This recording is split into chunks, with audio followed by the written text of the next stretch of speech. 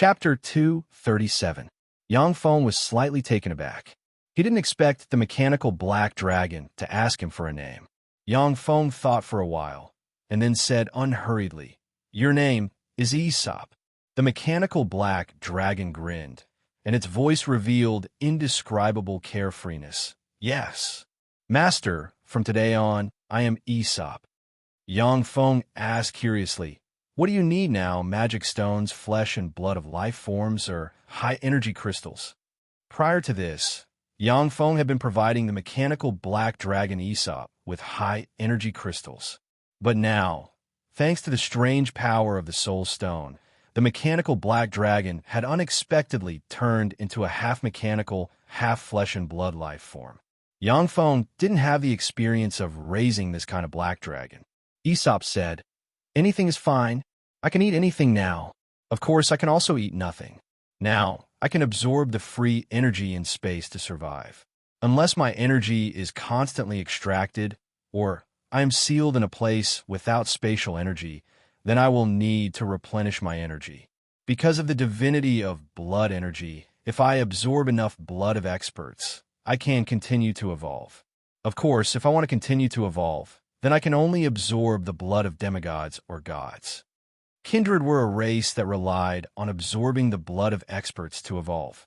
After they couldn't absorb the blood of experts, they had no choice but to go into hibernation as a means to upgrade themselves. In the Tyrannid subcontinent, kindred were hunted like dogs by human warlocks, yet they could still survive and accumulate enough power to ascend to godhood. The strength of kindred was evident, but the Zhangji Plains human warlocks were too powerful, which was why the Zhangji Plains kindred couldn't withstand a single blow. Yang Feng looked at Aesop, and the corners of his mouth rose slightly, revealing a trace of joy. With Aesop, a divine life form with demigod battle prowess, I'm one step closer to my goal of slaying a demigod rank existence. Aesop's evolution into a demigod rank existence gave Yang Feng one more trump card. Even if he encountered a demigod rank expert, he could still choose to escape even if he wasn't a match for them. Yang Feng let Aesop move about freely, while he returned to the Guando city and continued to study the knowledge needed to promote to a level 3 warlock from a level 2 warlock. 1 month later, inside the Imperial Study Room of Glory, Angurios, I raised his head from the countless memorials and stretched. Suddenly, he asked a foxman guard beside him, "How many days has it been since the Thunderclaw Martial Saint and the others set off?" The Foxman race guard said respectfully, "Your Majesty, the Thunderclaw Martial Saint and the other 2 have already set off for 43 days. Angurios' face was gloomy as he said in a low voice, "It seems that they have met with misfortune." The Foxman guard didn't dare to say anything and lowered his head. Accompanying a king was like accompanying a tiger. Although Angurios, I was a rare wise king in the Beastman Empire, he also had times when he was furious. Angurios the First let out a long sigh and said indifferently, "We still underestimated the enemy too much." "Pass down my order. Summon Faulkner." "Yes, Your Majesty." That Foxman race guard immediately accepted the order and retreated. 2 hours later, Faulkner stepped into the Imperial study. Faulkner gave a respectful salute that no one could find fault with and said, "Greetings, Your Majesty."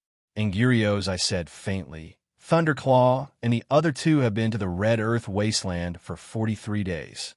Faulkner smiled bitterly in his heart. After weighing the pros and cons for a while, he comforted, "Your Majesty, the Thunderclaw Martial Saint and the others might have been delayed by something, so they didn't have time to return." Angurios' eyes gaze congealed and pierced Faulkner like 2 sharp knives, and he said expressionlessly, "Prime Minister, do you really think so?" Faulkner broke out in a cold sweat. After a moment of silence, he said unhurriedly, "Your Majesty, this humble servant thinks that the Thunderclaw Martial Saint and the other 2 should have met with misfortune.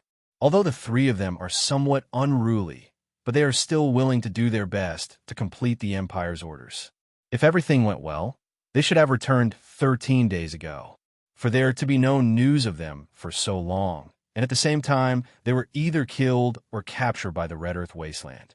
Angurios, I nodded slightly and said, "Yes, I think so too." Faulkner, immediately send someone to investigate. I want to know the ins and outs of the half-blood beastmen as soon as possible. Yes, Your Majesty. Faulkner responded respectfully, and then took his leave. Under Angurios I's order, the Beastman Empire's huge intelligence agency was mobilized, and countless spies moved towards the Red Earth wasteland. 3 months later, a huge convoy of more than 8,000 people traveled in the Red Earth wasteland.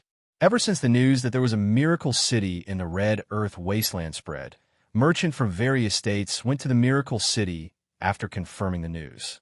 After replenishing their supplies of food and water, they went to the 4 empires to trade.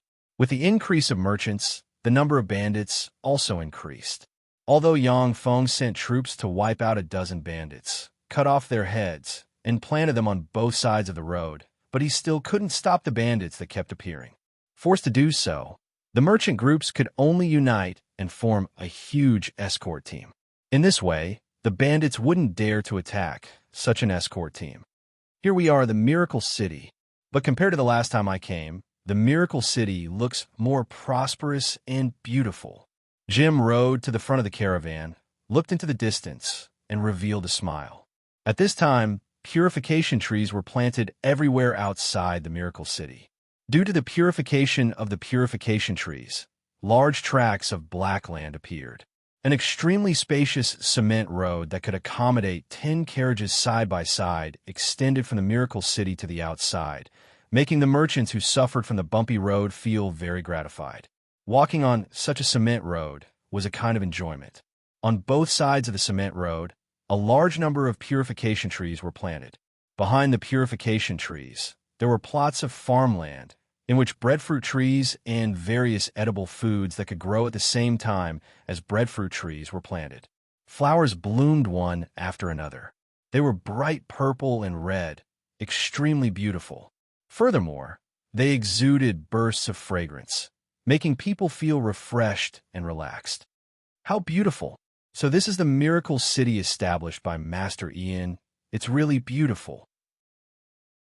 When the merchants who came to the Miracle City for the first time saw the neat streets and beautiful scenery, they couldn't help but exclaim in admiration. In the middle of the caravan, a luxurious carriage with dozens of night-rank guards standing next to it suddenly opened, and a handsome man with a golden ponytail and a long sword at his waist alighted from the carriage. He was so handsome that people couldn't take their eyes off him. The handsome man with blonde hair and blue eyes walked down from the carriage and looked at the Miracle City from afar. The corners of his mouth rose slightly, revealing a trace of a smile. This is the Miracle City that Master Ian built? Not bad. This city is more to my liking. After a slight pause, the huge caravan continued forward and entered the Miracle City. As soon as Jim entered the Miracle City, he couldn't believe his eyes. At this time, in the Miracle City, houses of various sizes had been built, each house at least 3 stories high, and the streets were bustling with people.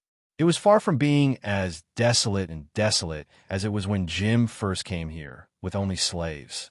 Along the way, the extremely handsome man looked around and revealed a smile. Interesting. It seems that Master Ian of the Miracle City is really a talent. As soon as the huge caravan entered the Miracle City, it dispersed.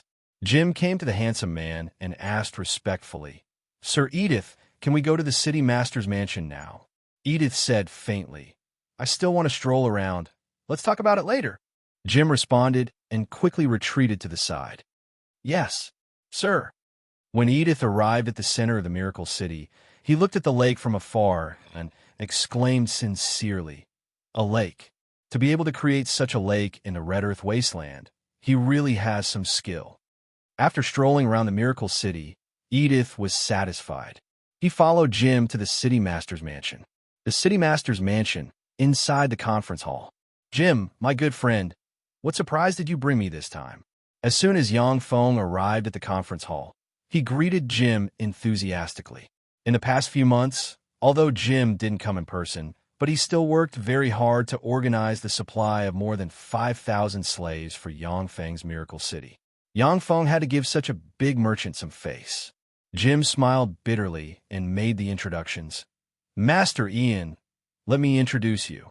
This is Sir Edith, the sole heir of the Duke of Iser. He is an emissary sent by the Morance Empire to discuss something with you.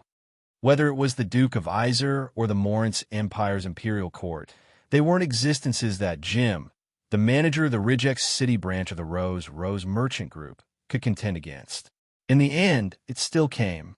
Yang Feng's heart sank slightly, and he sighed. The Red Earth Wasteland was a place with a rather superior geographical location and a vast area. It had always been coveted. However, it had always been difficult to develop, which was why it was abandoned by the four empires. But now, Yang Feng built a miracle city in the Red Earth Wasteland, attracting most of the merchants of the Morance Empire and the Titan Empire, turning the miracle city into a big fat cake. It would be strange if the two empires didn't react. Chapter 238. Yang Feng said faintly, "So it's an emissary of the Morance Empire. What brings you to my miracle city?" Edith carefully sized up Yang Feng for a while, then said with a faint smile, "Master Ian, the Red Earth Wasteland has always been the territory of the Morance Empire. You established this city on the territory of the Morance Empire, so you must return it to the Morance Empire. Of course, in order to commend your contribution in establishing a city on the Red Earth Wasteland, the Empire will give you a hereditary aristocratic title of a chevalier, grant you a chevalier, and make you a hereditary aristocrat of the Morance Empire." Yang Feng sneered and said frigidly, "A trifling chevalier wants to swallow my miracle city. The Morance Empire really has a big appetite." Under Yang Feng's continuous management, the miracle city had broken away from desertification and become a beautiful and rich city. The number of slaves in the city was as high as tens of thousands. Yang Feng spent a huge price to buy them from many slave merchants. A trifling chevalier and an aristocratic title of the Morance Empire weren't even 1/10,000th of the value of the miracle city. In fact, you have no choice. The Morance Empire has millions of regular troops and hundreds of main divisions. There are tens of thousands of firmament knights and over 1,000 star knights. There are more than 300 great wizards and over 30 archwizards serving the Morance Empire. How much power does the miracle city have? According to the intelligence, there are only 2,000 human warriors and 800 half-blood beastman warriors in the miracle city. Among the 2,800 warriors, only the 200 Imperial Guards of the Amon Principality can be considered elites. Only the core of the Amon Principality's 200 Imperial Guards can be regarded as elites. The rest are just a motley crew. Master Ian, you're a trifling great wizard. However, do you, a trifling great wizard, want to contend against the 300 great wizards and 30 archwizards of the Morance Empire? Now, join the Morance Empire, serve the Empire, and become a respectable aristocrat, and a hereditary great wizard is your best option.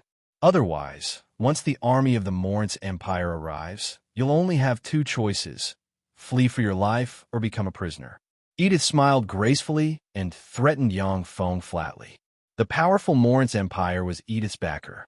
There were millions of regular troops, tens of thousands of firmament knights, over 1,000 star knights, 300 great wizards, and over 30 archwizards. This was the underlying strength of the Morance Empire. Additionally, what Edith didn't say was that there were many powerhouses in the temples of the Morance Empire, both large and small. If the Guardian Knights, Archbishops, Cardinals, and Popes were included, then the number of experts would be more than double. Besides, there were countless greater aristocrats in the Morance Empire, who had their own private armies and supported numerous experts. If the forces of the greater aristocrats were counted in the Morance Empire, then the Morance Empire would only be stronger. The Morance Empire has millions of regular troops and hundreds of main divisions. There were tens of thousands of heavenly knights and thousands of star knights. There were more than 300 great wizards and more than 30 archwizards serving the Morance Empire. However, how many of them could really be mobilized to the Red Earth Wasteland? The Morance Empire has a vast territory. The main divisions are scattered all over the place to deter other races and the small fries. I'm afraid that there are less than 30,000 mobile troops that can be mobilized here. As for wizards, I'm from the Temple of the Weave Goddess. I think that legend rank wizards shouldn't make a move against me. Most of the other wizards aren't willing to fight me either. Although the Morant's Empire is extremely powerful, but as long as your warriors enter the Red Earth Wasteland, they won't be able to return. After a few defeats and the deaths of more than 100,000 soldiers, the Morant's Empire will no longer have any ideas about my miracle city, said Yang Feng with a faint smile. Edith asked curiously, more than 100,000 soldiers? Are you sure that your miracle city can withstand the offensive of the Morant's Empire? Why? Yang Feng said with a smile. With me here, unless the gods personally take action, the miracle city can't be breached. Although the gods of the Feisuo Plain didn't often take action. However, there were also cases of forces that angered the gods and were destroyed by divine punishment. Yang Feng had already built the Temple of the Weave Goddess in the Miracle City. Under the protection of the Weave Goddess, as long as he didn't do anything that angered the gods or blasphemed against them, it was basically impossible for the gods to directly send divine punishment and destroy the Miracle City. Of course, if the Morant's Empire sent an army to attack the Miracle City, the Weave Goddess wouldn't intervene to save Yang Feng. Secular matters were left to the secular world and churches. This was one of the covenants of the gods signed by the gods of the Feisuo Plain more than 100,000 years ago. More than 100,000 years ago, during the War of the Gods, the true bodies and avatars of the gods took action and wantonly slaughtered the believers of their enemies. Practically most of the races of the Feisuo Plain were massacred. Ordinary life forms couldn't withstand a blow from the gods. Even legend-ranked powerhouses were just slightly more powerful cannon fodder in a war of gods. Seeing the tragic state of the Feisuo Plain, the gods, who were already weakened from the fighting, reached a series of covenants, restraining the gods from taking action at will. After the gods stopped taking action, although the Feisuo Plain was still in a state of war, but the population of the races recovered quickly. Because of the Treaty of the Gods, very few gods perished. This made the covenant of the gods even more secure. Yang Feng knew that the gods generally wouldn't take action in person, so he boldly established the Miracle City in the Red Earth Wasteland. Edith said with a smile, "Interesting. Master Ian, I'll be looking forward to your performance. I'm just representing the Morant's Empire, so I had to make a trip here. I admire you quite a bit. After all, to be able to build such a city in the Red Earth Wasteland is indeed a miracle. If you're defeated by the Empire, you can come to the Hanson family and seek refuge with me. I can build you a magic tower and let you continue to study magic inside." The functions of the Feisuo Plains magic towers and the Tsangji Plains warlock towers were very similar. Of course, in terms of power, the Tsangji Plains warlock towers were more powerful. On the Tsangji Plain, a Starry Sky warlock could even rely on a powerful warlock tower to suppress a god. On the Feisuo Plain, magic towers didn't have such formidable power. Yang Feng said with a faint smile, "Thank you, but I don't think there will be such a day." At this moment, Lena came in. When she saw Edith, she was slightly taken aback. It was the first time she had seen such a handsome, almost flawless man. Lena came to Yang Feng's side and said in a low voice, "Master, an emissary of the Titan Empire has come to see you." Yang Feng raised his eyebrows slightly and said with a faint smile, "An emissary of the Titan Empire has also come? Then let him come see me." Lena retreated respectfully. "Yes, master." Not long after, a peerless beauty wearing a silver dress walked in with a smile. She had a head of dazzling golden hair, a tall figure, skin as white as jade, exquisite facial features, and a pair of beautiful eyes that seemed to be able to speak, as if she had walked out of a painting. As soon as the peerlessly beautiful girl in the silver dress walked into the room, the entire room seemed to become brighter, and all eyes were focused on her. "Edith, so you're the emissary of the Morant's Empire. That's great. I really want to see you." When the peerless beauty dressed in a silver dress saw Edith, her beautiful eyes blossomed with an enigmatic light, and she threw herself into Edith's arms and smiled sweetly, without the slightest scruple about the people present. "Faldina, my sweetheart, my darling." To be able to meet you here is really the power of fate. It's fate that brought us together again. I will never let go of my hands and let you leave me again." While uttering pleasant words of love, Edith kissed the face of the peerless beauty dressed in a silver dress deeply. Yangfeng coughed lightly and said faintly, "Miss Faldina, may I ask what brought you here this time?" Faldina played it down and said carelessly, "It's nothing. It's just that the Titan Empire wants you, Ian, to hand over the Miracle City. This is the territory of the Miracle City. Since you're building a city here, it'll belong to the Titan Empire. If you hand it over, you can live. If you don't, you will die. I've told you what I want to say. Whatever decision you want to make, it's up to you." Yangfeng secretly sighed. This is the arrogance of a great state. The Titan Empire was even more overbearing than the Morince Empire. Without giving Yangfeng any benefits, it wanted to annex the Miracle City. In the end, it was still because Yangfeng was too weak and his background was too weak. Whether it was the Titan Empire or the Morince Empire, they didn't care about Yangfeng's small force. Edith put his arm around Faldina and said with a chuckle, "It seems that the Morince Empire's offer is higher. Master Ian, won't you consider it?" Yangfeng said without batting an eyelid, "Please let me think about it for a few more months." Edith slightly shook his head and smiled. "Are you trying to stall for time? It was useless. If you don't reply within 10 days, I'll leave. The hunting Fong Corps of the Morince Empire will enter the Red Earth wasteland and attack your Miracle City." Yangfeng sighed slightly and said, "In this case, regrettably, it seems that the hunting Fong Corps of the Morince Empire will soon disappear from your empire." Edith said with a chuckle, "Then I'll wait and see how you make the hunting Fong Corps disappear." Chapter 239. After receiving the ultimatum from the Morince Empire, Yangfeng immediately carried out a general mobilization of troops in the Miracle City. In the Miracle City, there were 2,800 standing troops. Among them, the most elite troops were the 1,000 human cavalrymen formed from the Amon Principality's royal guards. Yangfeng imparted the martial skill Star Qi, which could be practiced until the legend rank, to the 2,800 warriors without being stingy. The strength of the 2,800 warriors who had cultivated the star energy had increased tremendously. However, the number of powerhouses who truly broke through to the knight rank was less than 300.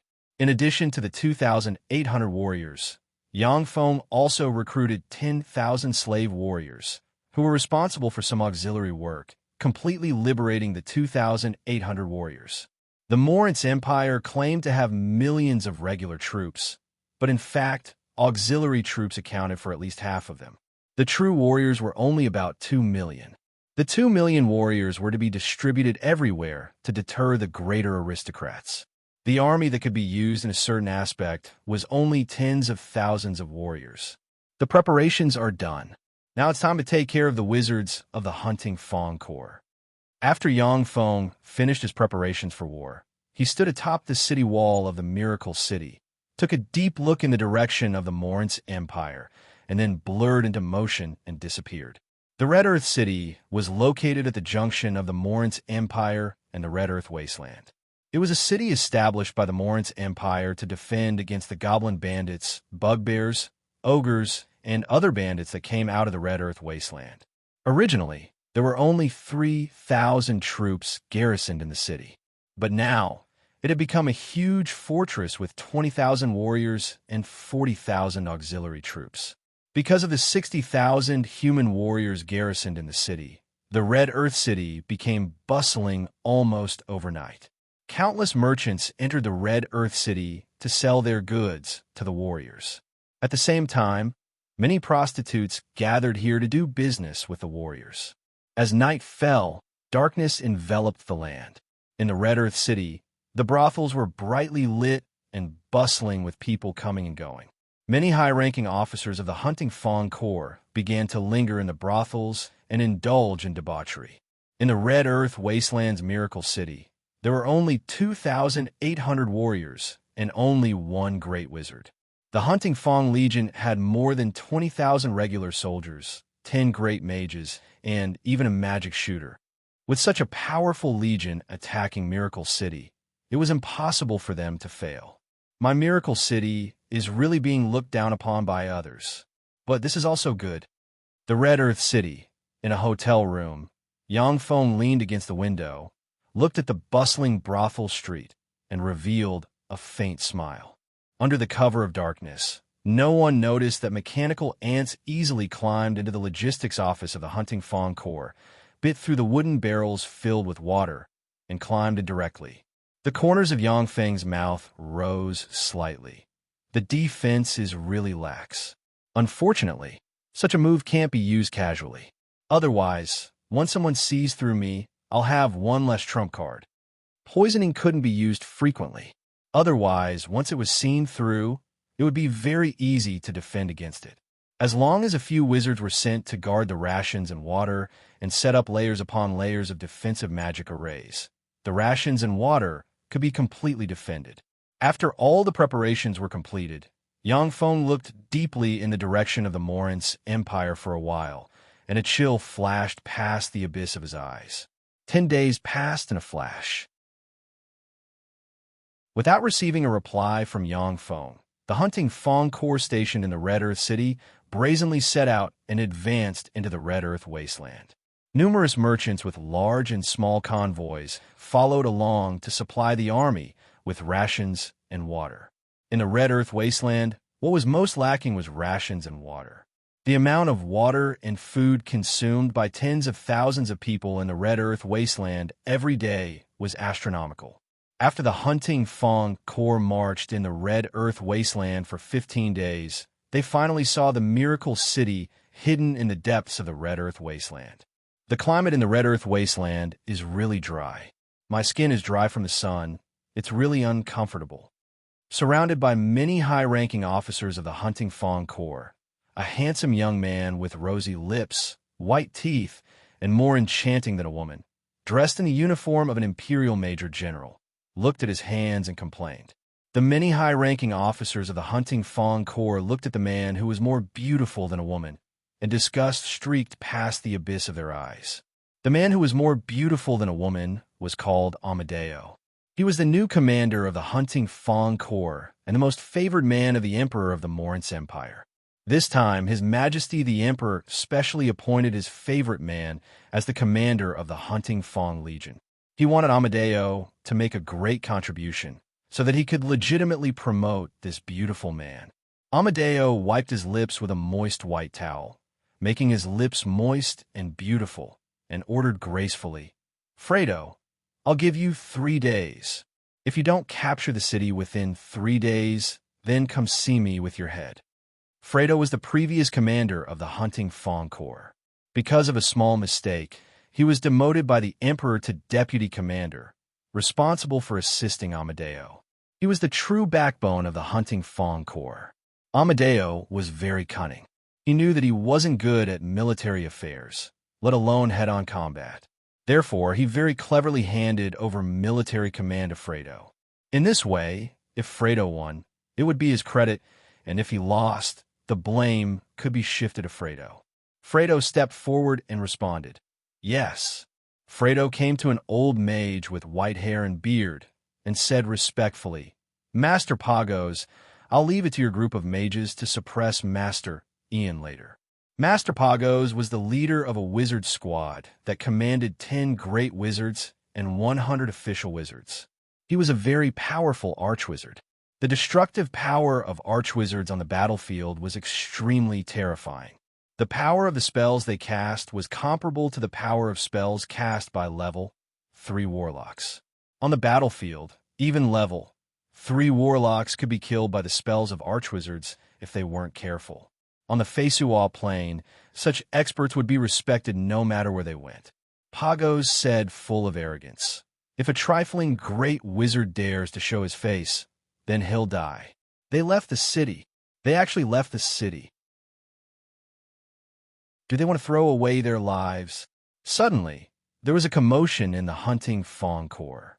The high-ranking generals of the Hunting Fawn Corps were surprised to find that 1,000 cavalrymen came out of the Miracle City and formed a formation in front of the Miracle City. They slowly accelerated and launched a charge towards this side. When he saw this, Pagos sneered and said, full of contempt, "A bunch of idiots. Fredo, it seems that our wizard squad doesn't need to take action." "That's right, these idiots. Our hunting fawn corps can easily take care of them." Fredo smiled contemptuously and ordered coldly, "Biso, Kata, the two of you defeat him. Let these damn slaves experience the power of our hunting fawn corps." "Yes." Two Sky Knight ranked generals stepped forward and responded in unison. Before long, the two generals each led 1,000 cavalrymen and charged at the 1,000 cavalrymen commanded by Yang Feng from two different directions. Biso and Kata watched as Yang Feng and the cavalrymen commanded by him got closer and closer, and their faces revealed malevolent smiles, as if they could already see Yang Feng's head being cut off. The horses they rode were first-class horses, and the equipment they wore was of excellent quality, far better than the equipment forged by ordinary principalities. Their warriors were battle-hardened regular troops that had gone through strict training. No matter how they thought about it, there was no possibility of them failing. Weakness. When the distance between the two sides was less than 300 meters, Yang Feng suddenly raised his sword, pointed at Biso and Kata, and barked. The two Sky Knights suddenly felt a sharp pain in their abdomens, then spat out a large mouthful of blood and fell from their horses. The cavalrymen commanded by Biso and Kata also felt a sharp pain in their abdomens. Black gas attacked their hearts, and they screamed and fell from their horses. With just one sword strike, the 2,000 cavalrymen of the hunting fawn corps fell to the ground like wheat being cut down, wailing mournfully. Dumbstruck, the generals of the hunting fawn corps couldn't believe their eyes. "What sorcery is this? Master Pagos, you have to protect me. You have to protect me well." Amadeo trembled and his eyes filled with fear when he saw this scene. He hid behind Archwizard Pagos and screamed like a woman. The generals of the hunting fawn corps swept Amadeo with a glance, and their eyes revealed contempt. As if assisted by the gods, Yang Feng commanded the 1,000 cavalrymen to charge straight towards the hunting Fang's corps. Fredo mobilized troops to block in front of Yang Feng. As long as Yang Feng pointed with his sword, the troops would spit out blood and fall to the ground, unable to stop him. Pagos looked carefully for a while. Then his face turned ashen, and he said coldly, "This is poison. These lowly slaves are very despicable. They poisoned our warriors." Amadeo trembled and shouted with an ashen face, "Poison?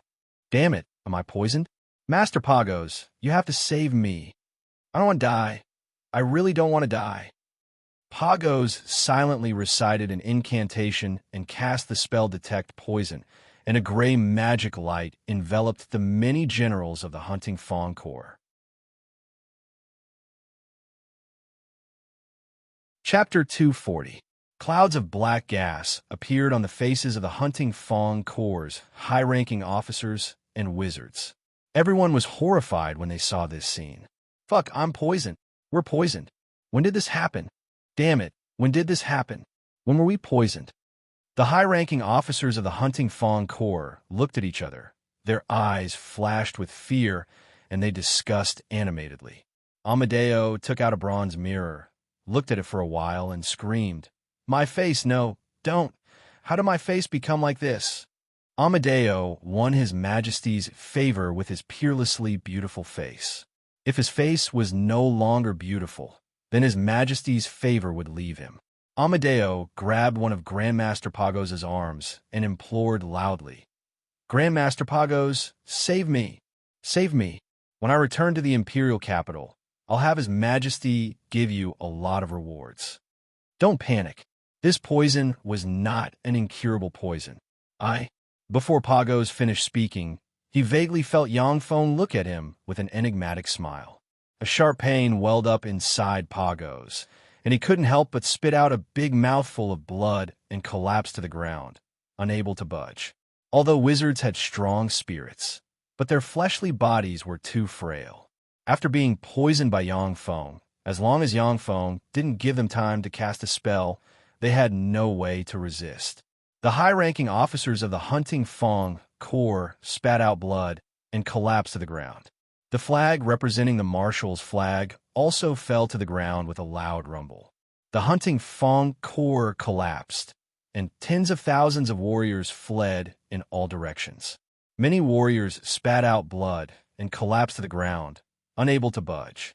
8,000 slave warriors poured out of the Miracle City and rushed towards the remnants of the hunting Fang Corps. Although the 8,000 slave warriors weren't good at fighting head-on battles, but they were good at capturing prisoners. Except for some warriors who desperately escaped into the depths of the Red Earth wasteland, the rest of the hunting Fang Corps warriors were captured by the slave warriors. A few hours later, Yang Feng led the 1,000 cavalrymen into the Miracle City. On both sides of the road of the Miracle City stood the slaves Yang Feng bought. Justice shall prevail. Miracle City will win. As soon as Yang Feng entered the Miracle City, he raised his sword and shouted, "Justice shall prevail. Miracle City will win. Long live Master Ian. Long live Master Ian." Earth-shaking cheers came from the Miracle City. The slaves looked at Yang Feng with adoration in their eyes. With the strength of 1,000 cavalrymen, they directly pierced through the tens of thousands of soldiers of the hunting Fang Legion, causing the hunting Fang Legion to collapse.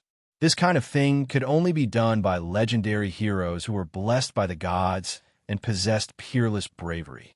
From the fanatical cheers, Yang Feng sensed traces of faith power converging on him. It was obvious that after this battle, his reputation in Miracle City had increased by a large margin. At night, inside the prison of Miracle City, in a huge prison, there were more than 100 magicians. These 100 or so magicians were a terrifying force. Just by using magic, they could easily destroy an army of 2,000 people. Unfortunately, because they were poisoned by Yang Feng, they couldn't display any of their strength and were captured alive. Yang Feng slowly walked into the prison, followed by Babu and 10 Oxman half-blood beastman experts. When they saw Yang Feng walk in, the more than 100 wizards showed looks of hatred. Yang Feng swept the more than 100 wizards with a glance and said indifferently, "I am Master Ian, the city master of the Miracle City. I'm here to recruit you. Those who are willing to serve me, stand on the left. Those who aren't willing can stay or stand on the right." The more than 100 wizards stared at Yang Feng with ridicule in their eyes. They were noble wizards. How could they be willing to be loyal to Yang Feng, a wandering wizard with no background, an unstable foundation, and even offended the Moritz Empire? Yang Feng waited for a while. When he saw that no wizard moved, he clapped his hands. Babu stepped forward, drew his sword, pointed at a wizard, and asked in a low, muffled voice, "Are you willing to serve my master?" The magician spat on the ground and said coldly and arrogantly, "Tui, a bunch of lowly slaves. Since you're unwilling, then go to hell." A cold look in his eyes, Babu stepped forward and beheaded the wizard. Blood sprayed out of the cell and sprinkled on the ground. When the more than 100 wizards saw this, they were slightly taken aback, and then their eyes surged with endless fear. They were noble wizards. No matter where they went, they would be respected by countless people. Even if they became captives, many people would entertain them with good food and drink and wait for their master to ransom them. But now a noble wizard was beheaded by a lowly half-blood beastman slave. This was simply inconceivable. The complexion of a wizard changed dramatically, and he roared, "Ian, are you crazy? We are noble wizards, yet you let a half-blood beastman slave kill Camacho. If word of this gets out, there will definitely be no magicians who will come to you. All the wizards of the Feisual Plain will be your enemy." Yang Feng said lightly, "If you all die here, won't this matter not spread?" When more than 100 wizards heard that, they felt a chill in their hearts. A wizard suddenly said loudly, "I'm willing to pay the ransom. 100,000 gold coins. No, 1,000,000 gold coins. I'm willing to pay the ransom. Please spare my life and return me my freedom." Wizards were far richer than ordinary people. But even so, 1,000,000 gold coins was not a small sum for a wizard. Generally, 1,000,000 gold coins was enough to redeem a wizard. Yang Feng shook his head somewhat regretfully, saying, Unfortunately, I don't lack money, but I lack wizards. Since you've delivered yourself to me, then you only have two choices, death or serving me. Babu pointed at another wizard with his blade and said in a low, muffled voice, Are you willing to serve my master? The wizard fell into a state of hesitation. Without hesitation, Babu chopped off the wizard's head with his blade. Since you don't want to, then go to hell. Seeing the decapitated corpse of the wizards felt a chill in their hearts and were filled with fear. Babu pointed at another wizard with his blade and said in a low, muffled voice, Are you willing to serve my master? The wizard's complexion changed greatly. He got up, stood to the left, and shouted, I'm willing, don't kill me. Under the threat of death, the wizards hesitated, then helplessly got up and stood to the left. A dozen wizards who were unwilling to surrender were beheaded by Babu.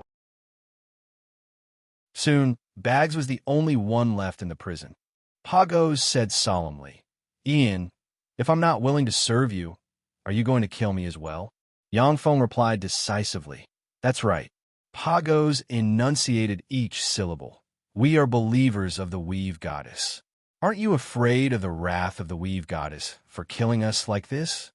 Yangfeng said with a cold smile, This is a city belonging to the goddess. You wizards dare to attack a city under the protection of the goddess. I'm already giving you face by not tying you to the stake and burning you as heretics. The wizards trembled and felt the air turn a bit colder. Being burned to death at the stake was a punishment more cruel than beheading. Pagos was choked speechless. After a long silence, he finally gave a long sigh and said, Fine, I'm willing to serve you. Don't resist. Yangfeng flicked his finger, and syringes filled with liquid metal nano-robot elixir flew out and stabbed the arms of the wizards.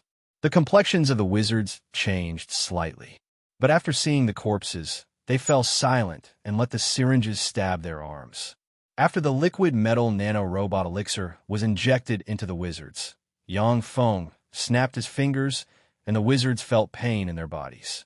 They opened their mouths and spat out a black liquid, which reeked of a fishy smell. After spitting out the black liquid, the wizards immediately felt their bodies become a lot more refreshed. Yangfeng said lightly, This elixir can dispel the toxins in your body and strengthen your physique at the same time. However, if you want to betray me, then the elixir will kill you. Let me warn you, I hope that you won't do anything stupid.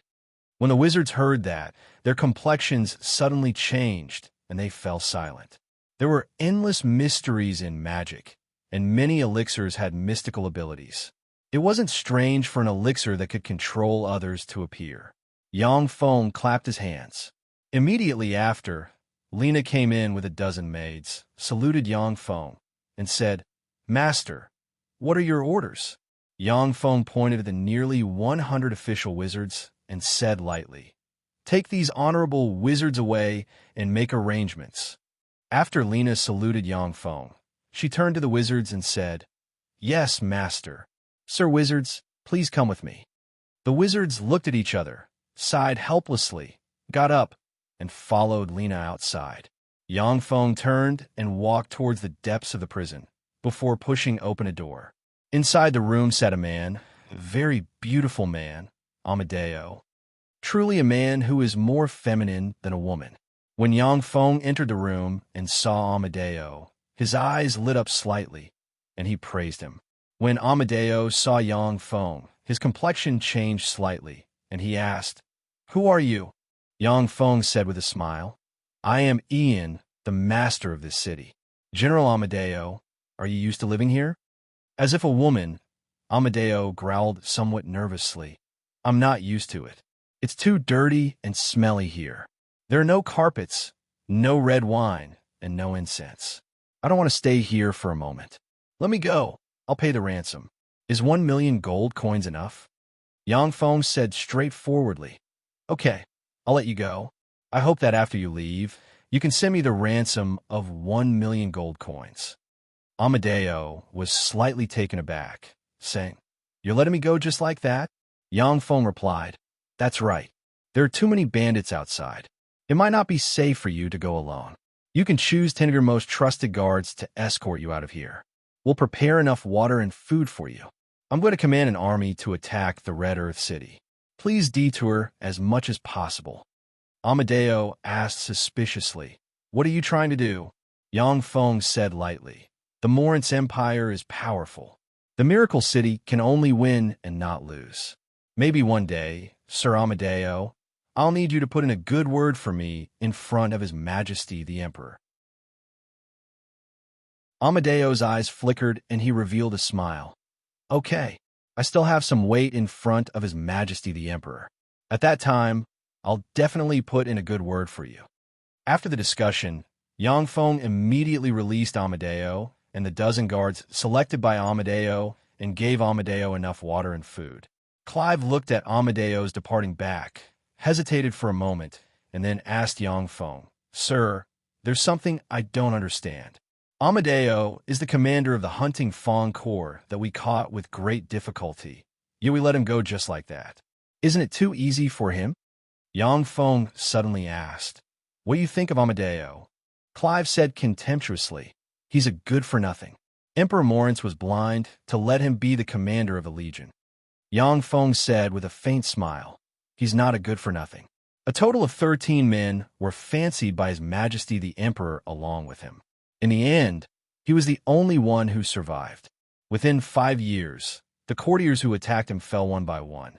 Only the Prime Minister of the Moritz Empire, Casimiro, was left alive. Don't you think he's amazing?" Clive suddenly inhaled a breath of cold air, his eyes filled with shock. In his eyes, Amadeo was a rabbit that sold its butt. For such a rabbit to defeat the courtiers of the Moritz Empire one by one, Amadeo's ability in court struggles could be imagined. Yang Feng said meaningfully, "We can't kill such a person. We have to protect them as much as possible. The Moritz Empire is a towering tree. Without these vermin, it would be difficult for us to contend against it." Clive was silent for a while before nodding firmly.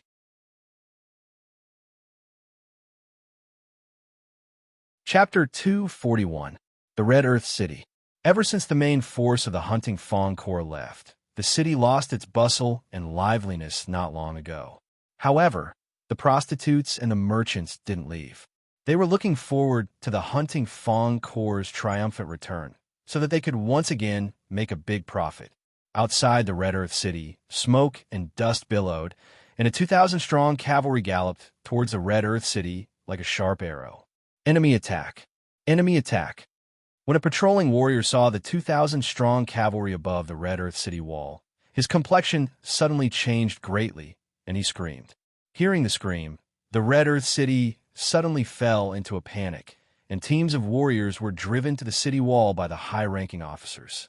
Everyone was bewildered and full of fear. The hunting fawn corps dispatched the elite troops capable of fighting in the Red Earth City, leaving only 1,000 local troops to defend the city. The 1,000 local troops could barely suppress some rioters and gangsters, but they had no experience in fighting against a regular army. The goblins, bugbears, and ogres of the Red Earth wasteland would never attack a human city protected by a city wall, as they didn't even know how to build siege equipment. When a city guard officer saw the 2,000 cavalrymen commanded by Yang Feng, he heaved a sigh of relief and said loudly, "Cavalrymen, don't be afraid, they're cavalrymen. They can't attack the city. They should be horse bandits who had wandered over.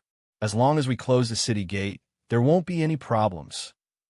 Yang Feng smiled coldly, silently recited an incantation, pointed at the city gate, and conjured the level 2 spell Flame Blast. A flaming arrow flew out and blasted against the city gate. With a loud bang, the Red Earth city gate was torn apart and splashed in all directions. On the Feisua plain, city gates were divided into ordinary city gates and special city gates. Ordinary city gates couldn't withstand the bombardment of level 2 spells. Of course, if it was a special city gate like the one in the Moritz Empire, then even a legend-ranked spell couldn't shatter it. The city guard officer was suddenly dumbfounded. Standing on the city wall, his eyes filled with fear, he said in a trembling voice, "Wizard! There are wizards among them. Breach the city. Those who surrender will not be killed. Those who don't will die." Yangfeng pointed at the Red Earth City with his sword and barked. Breach the city. Those who surrender will not be killed. Those who don't will die. Breach the city. Those who surrender will not be killed.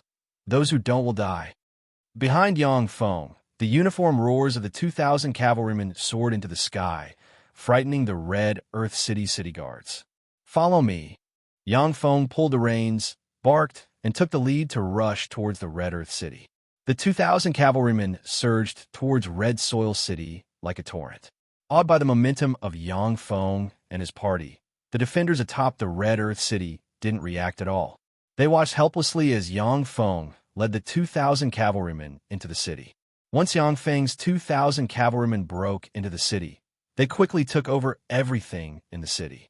Not long after, 3,000 Miracle City infantry, who had barely learned how to ride, finally arrived from the rear and quickly took over the city.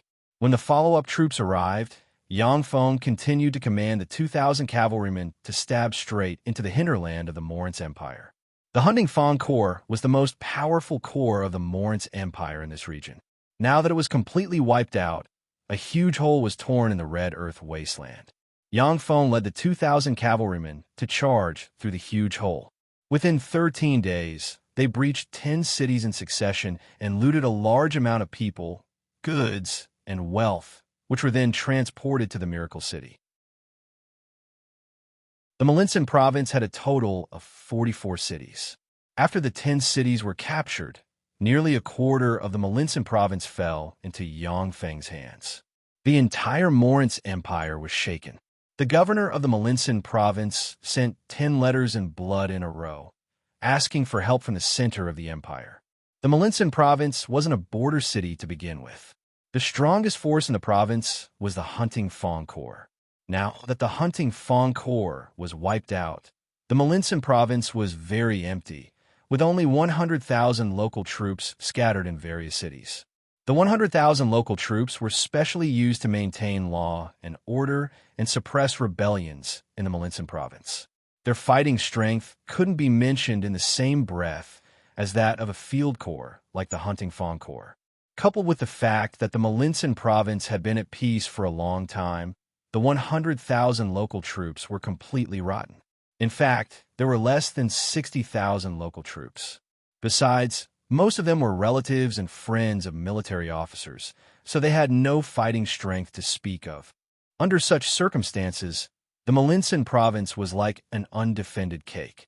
With a light poke, Yangfeng poked a huge hole in it and took a big bite out of it. The only thing the governor of the Malinsan province could do was to shrink his forces and frantically recruit soldiers. He holed up in the Baroman city, the capital of the Malinsan province. The Silver Sword Corps stationed in the Zero province, near the Malinsan province, also received a transfer order from the Morin's Empire and set off for the Malinsan province. The Hunting Fang Corps was defeated by Ian. That's amazing. Amadito is one thing, but Fredo is a battle-hardened veteran. How could he be defeated so easily? Dressed in the uniform of a major general of the Morin's Empire, a rather handsome 35 to 36-year-old Silver Sword Corps commander, Magana, muttered to himself. The Hunting Fang Corps was the strongest corps in the Malinsan province. Furthermore, the Morin's Empire had mobilized an archwizard, 10 great wizards, over 100 wizards, and over 1,000 apprentice wizards to form a huge wizard group, which was assigned to the Hunting Fang Corps. No matter how one thought about it, the Hunting Fang Corps couldn't lose to a small force like the Miracle City that was established not long ago and had less than 10,000 soldiers. A scout quickly came to report. "Sir Commander, we found the cavalry of the Miracle City." Magana frowned and asked solemnly, "Where are they?" The scout hurriedly said, "They're about 10 kilometers southwest of us. They seem to have just looted a city and are heading towards the Anchor City with countless treasures." Magana's gaze congealed, and he said coldly, "That direction is the Rabaka City. These damn bandits must have just looted the Rabaka City. Pass down my order. Everyone, advance at once. Our target is the Anchor City. Let's go fuck those damn bandits' retreat route." The 20,000 warriors of the Silver Sword Corps suddenly sped up and moved towards the Anchor City. When they were halfway to the anchor city, the Silver Sword Corps' main force saw the 2,000 cavalrymen dressed in gold and silver and carrying large and small bags on their backs. At the same time, the 2,000 cavalrymen were followed by thousands of horses, each of which carried a huge bag. The tremendous wealth pressured the 2,000 cavalrymen, who were originally moving as fast as the wind, to the point that they were even slower than infantrymen. When the Silver Sword Corps' main force saw the 2,000 cavalrymen commanded by Yang Feng, their eyes turned bloodshot and revealed greed. Morgana's gaze congealed. Then he pointed at Yang Feng and his party with his saber and shouted, "Brothers, those are rebels. Kill them all, and their wealth will be yours. I don't want a single cent. Kill, kill, kill them all, and their wealth will be ours." The morale of the warriors of the Silver Sword Corps was raised to the limit. Their eyes were bloodshot, and under the command of the high-ranking officers, they rushed towards Yang Feng's 2,000 cavalrymen. "Drop the things." Yang Feng swept the warriors of the Silver Sword Corps with a glance, sneered, and ordered. The 2,000 cavalrymen tore off the bags and threw them on the ground.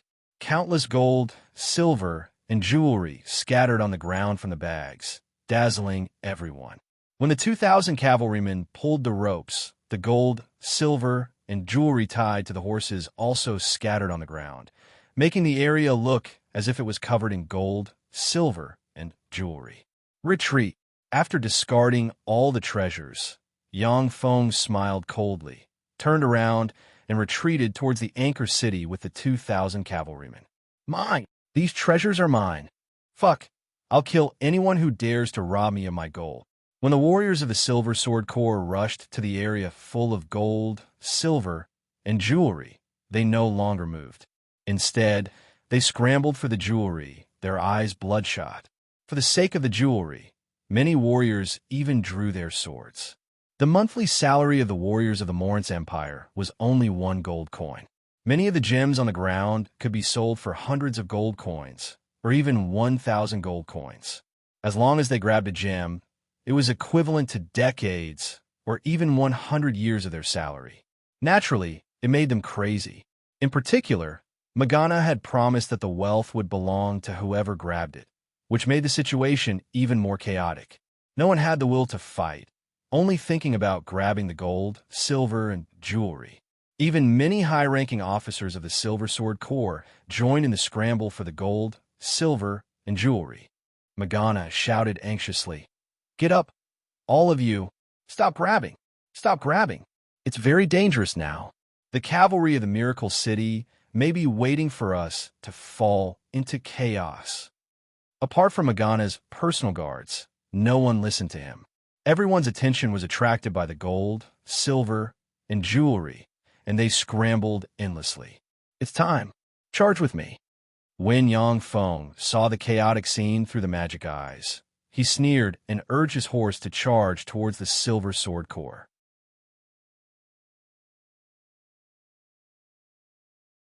Chapter 242. When Morgana saw the dust raised by the cavalrymen, his complexion changed dramatically, and he roared wildly, "Get into formation! Get into formation! The cavalrymen of the Miracle City are here." The warriors of the Silver Sword Corps were already in disarray, scrambling for the jewels scattered on the ground. There were only a few officers who responded to Morgana's orders, but they were unable to organize an organized army. The 2,000 cavalrymen under Yang Feng's command quickly arrived. As if a sharp sword piercing through tofu, they split the Silver Sword warriors in two and pierced through each other. Unable to resist, the warriors of the Silver Sword Corps were chased by the 2,000 cavalrymen commanded by Yang Feng like pigs and dogs. The brave warriors of the Silver Sword Corps had just gathered when Yang Feng and the 2,000 cavalrymen slaughtered them. The warriors of the Silver Sword Corps who were scrambling for the jewels on the ground came to their senses. By the time they came back to their senses, they were no longer surrounded by their comrades and officers, but by strangers who had been scrambling for gold, silver, and jewels with them not long ago. The warriors of the Silver Sword Corps collapsed and scrambled to escape in all directions, no longer able to organize themselves. "Damn bastard! Go to hell!" Along with a furious roar, Morgana erupted with Star Knight ranked Shi. Man and Mount united, charged towards Yang Feng in a tyrannical manner, and slashed at Yang Feng with his sword with the force of a mountain.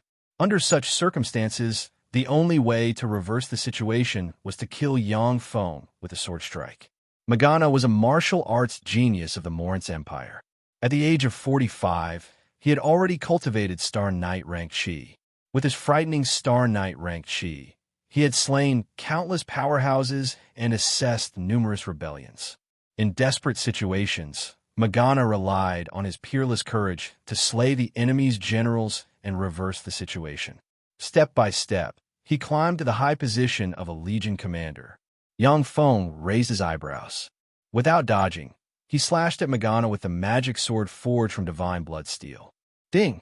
The two swords clashed, and under Morgana's horrified gaze, his sword was directly cut in two. The incomparably sharp magic sword had directly cut him in two. Virtually at the same time, Yang Feng was also sent flying by Morgana's frightening chi, fell from his horse, rolled aside, and coughed up a large mouthful of blood. It's a pity that your strength isn't weak. It's just that your weapon is too weak. Yang Feng glanced at Morgana and left a sentence, then jumped onto another horse and continued to chase after the silver sword's main force. If their weapons were equal, then Morgana would be able to send Yang Feng flying from his horse, while he himself wouldn't suffer any injuries. Now that Morgana was killed by Yang Feng, this was the huge gap between the weapons of the two sides. A good weapon was equally important to an expert. It was precisely because of this that the 5 magic swords in the Miracle City would cause countless merchants to fight over them. Yang Feng took the 2,000 cavalrymen to pursue the Silver Sword's main force for 20 kilometers. After killing about 7,000 Silver Sword warriors, he turned back and returned to the Anchor City. Of the 20,000 Silver Sword warriors, only 5,000 of them fled back to the Zero province, cutting a sorry figure. Zero province immediately gathered the 5,000 remaining soldiers of the Silver Sword to the rear. At the same time, the other main battle legion in the province, the Silver Hammer, was transferred to the border between Zero province and Malinsan province, where they would bide their time. After the Silver Sword's main force was annihilated, the governor of the Zero province didn't think about how to assist his allies, but how to protect himself. If Yang Feng's 2,000 cavalrymen killed their way into the Zero province and turned it upside down, then his position as governor would come to an end. The Anchor City. Standing atop the Anchor City's city wall, Yang Feng gazed at the depths of the Moritz Empire's hinterland and gave a long sigh. Unfortunately, I have too few troops. Otherwise, I would have already captured the Malinsan province.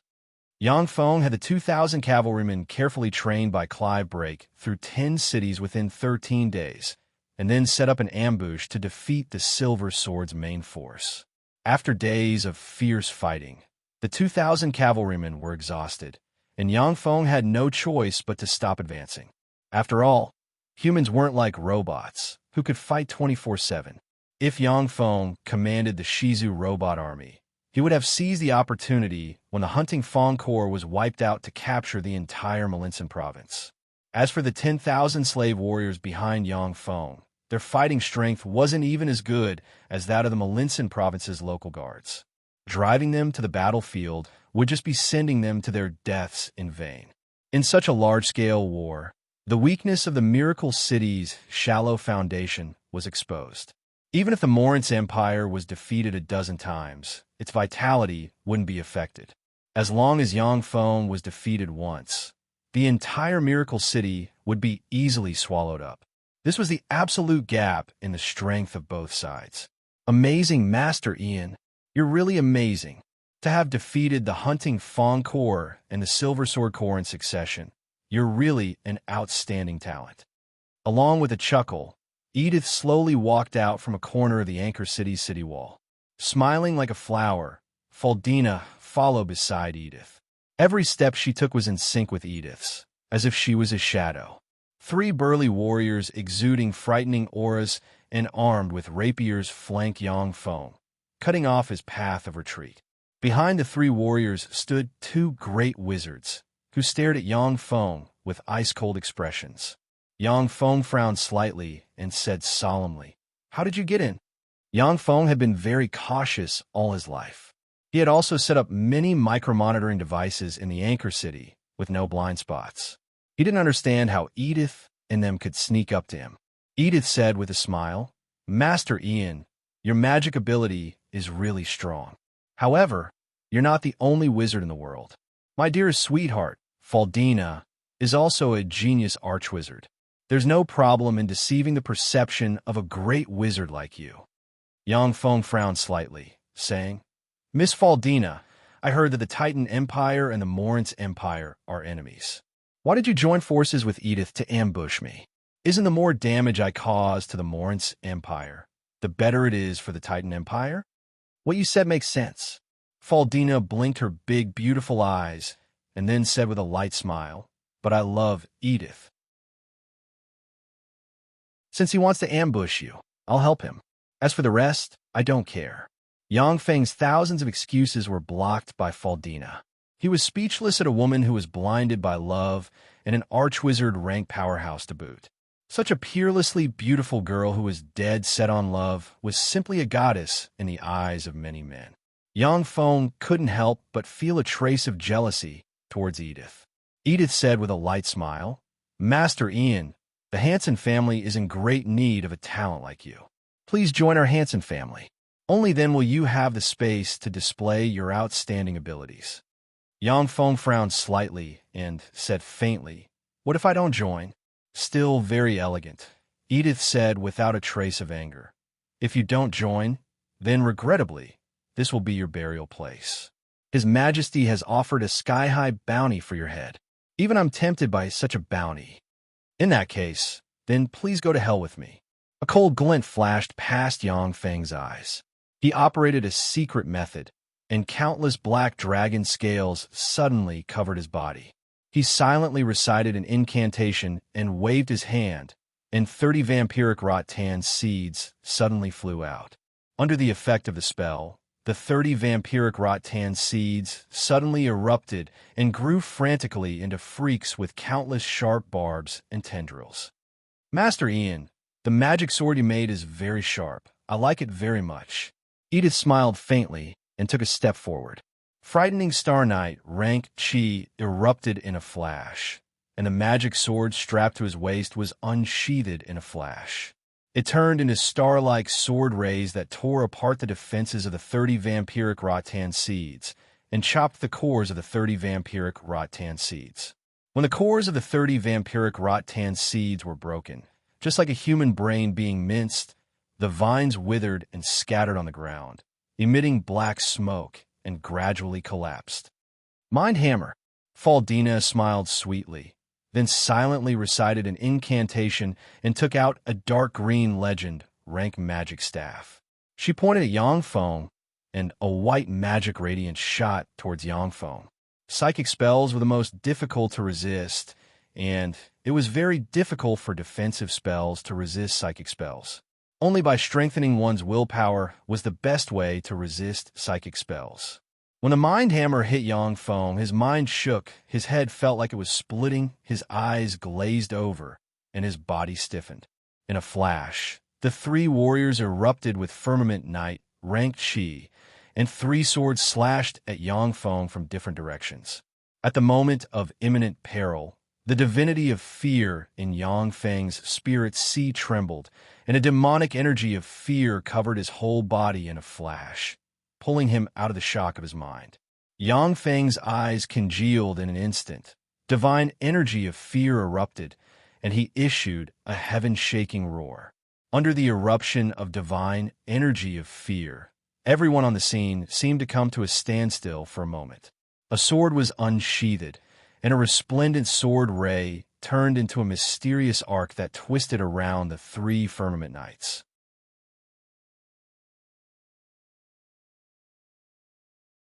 Chapter 243. The 3 Firmament Knights were instantly cut in half, and blood splattered everywhere. The 2 great wizards behind the 3 Firmament Knights finished casting in a split second. They pointed at Yang Feng and cast the level. 1 spell Fireball, which was the fastest to cast. Two fireballs carrying extremely scorching flames slammed into Yang Feng, and the terrifying heat and flames engulfed him in an instant. Although Fireball had a simple name, but it was one of the most powerful single-target destruction level 1 spells. If a level 2 Warlock didn't cast a corresponding defensive spell to resist, they would be seriously injured or even killed. Amid the terrifying flames, a figure pierced through the flames and appeared in front of the two great wizards in an instant. With a flash of sword rays, the heads of the two great wizards flew high into the air, and a copious amount of hot blood spurted out of their chests and scattered on the ground. They couldn't believe that someone could withstand the bombardment of Fireball and still launch an attack against them. Seeing this scene, Faldina wrinkled her eyebrows slightly. With a wave of her lily-white hand, 36 rhombus magic crystals suddenly revolved around her and formed a huge magic crystal shield. At the same time, she floated into the air and floated backwards. The ground was the domain of warriors, while the sky was the domain of wizards. It was precisely because wizards had the ability to fly that they could beat up warrior experts. Their status was far above that of warriors. Magic and martial dual cultivation. Great Wizard Ian, I underestimated you. Edith took a step to the left and held his sword horizontally in front of Faldina, a dignified look in his eyes. Besieged by a Star Knight and an Archwizard, Yang Feng was still able to kill 3 Firmament Knights and 2 Great Wizards. This kind of fighting strength was simply terrifying. You dare to assassinate me? Today, this will be your burial ground. Covered in dragon scales, Yang Feng looked like a humanoid black dragon. His eyes were ice-cold, and a fierce, killing intent soared into the sky. He spoke frigidly. Edith pointed at Yang Feng with a magic sword forged by the Miracle City and said solemnly, Edith, a disciple of the Star Sacred Swordsman Banks, is here to experience your swordsmanship. Faldina's beautiful eyes constricted slightly, and she erupted with powerful spirit force fluctuations. With the magic staff in her hand, she could cast level 2 spells and below at any time. Then let's fight. With a roar, Yang Feng's figure shook, and he jumped off the Anchor City's city wall and fled into the city. If it was a one-on-one, then Yang Feng would still have the confidence to fight Edith. But with Edith and Faldina, even a level 3 Warlock might not be their match. Yang Feng didn't have the confidence to defeat them. When Edith heard Yang Feng's bellow, his spirit congealed, and the sword in his hand assumed a defensive stance. The scene of Yang Feng slaying 3 Firmament Knights and 2 wizards with a sword strike was too amazing, so he couldn't help but choose to play it safe. After all, if he and Faldina joined forces, even a great wizard who cultivated both magic and martial arts would definitely not be a match for them. Seeing Yang Feng choose to escape, Edith and Faldina were taken aback. They didn't expect that Yang Feng, who was acting like a hero a moment ago, would choose to escape. Shameless bastard. Go to hell. Faldina's pretty face changed slightly. She clenched her silver teeth and waved her lily-white hand. Ice cones, fireballs, earth thorns, wind blades, and other level 1 destructive elemental spells instantly shot towards Yang Feng. Under the bombardment of Faldina's level 1 destructive elemental spells, Yang Feng was forced to urge his life force field and brandish his sword to chop apart the destructive elemental spells. As for the spells that couldn't be chopped apart, he could only rely on the defense of the Black Dragon's scales to resist them. Faldina's spirit force seemed to be endless.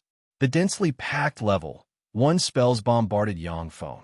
Before long, he was covered in blood, and the Black Dragon's scales were torn apart, dripping with blood. In addition to elemental spells, Faldina also cast various curse spells, such as Splitting Headache, Weakness, and Perception Disruption on Yang Feng. Even though Yang Feng's level 2 Warlock rank life force dispelled some low-level curses and weakened the power of a lot of strong curses, but he still felt dizzy from time to time, weak, and almost fell to the ground. Once Faldina acted, Yang Feng could no longer escape. He could only stand in place and desperately resist the various spells unable to fight back. Edith's figure shook and, like a bolt of lightning, shot towards Yang Feng. Yang Feng suddenly barked. Pagos, you're still not going to act? If I die, you'll all be buried with me. Gravity bind, dark rays, fear, mind shock, fireball, web.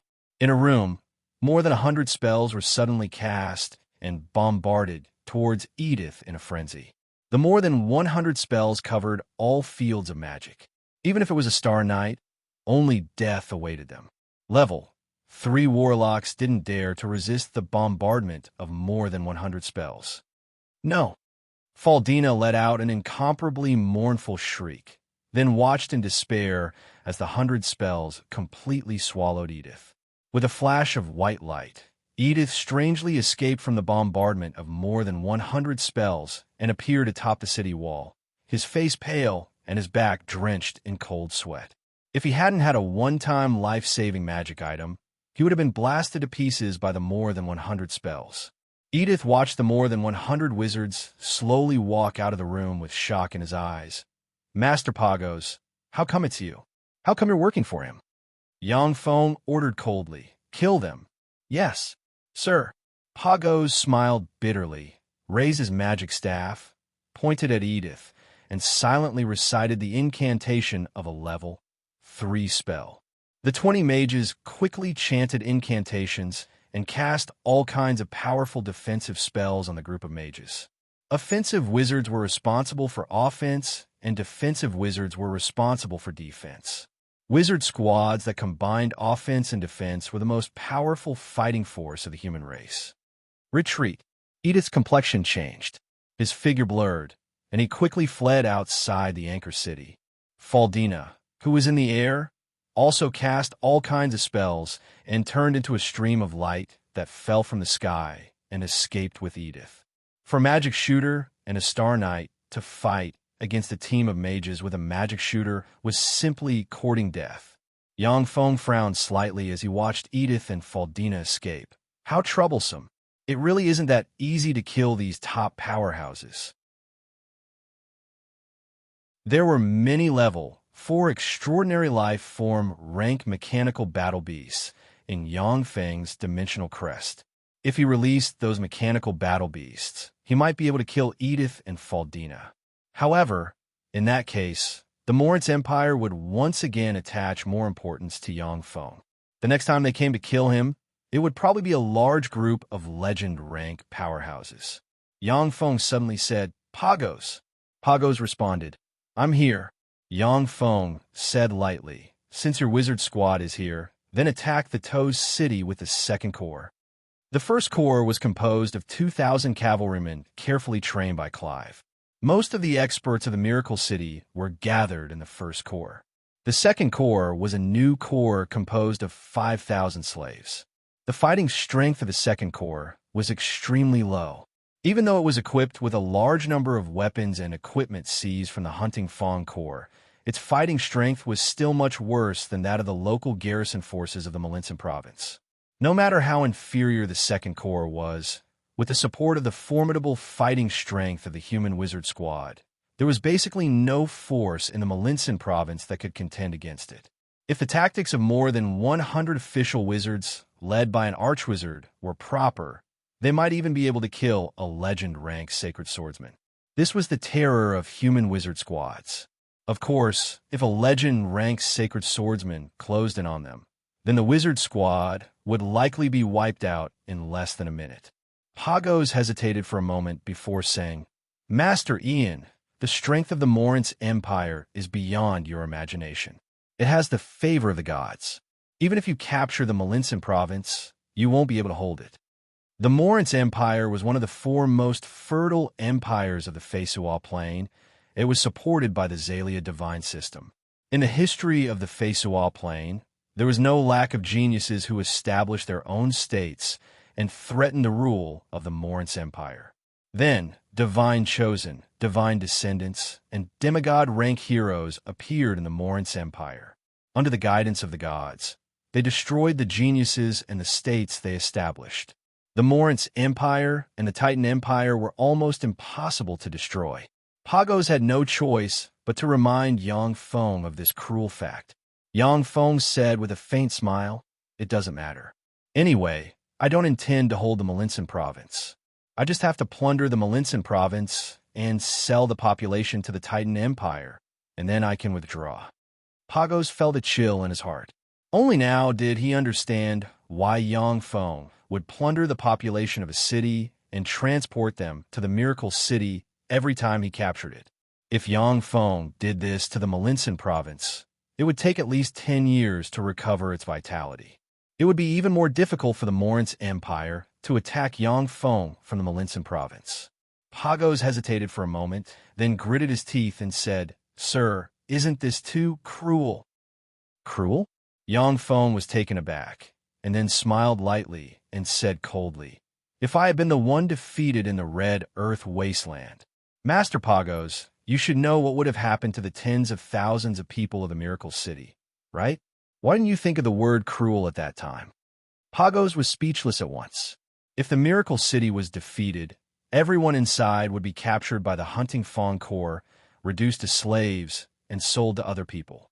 All the wealth of the Miracle City would be plundered. However, at that time, Pagos didn't regard the slaves of the Miracle City as people. He didn't even care about Master Ian, Yang Feng. When he was proud of his success, how could he take the word cruel to heart?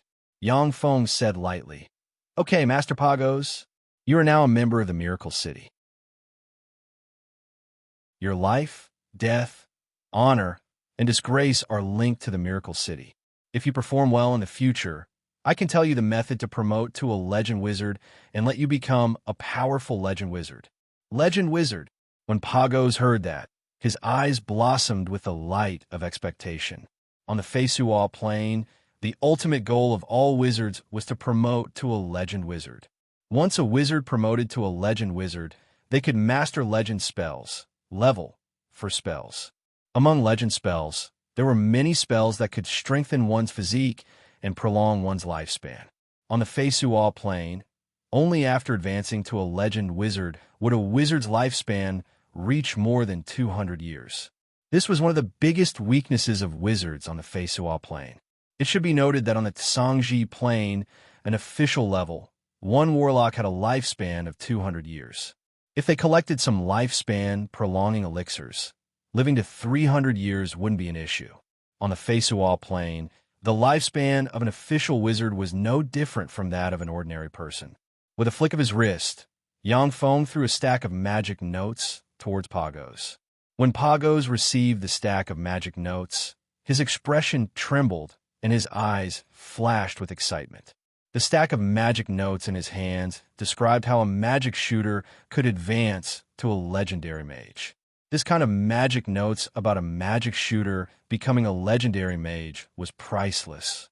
They were generally controlled by greater aristocrats, imperial royal families, churches, and other powerful forces. Only by working for the imperial royal family could a commoner archwizard like Pagos obtain the corresponding magic knowledge. This was a trick used by the imperial royal family to control wizards. Pagos was already a genius in magic to be able to promote to an archwizard. However, due to being ostracized, he hadn't been able to get his hands on magic information on how to advance to a Legend Wizard. Now that Yang Feng gave him the magic notes on how to advance to a Legend Wizard, he was overjoyed. Pagos bowed slightly towards Yang Feng and said, "Sir Ian, rest assured, I will follow your orders. I will lead the wizard squads to capture all the cities of the Malinsan province." Yang Feng said lightly, "Go." 2 days later, the Toes City. In the entire Toes City, there were only 2,000 local guards. Due to the actions of the military upper echelon, there should have been 2,000 local guards, but in fact there were only 1,300 local guards. The Toes City was already full of guards, who looked at the 5,000 warriors of the Miracle City's second corps outside the city with frightened expressions.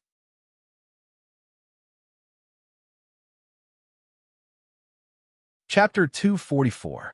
In fact, the 5,000 warriors of the Miracle City's second corps were slaves, and they had only been trained for a month. In terms of fighting strength, they might not be able to compare to the guards. However, they were wearing the weapons and equipment seized from the hunting fawn corps. From the outside, they looked very fierce and terrifying. Clive spurred his horse forward, pointed at the city wall with a sword in hand, and shouted, "I am Clive, the commander of the Second Corps of the Miracle City. Open the gate and surrender at once. Otherwise, after the city is breached, everyone in the city will be reduced to slaves." A city guard officer encouraged loudly, "Don't listen to him. This motley crew doesn't even have siege equipment. How can they capture the Toes City? This Clive is a nobody. He's not the devil Ian. It's impossible for him to breach the Toes City. As long as we hold the Toes City, we'll enjoy endless glory and wealth in the future. Everyone will be an aristocrat." Yang Feng first destroyed the hunting fawn corps and then defeated the Silver Sword Corps. He slaughtered his way into the Malinsin province and plundered countless riches. The people of the Morance Empire called him the Devil Ian, and his name struck fear in people's hearts. After hearing the city guard officer's words, the warriors regained some morale, because the Second Corps, led by Clive, really didn't have any siege equipment. "Master Pagos, I'll have to trouble you." Clive returned to the Second Corps and asked Pagos very politely. On the Feisual plain, the status of wizards was extremely high.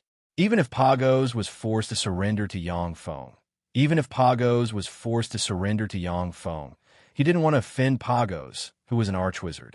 Pagos nodded and slowly walked out with the more than 100 official wizards. 500 soldiers of the Second Legion stood in front of the magicians with large shields in their hands. Their only mission was to protect the wizards with their lives. Pagos silently recited an incantation, pointed at the city gate with a magic staff in his hand, and conjured the level 3 spell advanced fire arrow. As if a meteor, an arrow formed from flames shot towards the city gate. Boom! Accompanied by an earth-shattering explosion, the city gate was blasted into pieces, revealing a large hole. Wizards? The city guard officer shouted in despair. Fireball, shadow ray, corrosive ray. The magicians silently chanted incantations and pointed to the city wall. Countless spells bombarded the city wall like raindrops. A burst of incomparably mournful screams came from the walls of Toes City. With just one blow, more than 100 soldiers died under the bombardment of various magic spells. Clive pointed to the city of Toes and shouted, "Charge!" 2 Earth Knight level commanders immediately led 2,000 soldiers of the Second Corps towards Toes City. With the city gate broken and the wizard squad suppressing Yang Feng's side, the resistance of the Toes City was quickly suppressed. The entire Toes City fell into Yang Feng's hands.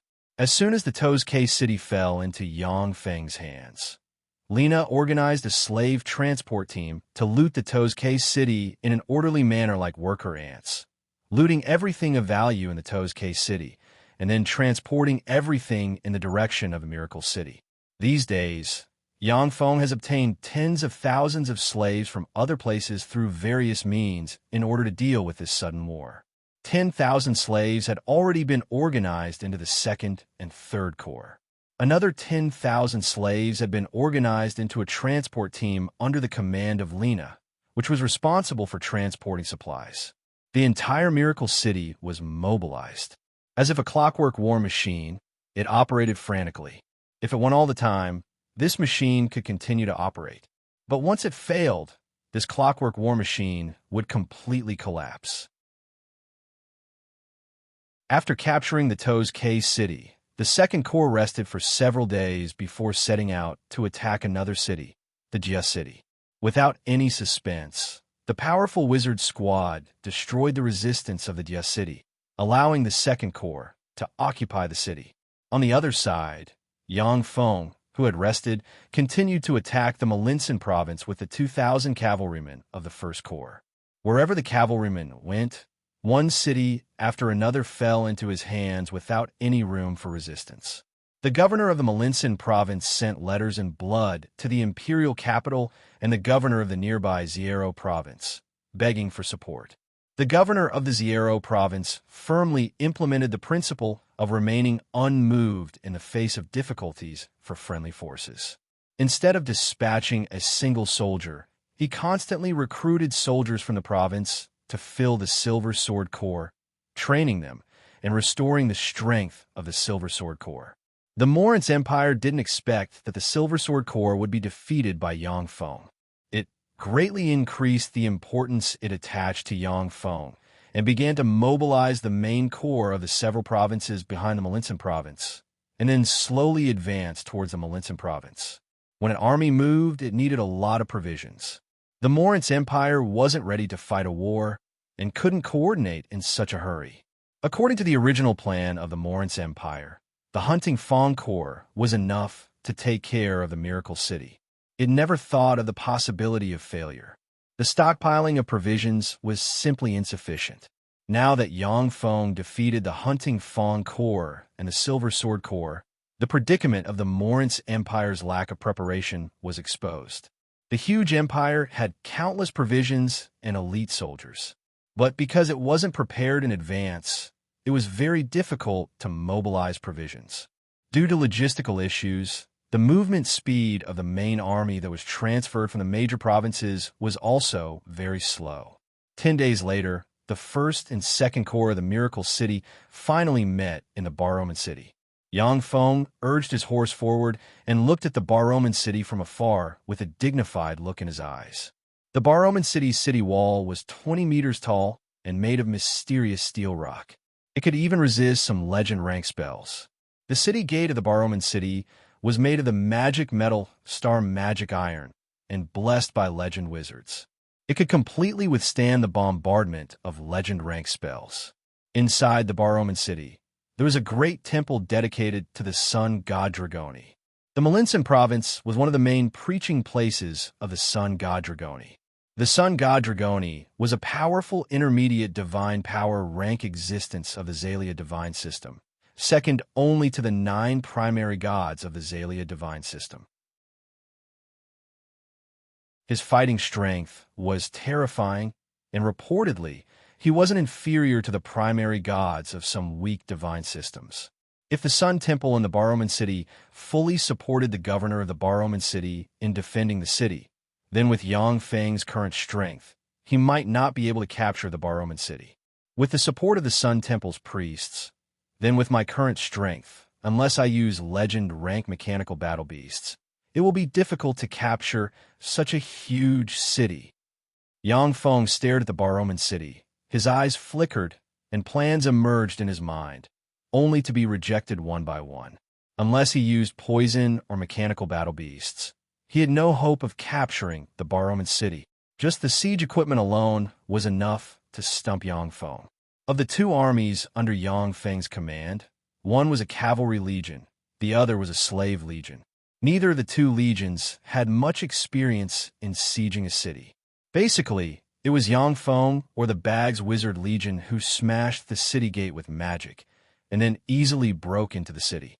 The most desperate siege of the city had never been fought even once. Yang Feng took a deep look at the Baroman City, and his eyes flashed with determination. Let's test it out a bit. If it's really difficult to capture, then retreat immediately. The 2,000 cavalrymen and 5,000 slave warriors were the foundation of Yang Feng's Miracle City. Without these 2 armies, Yang Feng's forces would be greatly weakened. If it was outside, Yang Feng was confident that he could defeat the army recruited by Governor Malinsan, who was already frightened by the mere twang of a bow. But defending a city was different. In defending a city, even the newly recruited green forms would have some fighting strength. The Baroman City had 130,000 warriors. With so many warriors, even if the casualty ratio was 10:1, it would still be enough to exhaust Yang Feng's army. Suddenly, sounds of fighting came from the entrance of the Baroman City's city gate, and the gate weighing hundreds of thousands of kilograms was lowered. Above the city wall, white flags were raised. Seeing this scene, all the high-ranking officers of the Miracle City, including Yang Feng, were dumbstruck, unable to believe their eyes. They suspected that they had run into a huge trap. There was a huge barrier inside the Baroman City, which was a powerful barrier released by the temple of the sun god Dragoni. Yang Feng didn't dare to take the risk of letting his mechanical flies fly in to investigate. Otherwise, once he was exposed, he might be hunted down by the god's true body. Clive said promptly, "My lord, this is a once-in-a-lifetime opportunity, whether to trap or not. We should send people to take a look." Yang Feng's thoughts revolved lightning fast, and then he made a decision and ordered, "Elio, take 500 people to take a look. If there's no problem, send a signal at once." "Yes, my lord." Elio, who had an Earth Knight rank cultivation base and was born in the Amon Principality, immediately urged his warhorse and rushed towards the Baroman city with the 500 cavalrymen. Yang Feng and everyone else stared nervously at the 500 cavalrymen. They saw the 500 cavalrymen rush into the Baroman city. Before long, a signal flare soared into the sky. A cavalryman quickly spurred his horse back and shouted excitedly, "The city is breached! My lord, the city is breached!" Yang Feng ordered promptly, "Enter the city." With that, Yang Feng led the 1,500 cavalrymen into the Baroman city. As soon as he entered the Baroman city, Yang Feng saw chaos everywhere, with cries, shouts, and screams lingering. Countless people fled in the direction of the other city gate.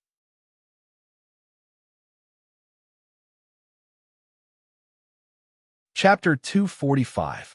A very capable-looking young man came up to Yang Feng and said, "Subordinate Andro greets the Lord."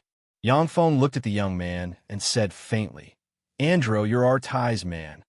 Ever since Artais obtained the support of Yang Feng's huge sum of money, his power expanded geometrically. Yang Feng was able to be so well-informed and understand the intelligence of the Moritz Empire and the Titan Empire. Without the intelligence sent by Artais, Yang Feng wouldn't have dared to rashly attack the hinterland of the Moritz Empire and turn the Melinsan province upside down. In war, information and intelligence were the two most important factors. Yang Feng was very glad that he didn't choose to kill Artais, but instead took him in as his subordinate. Andro said respectfully, "Yes, Lord. I'm the person in charge of the Baroman city, arranged by Sir Artais." Yang Feng asked curiously, "What's going on? How could the Baroman city be seized by you so easily?" The governor of the Melinsan province recruited more than 100,000 troops in the Baroman city. This astonishing army wasn't good in the field, but its battle prowess was considerable in defending a city. For the small army arranged by Artais to be able to seize the gate of the Baroman city was simply a miracle. "This is all thanks to you, sir. Sir, you've been besieging cities all over these days. Wherever you go, people are swept away. No city can withstand a single attack from you. The governor of the Melinsan province is already frightened. When he heard that you were coming, he quickly transferred his wealth and family members to the East Dantian province. He also dispatched an army to protect them. When the greater aristocrats of the Baroman city saw the governor of the Melinsan province's actions, they lost their will to fight and quickly organized their men to evacuate the Baroman city. Rumors were already spreading in the army, yet the governor of the Melinsan province did nothing. When you arrived in the vicinity of the Baroman city today, the governor of the Melinsan province fled with 20,000 guards.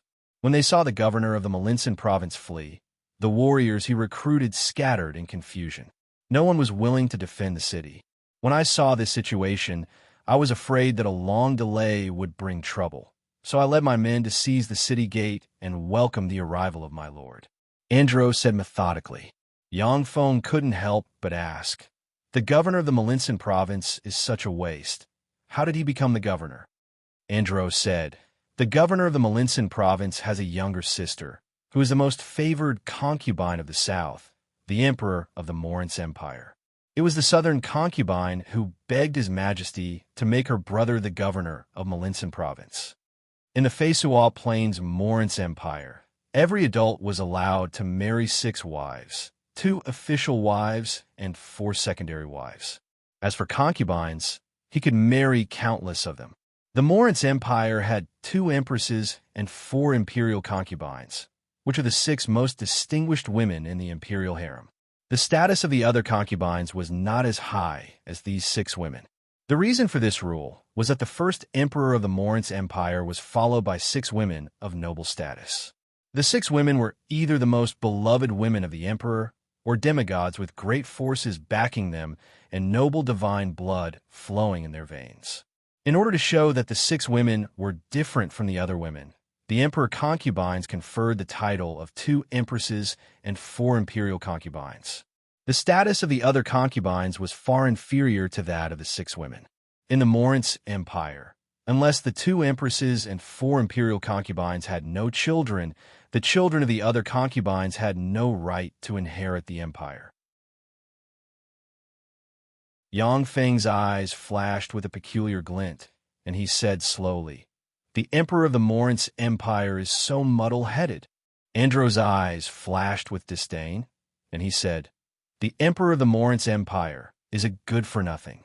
Not only is he fond of men, but he's also extremely muddle-headed and uses people in a mess. If it wasn't for the deep foundation of the Morince Empire, it would have collapsed long ago." Yang Feng shook his head and said slowly, "Impossible. No matter how much of a good-for-nothing and muddle-headed he is, the Morince Empire won't collapse, because there are gods watching from the sky. The Morince Empire was an empire supported by the Xalia divine system. In the empire, there were countless temples and believers of the Xalia divine system's gods. The gods of the Xalia divine system would never let the Morince Empire collapse. If they thought it was necessary, they would use various methods to interfere with the secular world. They would destroy the forces that threaten the Morince Empire. As long as each god of the Xalia divine system sent a divine chosen, the terrifying power would be enough to destroy Yang Feng's small miracle city." Yang Feng glanced at Andro and said solemnly, "Andro, you made a great contribution this time. I'll definitely reward you handsomely. How about serving me by my side?" Andro's eyes flashed with joy, yet he still said respectfully, "If Artace agrees, then this subordinate is willing to go to Sir's side and serve you, sir." Yang Feng smiled and tossed a vial of elixir towards Andro. "I'll talk to Artace about it. This is your reward. Drink it, and you'll be able to extend your lifespan by 10 years and promote to a knight-rank powerhouse in one fell swoop." "Thank you, sir." Andro was currently just an advanced warrior. After he received the vial of elixir, he immediately had a look of ecstasy on his face and said respectfully to Yang Feng. Yang Feng, who had built a portable fortified stronghold not far from the Miracle City, could synthesize elixirs that could promote people to the knight rank in bulk. However, if Yang Feng took out the elixirs for the slave warriors to use for no reason, then it would seem that the elixirs were too cheap. It might even arouse people's suspicions. In this war, the slave warriors also made great contributions. Therefore, Yang Feng could justifiably use the elixirs to enhance the strength of the slaves and remove their status as slaves. A warrior walked up to Yang Feng and said, "My lord, Archbishop Esteban of the Sun Temple invites you to see him." "He's finally here." Yang Feng frowned slightly, then relaxed his eyebrows. He contemplated for a while, and then said unhurriedly, "Take me to see him." In the center of Baroman City, there is a magnificent group of divine halls. Among the countless divine halls, there was the most sacred and noble one. There was a sun engraved on top of the divine hall, and in the sun stood a young man with blonde hair and blue eyes, holding a golden holy sword.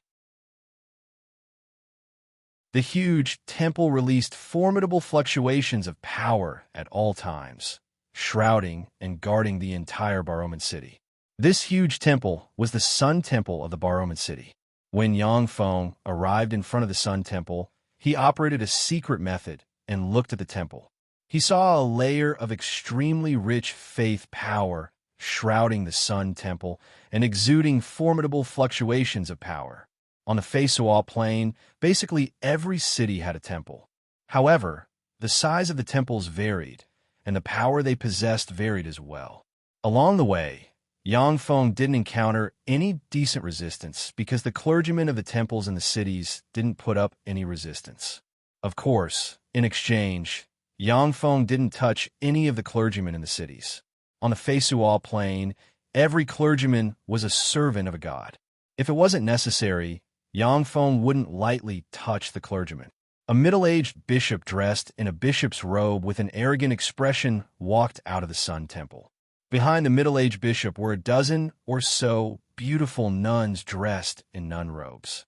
The middle-aged bishop looked condescendingly at Yang Feng and asked coldly, "Are you Ian?" Yang Feng frowned slightly and then said indifferently, "I am Ian." Act said arrogantly and contemptuously, "I am the bishop of the Sun Temple, Act. The Bar-Roman city belongs to the mighty sun god Dragoni. It's not a city that you barbarians can desecrate. Get out. You're not welcome here." Yang Feng smiled faintly. His eyes flashed with a cold glint, and he took a step forward and punched Act in the face. A few of Act's teeth were knocked out. His face was covered in blood, and he was sent flying several meters away. When he fell to the ground, he twitched and fainted.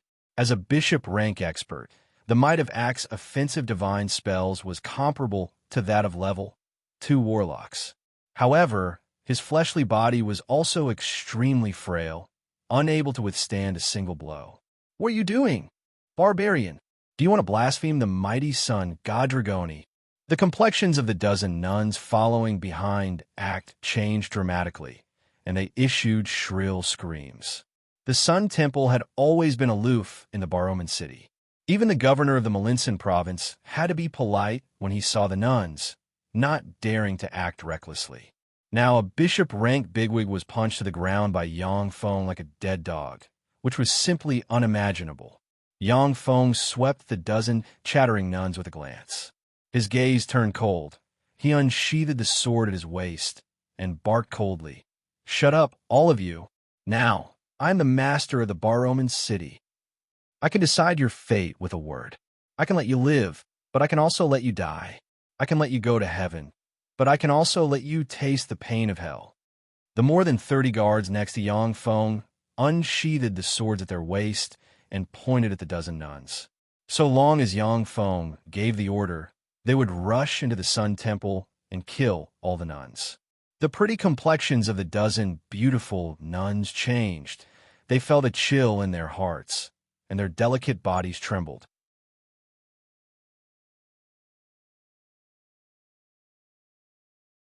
Chapter 246. Master Ian, they're just a bunch of ignorant girls. Why lower yourself to the level of these girls? A gentle and magnetic voice slowly came from the shrine. A handsome man in the uniform of the Archbishop of the Sun Shrine slowly walked out of the shrine. He was enveloped in a layer of holy light, giving people a good impression. He was about 31 or 32 years old and wore the clothes of the Archbishop of the Sun Shrine. Behind the young man were 5 bishops of the Sun Temple. All the light was overshadowed by the young man's light. Yang Feng praised in his heart, "What an outstanding quack! He can compete with me." As a most outstanding and professional quack, he must be shrouded in sacred light at all times, giving people a favorable impression of him and giving people a sense of worship, awe, and awe. In this way, it would be more convenient to preach. When necessary, Yang Feng would never be stingy with his spirit force and cast a holy radiance spell on himself. This would make him look more amiable and sacred. In many churches, one of the important criteria for selecting priests and nuns was to have good facial features and outstanding looks. The more handsome and beautiful a person was, the easier it was for them to be promoted in the church. In fact, in terms of appearance alone, the young man was more than a notch better than Yang Feng. After all, the young man was a professional quack. When the beautiful nuns saw the man shrouded in holy light, their eyes flashed with admiration. They bowed to him respectfully and said, "Archbishop Esteban." The 5 bishops following behind Esteban glanced at Bishop Act lying on the ground, and then focused their gazes on Yang Feng, and their eyes flashed with anger. Esteban said with a gentle smile, "Master Ian, my subordinates were a bit rude. Please forgive them." Yang Feng smiled faintly. He didn't expose the fact that Esteban was hiding not far from the temple when Bishop Act came out. Yang Feng said calmly, "Although I am a believer of the great Weave Goddess. However, I maintain humility and respect for the great gods of the Zalia divine system. This act went so far as to sow discord between the great weave goddess and the great sun god. I guess that he should be a heretic who infiltrated the sun temple in an attempt to sow discord between the two temples. He should be burned at the stake. When he said this, the complexions of the dozen beautiful nuns and the 5 bishops changed dramatically. Heresy was one of the biggest crimes in the churches of the Feisual Plain. Once someone was convicted of heresy, what awaited them would be the cruelest punishment and burning at the stake. The people of the Sun Temple didn't expect Yang Feng to be so ruthless as to directly accuse Act of heresy. Once this crime was carried out, Act's soul would not be able to return to the divine country of the sun god Dragoni after his death. Instead, he would fall into the netherworld or the abyss. Esteban's heart trembled slightly, but he still maintained a kind smile on his face as he said, Act is a bit impatient and usually makes some small mistakes. However, I can guarantee that he is not a heretic. If he offended you in any way, I apologize on his behalf. Yang Feng said coldly with an expressionless face, Sir Esteban, I have 2,000 cavalrymen, 5,000 warriors, and a wizard squad under my command. So long as I give the order, the Sun Temple in the Baroman city will cease to exist. Do you really want to make an enemy of me for a trifling act? If anything happens to the Sun Temple in the Baroman city, then I'm afraid that none of you here will be able to return to the divine country of the great sun god after your death. The complexions of the people of the Sun Temple suddenly changed dramatically, and their eyes flashed with panic. The Feisual Plain was a world with gods. On this plane, if the clergymen of the churches were pious, then, after their death, they could be taken into the divine country of their god and be reborn there. The sun god Dragoni was a powerful god with his own divine country. He could take his believers into his divine country after their death.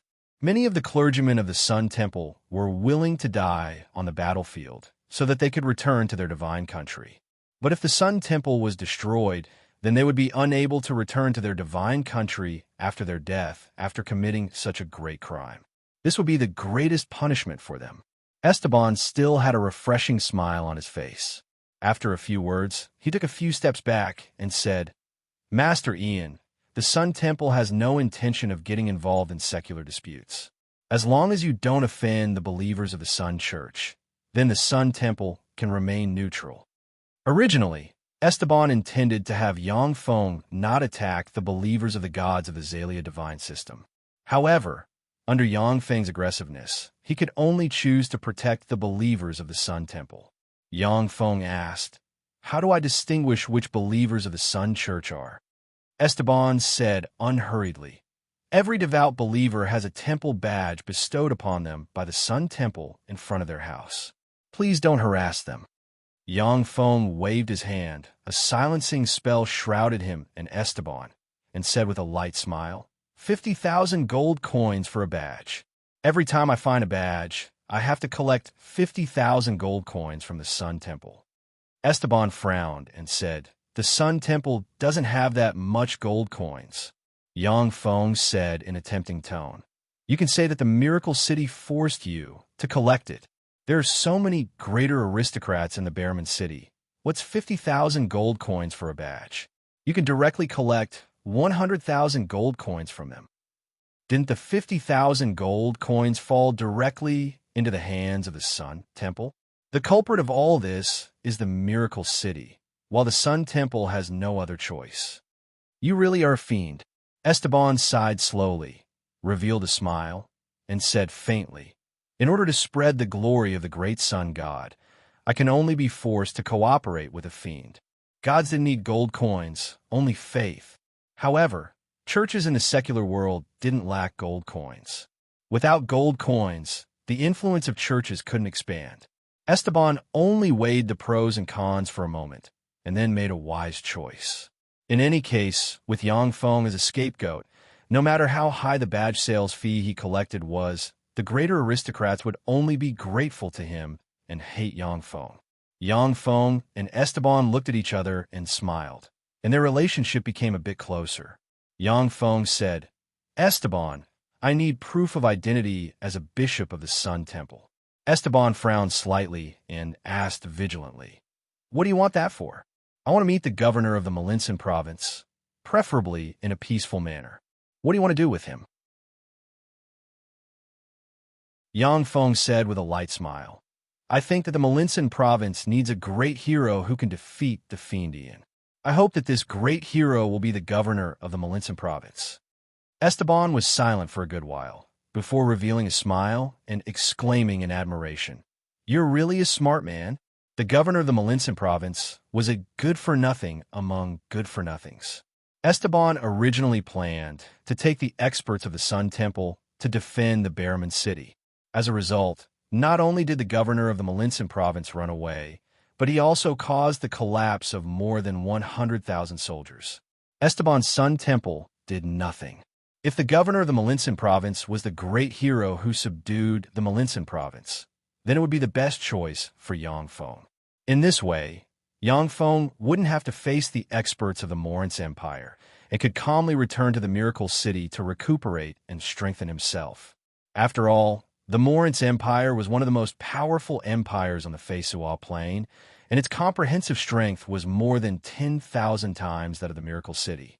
If the battle continued, then once the huge war machine of the Morin's Empire was fully activated, it could easily crush Yang Feng's Miracle City. At present, Yang Feng had already made a fortune in the Malinsan province, looting goods and gold coins in the hundreds of millions. As long as he returned to the Miracle City and digested the spoils of war, his strength would soar geometrically. Retreating and admitting defeat was the best choice. This was an open and above-board scheme, and Yang Feng wasn't worried that Esteban would find out about it. As long as the governor of the Malinsan province knew of Yang Feng's intentions, he would firmly grasp this life-saving straw. Although the governor of the Malinsan province was a good-for-nothing, but he had a huge force behind him, which could suppress all dissent. Esteban said, I'll go with you to see Busso. With me around, you can easily see him in person. Yang Feng asked in amazement, You're going in person? Esteban said meaningfully, That's right. Although Busso is a good-for-nothing, but the South Royal Consort Katerina behind him is my best ally. I have to give him a hand personally. It was easy to be an official with someone in the court. In order to influence the huge empire of the Morin's Empire, the temples would send their agents into the court or the harem. Obviously, the South Royal Consort Katerina was either a believer of the Sun Church or a staunch ally of the Sun Church. In addition to the Sun Church, the forces of the various churches also deeply infiltrated the Morin's Empire. In the Morin's Empire, the struggle between imperial power and church power had never ceased. If it wasn't for the noble divine bloodline flowing in the royal family of the Morin's Empire, the Morin's Empire would have been under the complete control of the churches. Although the imperial power was slightly suppressed by the church power in the Morin's Empire, but the imperial power was still very powerful and couldn't be underestimated. North of the Barraman city, an army of about 20,000 people was fleeing in a sorry state. People were constantly taking off their leather armor and discarding their weapons in order to make themselves more relaxed. Under normal circumstances, this kind of behavior would definitely be stopped by the upper echelons and severely punished. But in that army, no one cared about it. Everyone just kept on fleeing. Hurry! Hurry up! You good-for-nothings, hurry up and protect your master. A fat man with glossy skin and a belly like a huge beer barrel, a sullen expression on his face, holding a horsewhip, kept berating. A high-ranking officer stepped forward and advised, Governor Busso, the current speed is already at the limit. If we go any faster, the infantry won't be able to hold on. Busso said loudly, Then let's abandon the infantry. We still have 2,000 cavalrymen. As long as the 2,000 cavalrymen escort me to the imperial capital, you'll all be greatly rewarded. If we go any slower, the Fiend Ian will lead his troops to kill me. Now, you have to be fast, understand? You good-for-nothings. The complexions of the generals beside Busso changed dramatically, and they remained silent. Furious gazes were focused on Busso. If Busso hadn't ordered the high-ranking officers to escort him out of here as the governor, the Baroman city wouldn't have collapsed. The generals had analyzed it many times and concluded that as long as Busso held fast to the Baroman city, he wouldn't fail. Unfortunately, Busso stubbornly gave the order to flee, which allowed the Baroman city to easily fall into Yang Feng's hands. A handsome young general immediately echoed, "That's right, Sir Busso is right. With the infantry, when can we escape?" It was time to abandon the infantrymen. If we hurry up with the cavalry, we can escape the pursuit of the Miracle City. Busso praised loudly with satisfaction. "Good. Ovano, you said it well. While I'm safe, I'll promote you to a commander." Ovano was overjoyed and said, "Thank you, Sir Governor." Ovano swept the indignant high-ranking officers with a glance and said coldly, "You lot, hurry up and carry out Sir Governor's order. Don't tell me you want to rebel." Busso immediately shouted, "Yes, you lot, hurry up and carry out the order. Otherwise, you'll be charged with treason. That's a great crime that will bring disaster to the family." "Yes, Sir Governor." Helpless, the high-ranking officers could only comply. Under Busso's order, the 2,000 cavalrymen immediately escorted Busso and the high-ranking officers of the Malinsan province and quickly fled. "These bastards! We've been abandoned! Disperse! We've been abandoned! Everyone disperse!" The more than 20,000 infantrymen issued wails and immediately dispersed, fleeing in all directions. "This guy is really a genius." In the sky, wrapped in a black cloth, Yang Feng looked at the 20,000 scattered infantrymen and couldn't help but praise them. The 20,000 infantrymen were the remaining 20,000 most elite warriors of the Malinsan province. Without using poison, Yang Feng would have to expend some effort to defeat the 20,000 elite infantrymen. Now, before he even made a move, the 20,000 warriors collapsed on their own, which left him feeling somewhat incredulous. Esteban smiled bitterly and shook his head, saying, "He usually behaves well. When he was young, he was a famous genius in the aristocratic circle. I didn't expect that he would behave so badly when things really happened."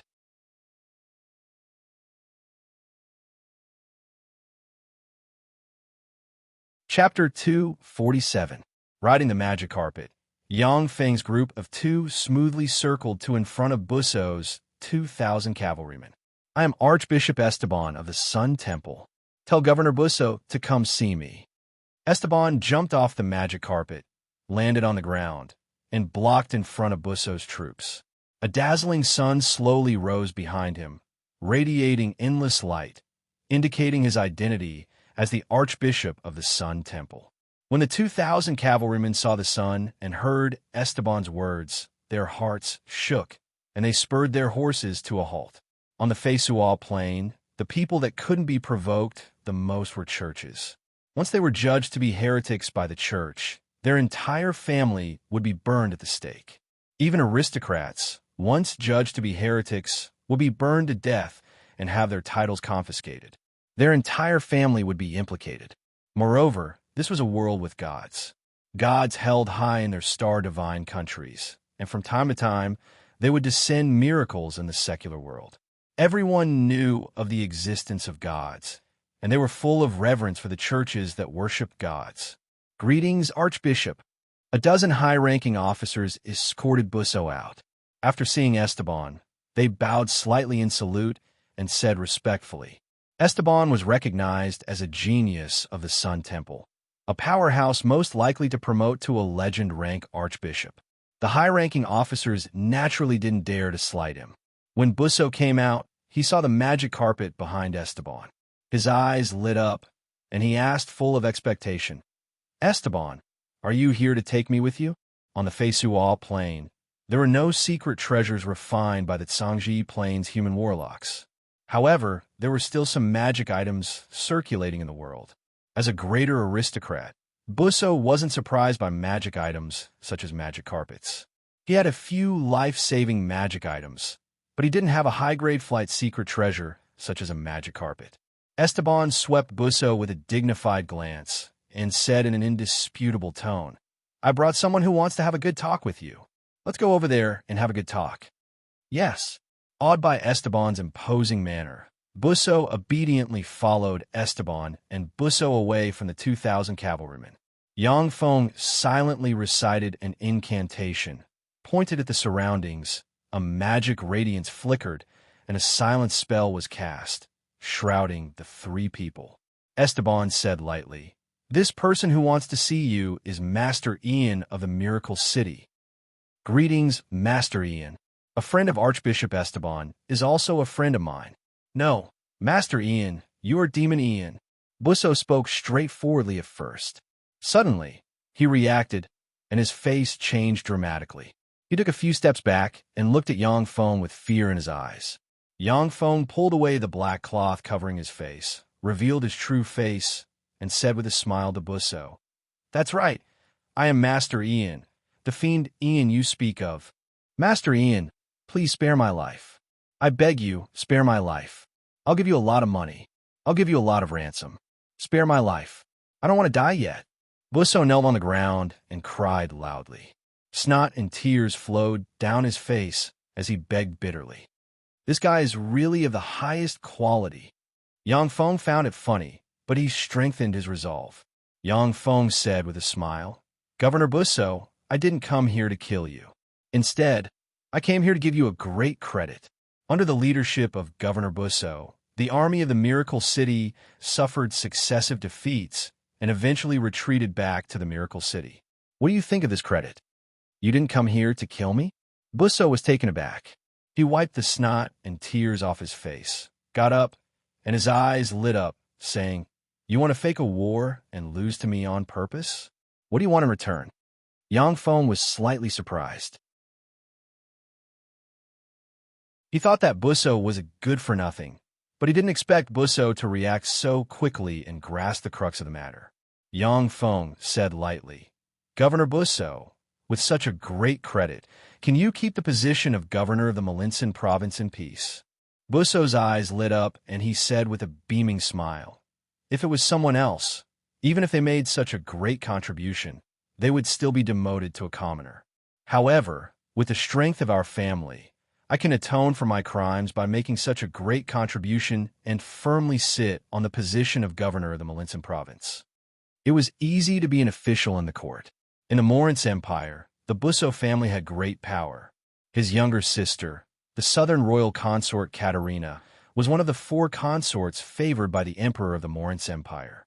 If he suffered a crushing defeat, Katerina wouldn't be able to protect him. However, once he staged a stunning counterattack, he would be able to clear his name and make a great contribution. Yang Feng said lightly, "I want to scrape 200 million gold coins from the Barroman city." Busso was taken aback. He pondered for a while before saying, 200 million gold coins is too much. How about 100 million gold coins? I know that most of the assets of the greater aristocrats of the Barroman city are real estate. Their liquid funds are quite small, so it's very difficult to take out 100 million gold coins.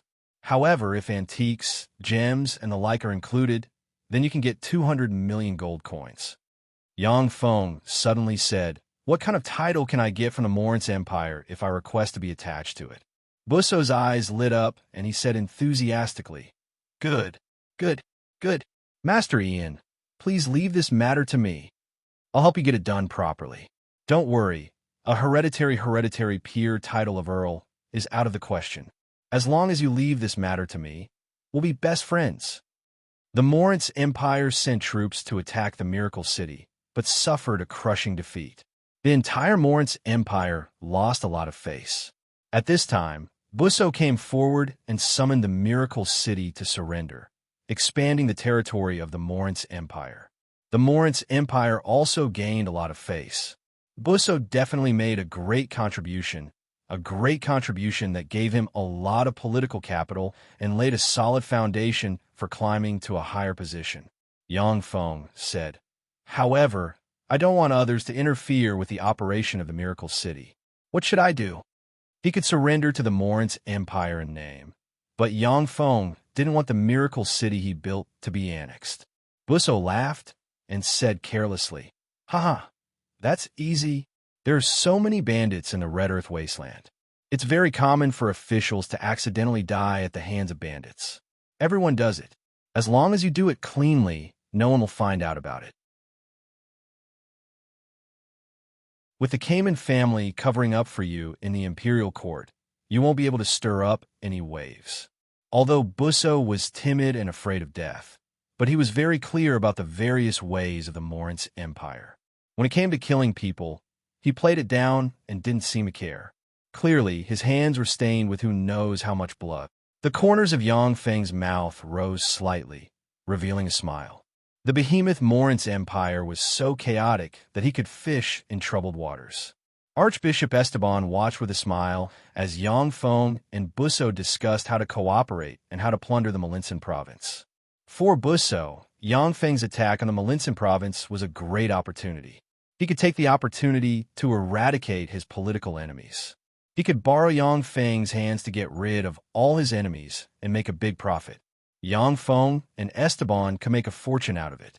For the Sun Temple, as long as Yang Feng cooperated well in this invasion, he could expand the faith of the Sun Church in the Malinsan province and increase the devotion of the believers. As for the life and death of other people, Esteban didn't care.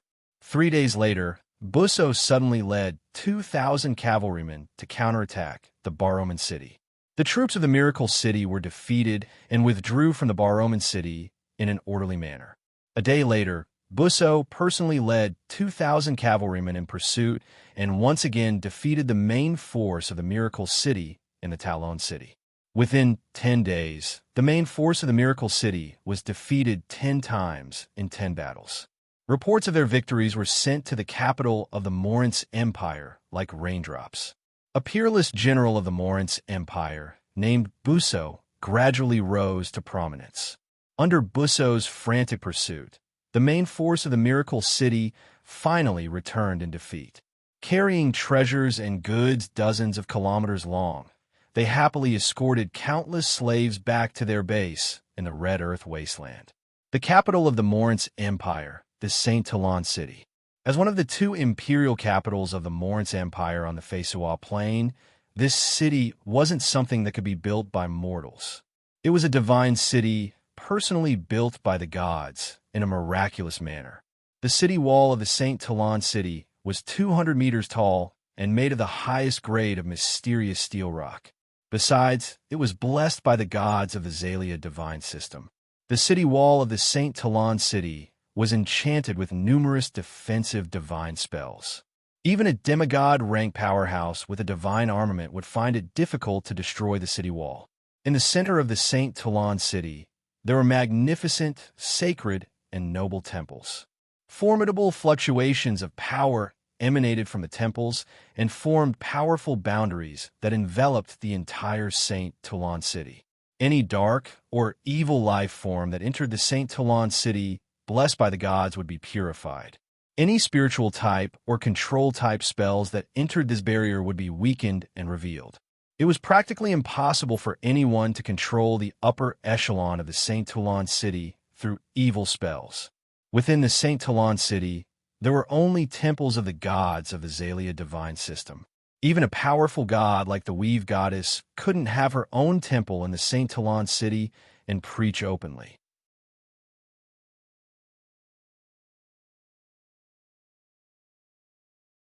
Chapter 248.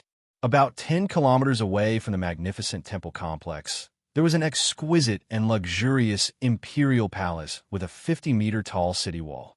Inside the imperial palace, there were countless blessings of the gods and all kinds of powerful, perpetual divine spells. In the imperial palace, poisons, spells, and other control methods could easily be purified by the perpetual spells left by the gods. In the history of the Morance Empire, none of the successive emperors had been poisoned to death or had their minds controlled by powerful wizards. In some of the smaller duchies, there would be news from time to time that some of the smaller duchies' kings were controlled by powerful mages or dark creatures. The imperial palace and the reception hall. An elderly man with a crown on his head and a set of royal robes sat on the throne. He had a burly figure and was quite handsome, but his eyes were slightly swollen.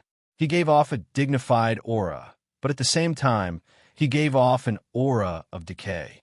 The old man was the emperor of the Morince Empire, Morince 2867. The Morince Empire was a human empire born after the War of the Gods. Under the protection of the Xalia divine system, the ancient and huge empire declined, sank, and experienced countless rebellions, upheavals, coups, and divisions. Even so, it was still passed down from ancient times. As long as the gods of the Xalia divine system didn't abandon the Morince Empire, and as long as the gods of the Xalia divine system weren't defeated or suppressed by other powerful beings, the Morince Empire wouldn't be completely destroyed. This was the difference between a state protected by a god and a state without one. Before the gods of the Xalia divine system were suppressed, any force that threatened the survival of the Morince Empire would eventually be destroyed by the gods. Yang Feng wisely quit while he was ahead and returned to the Miracle City with his troops. An official walked to the center of the reception hall and said loudly, "Your Majesty, Governor Busso of the Malinsan province has a report of success." Morince 2867th's spirit shook slightly, and he said in a slightly aged voice, "Read it." The official read slowly, "Yes. I, Busso, led 2,000 cavalrymen, caught up with the main force of Master Ian of the Miracle City in the Red Earth City. I fought desperately and suffered 18 sword wounds. In the end, I beheaded over 7,000 people and defeated Master Ian's main force. I recaptured the Red Earth City in one fell swoop, recovered the entire Malinsan province." In the assembly hall, the eyes of the ministers standing on both sides of the Morince Empire flickered with strange looks. The well-informed ministers of the Morince Empire had long since learned through their intelligence network that Busso had fled before Yang Feng's main force arrived at the Baroman city, leaving behind an intact Baroman city for Yang Feng to loot. Immediately after, as if with the help of the gods, Busso defeated Yang Feng's forces again and again. This was the 44th time he reported victory. According to the statistics in Busso's report, he had already killed more than 200,000 people from Miracle City. Morince 2867 said with a faint smile, "In the face of adversity, Busso still doesn't give up." In the end, with 2,000 cavalrymen, he mounted a sneak attack on Ian's main force and inflicted heavy damage on him. He's really a pillar of the Morince Empire. As His Majesty said, Governor Busso is really an example for us to learn from. Governor Busso didn't panic in the face of danger. He took the initiative to abandon the Baroman city to win Ian's heart, and then took the opportunity to mount a sneak attack on the Baroman city and defeat the Devil Ian's main force. Furthermore, he defeated the Devil Ian 44 times in a row. His military ability is simply unpredictable. He's really a pillar of the Morince Empire. His Majesty should reward him handsomely. As if they had seen it with their own eyes, the officials of Busso's family loudly praised Busso's achievements and inverted the truth. The imperial court was silent. No one came forward to debunk the big lie. As if a puppet statue, Casimiro, the prime minister of the Morince Empire, stood in place, not saying a word. Morince 2867 said faintly, "Good. Busso has indeed made a great contribution this time. However, he has also lost a lot of territory before. Merits offset demerits, so there's no reward or punishment. Let him continue to be the governor of the Malinsan province. Your Majesty is wise." In the imperial court, countless important officials of the imperial court respectfully said in unison.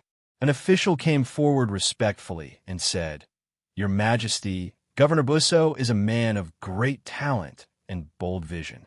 After defeating the Devil Ian in the Red Earth City, he finally persuaded the Devil Ian to agree to attach to the Morince Empire. This is the letter of request offered by the Devil Ian. Please have a look, Your Majesty." Morince 2867th's eyes lit up, and he said solemnly, "The Devil Ian is willing to attach. Hand over the letter of request."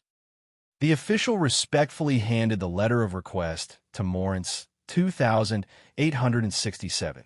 The letter of request was specially prepared by Busso for Yang Feng. It contained many humble words, stating that the fiend Ian was inspired by the great Morant's 2,867th personality. Moved by Busso's emotions and reasoning, the fiend Ian was finally persuaded to join the Morant's empire as an aristocrat. Morant's 2,867th's face flushed, and he praised repeatedly. Good, good, good. This Ian is really sensible. Haha. Under my rule, the territory of the Morant's empire has expanded again. This achievement surpasses that of countless ancestors. Haha. Ian and Busso have done a good job. I want to reward them handsomely. Ever since he inherited the throne, Morant's 2,867th had everything he wanted. His only regret was that he couldn't make any contributions and surpass his ancestors. Now that the Miracle City had chosen to attach, the territory of the Morant's empire had expanded again. Morant's 2,867th would become the most accomplished emperor among the more than 2,000 emperors of the Morant's empire, which was enough for him to show off to his ancestors and descendants. The official continued to propose. Your Majesty, Governor Busso believes that Master Ian has attached the entire Miracle City and made outstanding contributions. Only by conferring him the title of Duke can he reward his contributions. As for his fief, let the Red Earth Wasteland be his fief. Anyway, the Red Earth Wasteland isn't part of the territory of the Morant's empire. With his Miracle City as a barrier, we can resist the military pressure from the three empires, the Beastman Empire, the Elven Empire, and the Titan Empire from the Red Earth Wasteland. If Yang Feng's incarnation of Ian was conferred the title of Duke in one fell swoop, then the Busso family would gain a political ally of a hereditary peer greater aristocrat in the Morant's empire. It would also be of great benefit to the Busso family. With a flushed complexion, Morant's 2,867th was ready to accept the appointment. Good, good. Morant's 2,867th had long since heard about the barrenness of the Red Earth Wasteland. That piece of barren land had never been on his mind. The mobilization of the Hunting Fawn Corps was promoted by some greater aristocrats who coveted the wealth of Yang Feng's Miracle City in the imperial court. As long as Yang Feng's Miracle City was captured, then those greater aristocrats would be able to swallow it whole. The Morant's empire was huge, but many of its vast territories already had their own masters. The Miracle City, which had no background, was the best target to annex. Even if those greater aristocrats swallowed this fat piece of meat, it wouldn't cause too much of a backlash. No, Your Majesty, you mustn't. At this moment, a tall, handsome middle-aged man with a trace of an overbearing aura between his eyebrows stepped forward, came to the center of the hall, and said loudly. Morant's 2,867th's face sank slightly, and he said coldly, Iser, state your reason. Your Majesty, the fiend Ian killed 100,000 soldiers of the Hunting Fawn Corps and 50,000 soldiers of the Silver Sword Corps. At the same time, he entered the Malinsan province and burned and looted, killing hundreds of thousands of people. We mustn't let such a fiend possess us. Governor Busso, reports of success have been coming in every day, and he has defeated the fiend Ian's main force in the Red Earth City in one fell swoop. He's really a peerless general of the Morant's empire. I think we should let him lead his troops to attack the Miracle City, capture it, and offer it to you, Your Majesty. That's the best plan, Iser said with a cold smile to the officials of Governor Busso's faction. The complexions of many officials of Governor Busso's faction changed slightly. They knew very well how Busso won this victory. If Governor Busso led his troops into the Red Earth Wasteland, only death would await him. Morant's 2,867th swept the patriarch of Busso's Orthix family with a glance and said faintly, Fabio, what do you think? Fabio replied calmly, Your Majesty, the Red Earth Wasteland is easy to defend and difficult to attack. It lacks water and food. If the main force attacks, the amount of provisions and water consumed will be astronomical. The Malinsan province has suffered successive military disasters, and it will be difficult to come up with the money and provisions to continue attacking the Red Earth Wasteland. If the Empire wants Governor Busso to attack the Miracle City, then I believe that Governor Busso will do his utmost to capture the Red Earth Wasteland for the Empire. But before that, the Empire would like to allocate 40 million gold coins for military expenses. In addition, it is also necessary to allocate 2 corps weapons, equipment, siege equipment, and a large amount of provisions. Otherwise, if we rashly enter the Red Earth Wasteland without sufficient preparation, we will only repeat the defeat of the Hunting Fawn Corps. Morin's 2,867th frowned slightly and sank into his thoughts. So much money and provisions.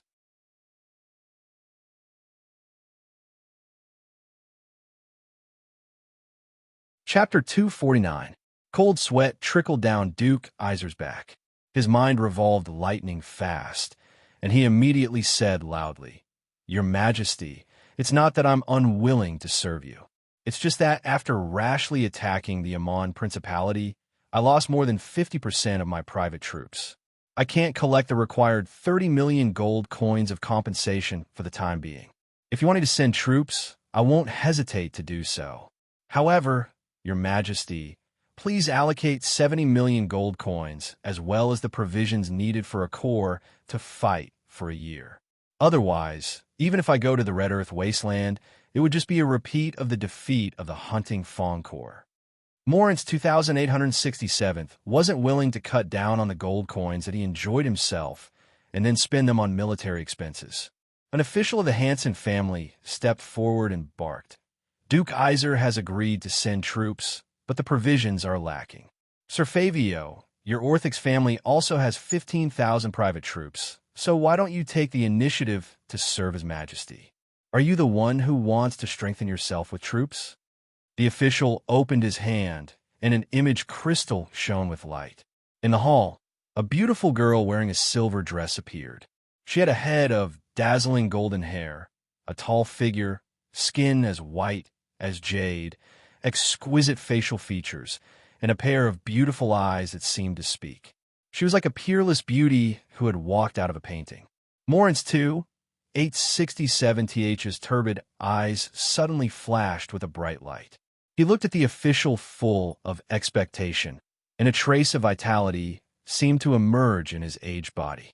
Fabio said with a faint smile, "Your Majesty, this humble servant hasn't finished yet." After the defeat of the Hunting Fawn Corps, the warriors of the Melinson province with fighting strength were almost exhausted. Although Governor Busso defeated the fiend Ian in succession, but he also suffered many casualties. It will take at least 2 years to recruit and train the soldiers and restore their fighting strength. Morin's 2,867th pondered for a while before saying, "Since it's so troublesome to send troops, then let's forget about it. Since Ian wants to attach himself to us, then let's confer him the title of Earl of the Red Earth Wasteland. As for the fief, it's the entire Red Earth Wasteland. Have him contribute 200,000 gold coins every year." An official of the Orthix family came to the center of the reception hall and said, "Your Majesty, this humble servant has something to report." Morin's 2,867th's aged, turbid eyes flashed with a bright gleam. The wealth of 1 billion gold coins moved him a little, and he looked at Fabio. However, Morin's 2,867th didn't play his cards according to common sense, forcing Duke Iser into a dilemma. Yang Feng leading the Miracle City to attach himself to the Morin's Empire was a peerless achievement. With this peerless achievement, Busso would soon become an important pillar of the Morin's Empire.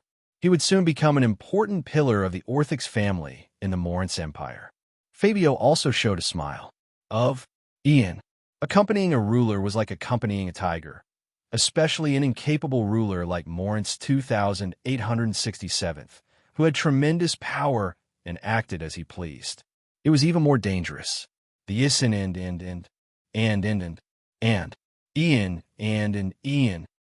Ian Iser said loudly, "Your Majesty, the fiend Ian plundered more than 1 billion gold coins from the Melinson province. The Empire only has to spend 40 million gold coins to defeat the Fiend Ian, and the 1 billion gold coins will be returned to the treasury. Morin's 2,867th frowned slightly. He couldn't wait for 2 years.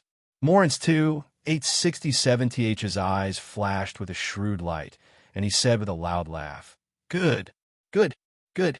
Fabio, you said it well. Iser, I order you to attack the Miracle City with your family's private army." After capturing the Miracle City, I'll reward you with 100 million gold coins from the wealth of the Miracle City. On the Feisual Plain, there was an ancient feudal system. Within their fiefs, greater aristocrats had various privileges, such as collecting taxes and enacting laws. It was almost equivalent to a state within a state.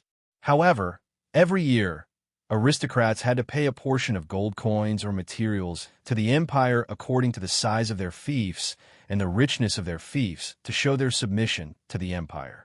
If the aristocrats failed to pay the specified amount of gold coins and materials to the empire, then the empire had the right to take back the fiefs granted to the aristocrats. Morin's 2,867th said, somewhat impatiently, "What's the matter? Spit it out." When Duke Iser saw the peerlessly beautiful girl, his complexion changed dramatically, and he stared at the smiling Fabio with resentment and anger in his eyes. "Your Majesty is wise." The Morin's empire was huge.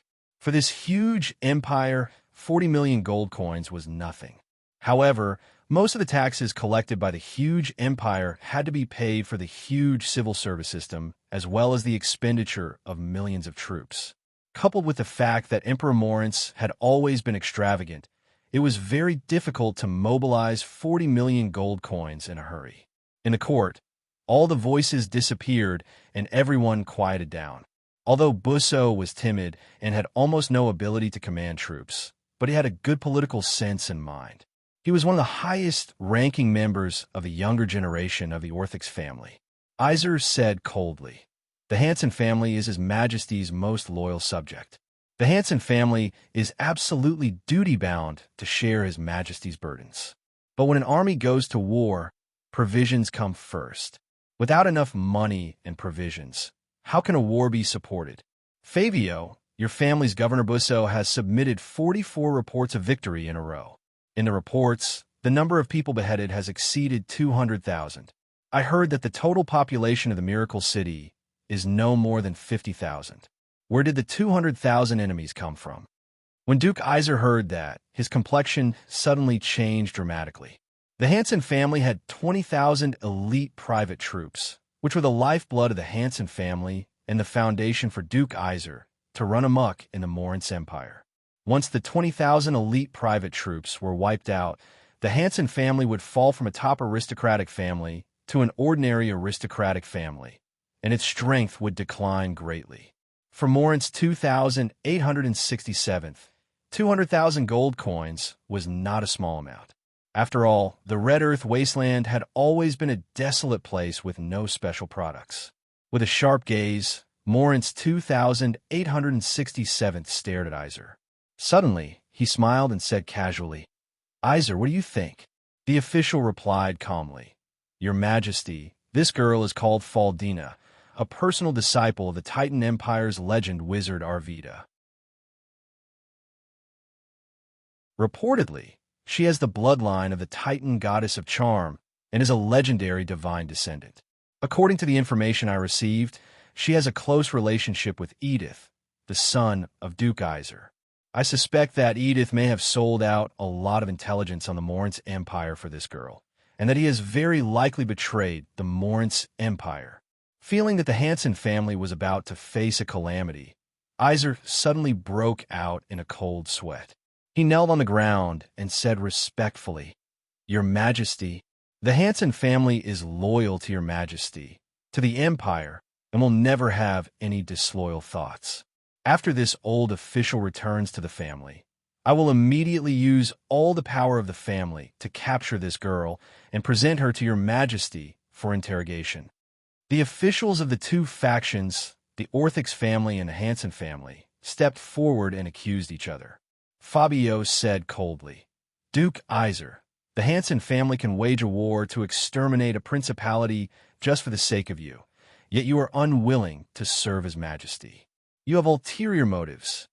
On the Feisual plain, unless it was a war between states, emperors generally had no right to order a greater aristocrat to use their private troops to fight for them. Morin's 2,867th felt annoyed and said coldly. Fabio said coldly, Duke Iser, don't you want to serve His Majesty the Great Emperor? An official of the Orthix family stepped forward and barked, Duke Iser, your family's 20,000 private troops clearly didn't suffer much damage, so why aren't you willing to serve His Majesty? Does the Hanson family want to keep its troops for itself? Although Morin's 2,867th was extremely muddle-headed, but he was still the emperor of the Morin's Empire and had great power. Offending Morin's 2,867th was undoubtedly the stupidest decision. Once Morin's 2,867th bore a grudge against them, the entire Hanson family would be in danger of being destroyed. Just as Morin's 2,867th's words fell, a chorus of voices came from below.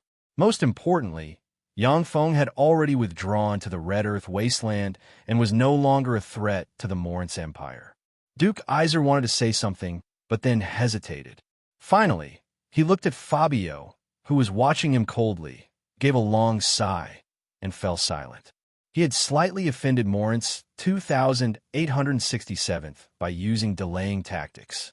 If he continued to annoy Morin's 2,867th, the situation of the Hanson family would become dangerous. Fabio turned his blade and mercilessly stabbed Iser. Your Majesty, I have a good proposal. The private troops of the Iser family are extremely powerful. Not long ago, Duke Iser used his private troops to destroy the Amon Principality. It would be better to let Duke Iser dispatch his private troops to serve His Majesty and capture the Miracle City in one fell swoop. Since Duke Iser is His Majesty's most loyal subject, surely you won't refuse this proposal. Shut up, Fabio said confidently. The population of the Miracle City was indeed only 50,000. However, after he attacked the Melinson province, he captured slaves on a large scale and filled his army with them. That's why his army swelled up. Every time Governor Busso defeated the demon Ian would replenish his army, which was why he annihilated 200,000 enemies.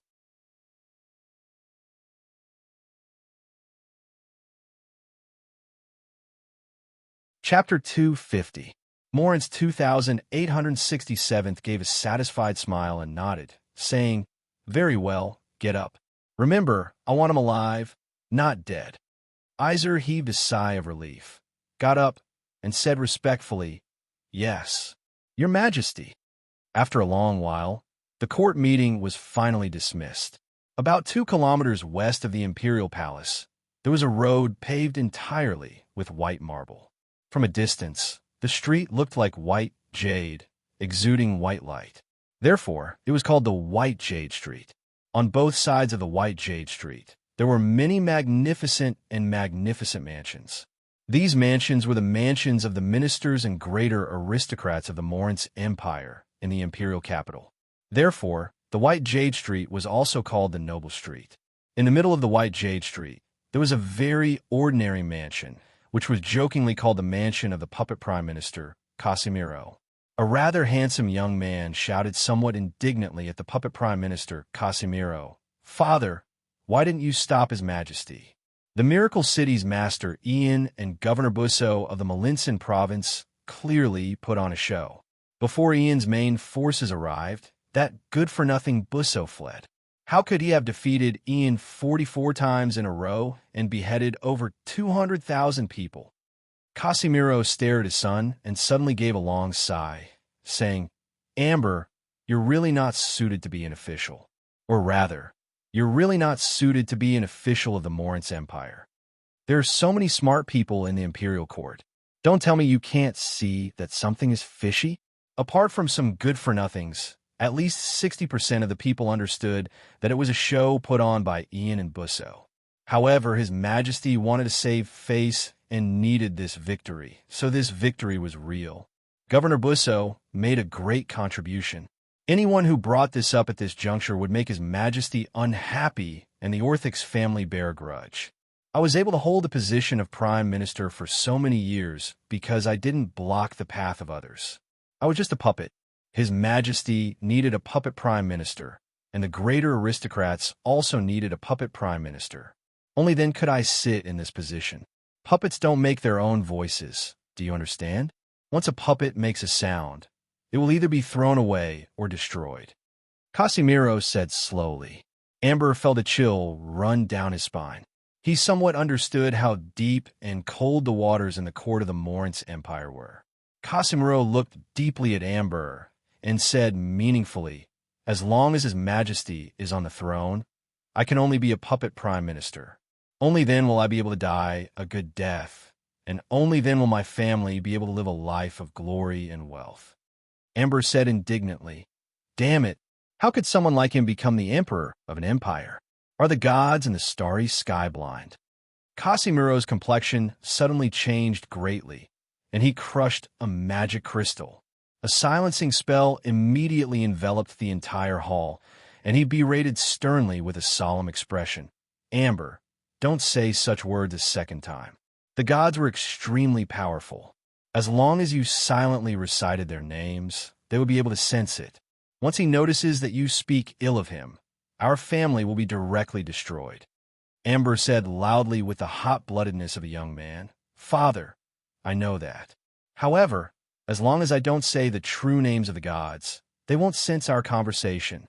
I just want to know why the gods would let a fatuous and incompetent person like Morance, 2867th, ascend to the throne of the empire. That lecherous old man exuding a putrid stench. How could he become the emperor of the Morance Empire? His ascension to the throne would only bring disaster to the Morance Empire." Casimiro hesitated for a good while before saying slowly with a solemn expression, "Amber, my son, I'll only explain it to you once, so keep it in mind." Amber nodded with a solemn expression. Casimiro's eyes flashed with ridicule, and he said with a cold smile, "That's because a person like Morance 2867th is a good emperor in the eyes of the gods." Amber's complexion changed dramatically, and he exclaimed, "How is that possible? During Morance 2867th's 10-plus years on the throne, the entire empire was in a foul atmosphere, and the people had no way to make a living. How could he be a good emperor among the gods?" Casimiro sneered. "It's precisely because the empire is in a foul atmosphere, and the people have no way to make a living. The people at the bottom of the hierarchy who are in hardship will become more devout and join the church. Only then can the gods in the starry sky get more faith power." Dumbfounded, Amber couldn't believe this fact.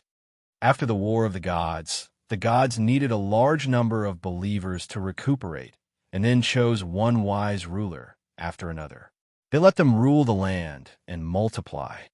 When the population multiplied to a certain extent, a tyrant would descend and bring all kinds of suffering to the people. People would worship the gods devoutly and pray for the blessings of the gods. Then the gods would send emissaries to behead the tyrant and rectify the court. This was a cycle. Now, it should be time for the gods to harvest a large amount of faith power.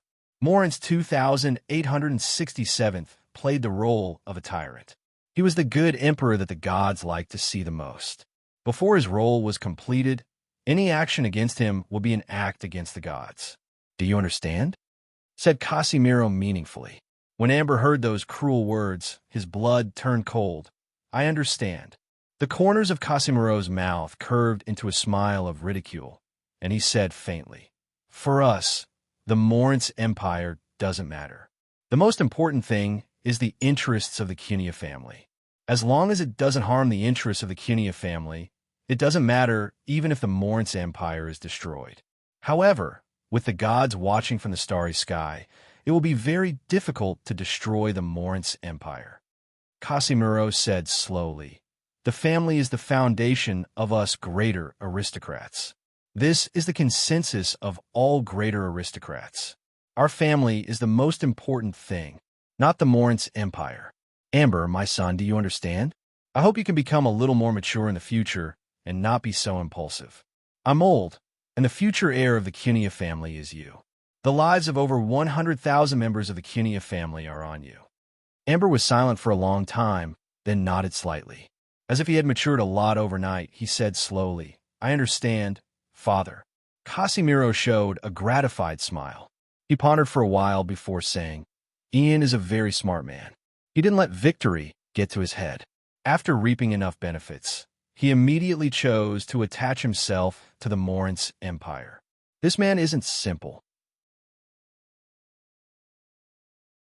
Although the Morin's empire has decayed, but it still has many powerhouses.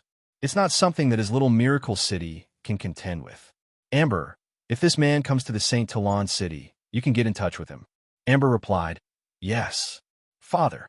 On White Jade Street, in another mansion of the Hanson family, Iser slowly walked into a secret room and carefully turned a vase on the edge of the secret room. Crack!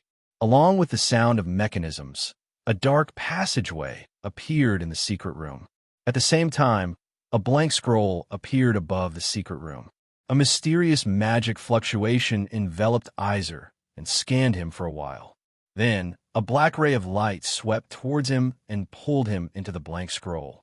Only then did the pitch-black passageway mysteriously disappear, leaving only the blank painting hanging in the secret chamber.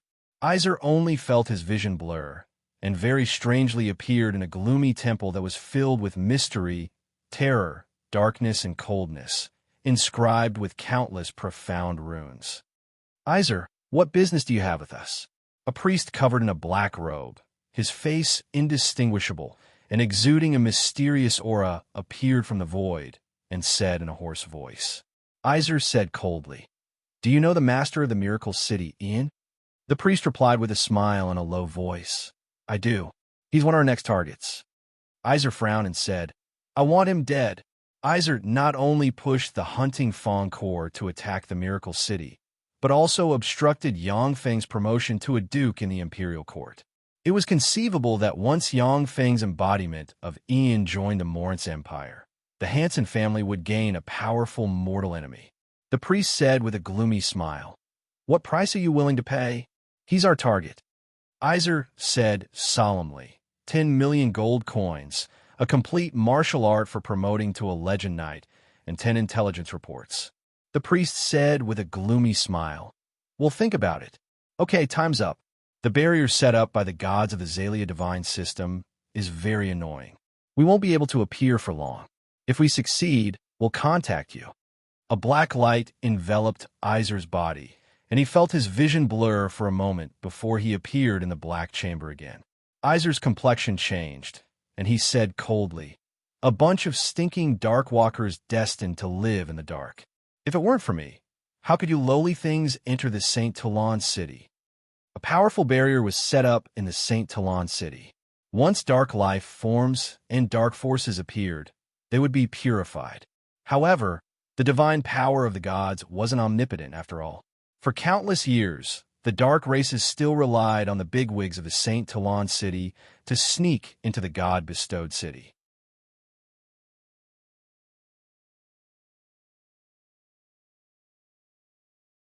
Chapter 251. The Red Earth Wasteland, the Miracle City's City Master's Mansion, in a secret chamber. Yang Feng sat cross-legged in the secret chamber. There was a huge alchemical array engraved below him, and a large number of top-grade magic stones were scattered around him. A tremendous amount of life magic energy slowly gushed out of the top-grade magic stones and entered his body. In Yang Feng's spirit sea, a copious amount of spirit force churned and surged, converged inch by inch, and formed the third spell model engraved in his spirit sea. Dragon Breath took shape inch by inch. After the third spell model Dragon Breath was condensed, an incomparably formidable life force suddenly appeared inside Yang Feng's body, and an indescribable tremendous power welled up all over his body. The Soul Seed, which was the core of the Soul Seed, also suddenly swelled up. It continuously absorbed the life force and grew crazily. A tremendous amount of life magic energy poured into Yang Feng, and then was absorbed by him, strengthening his physique. After a long time, Yang Feng suddenly faced upwards and issued a tremendous dragon roar. He opened his eyes, which flickered brightly, and was brimming with power. The corners of Yang Feng's mouth rose slightly. Level 3 Warlock. I finally promoted to a Level 3 Warlock. Since entering the Feisoa plane, Yang Feng had never stopped practicing cultivation, and now he finally promoted to a Level 3 Warlock. Furthermore, he was a genuine Level 3 Warlock, unlike those Level 3 Warlocks who relied on elixirs to advance. After promoting to a Level 3 Warlock, Yang Feng's strength increased by more than several times. Yang Feng left the secret chamber, went to the underground base near the Miracle City, entered the virtual reality battle cabin, selected Level 3 Warlock rank enemies, and began combat training. A few days later, Master, Governor Busso requests an audience. Yang Feng had just finished training in the virtual reality battle cabin when the communications magic box next to him suddenly rang, and Lena's voice came from the communications magic box. The communications magic box, a secret treasure refined using alchemy, wasn't as eye-catching as a mobile phone and could be used on the Feisoa plane. Wizards had all kinds of mystical means of communication, so the communications magic box wasn't anything special.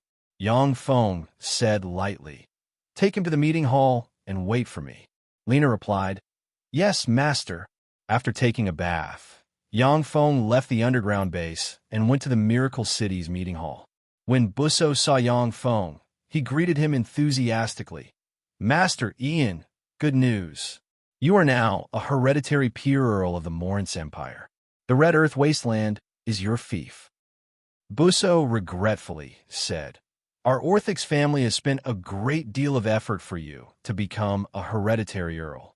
Originally, under the operation of our family, you should have been conferred the title of Duke. However, Duke Iser of the Hanson family appeared to stop him. In the end, our family fought for what was right, but we could only grant you the title of Earl. It's really regrettable." Yang Feng creased his eyebrows slightly and asked curiously, "When did I offend Duke Iser of the Hanson family?" In the Morance Empire, Yang Feng didn't know many people. He didn't know when he offended a bigwig like Duke Iser. Busso smiled and said, "In the Imperial Court, the person who ordered the hunting Fong Corps to attack your Miracle City was Duke Iser. He has his eyes on your Miracle City." Killing intent flashed past Yang Feng's eyes, and he said with a light smile, "I understand. Governor Busso, thank you very much for your Orthix family. As for Duke Iser, he will pay for his foolishness." With a flick of his wrist, Yang Feng handed a warrior's edge to Busso. "This is a gadget I casually refined. I hope you like it." Busso showed a satisfied smile.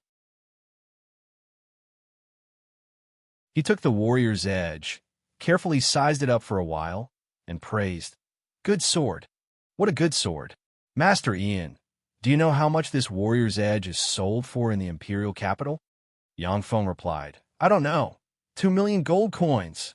The Gale Sacred Swordsman Domitio used your sword to defeat the Gale Sacred Swordsman Favela.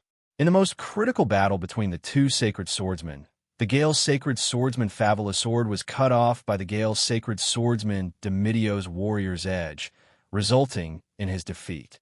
In fact, it is generally acknowledged that the Gale Sacred Swordsman Favela should be half a notch stronger than the Gale Sacred Swordsman Domitio. After his defeat, the Gale Sacred Swordsman Favela spent a lot of money to purchase a god weapon like the Warrior's Edge. I heard that as long as you offered him a Warrior's Edge, he would accept you as a personal disciple and teach you swordsmanship." Busso looked fondly at the Warrior's Edge and said with a smile, "For a sacred swordsman, a good sword was their second life. Many swords could not withstand the chi of Sacred Swordsman rank powerhouse. Only magic swords fused with precious magic metals, such as divine bloodsteel and mithril, could bear the chi of a Sacred Swordsman rank powerhouse. A Sacred Swordsman could casually kill a Star Knight using a Warrior's Edge with an ordinary sword.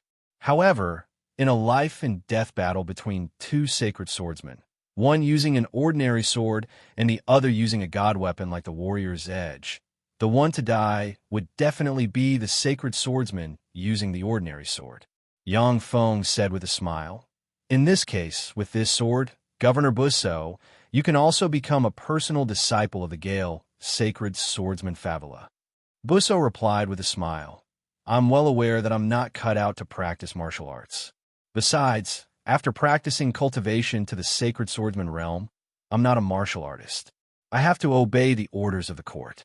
The status of sacred swordsman of the empire is equal to that of us governors.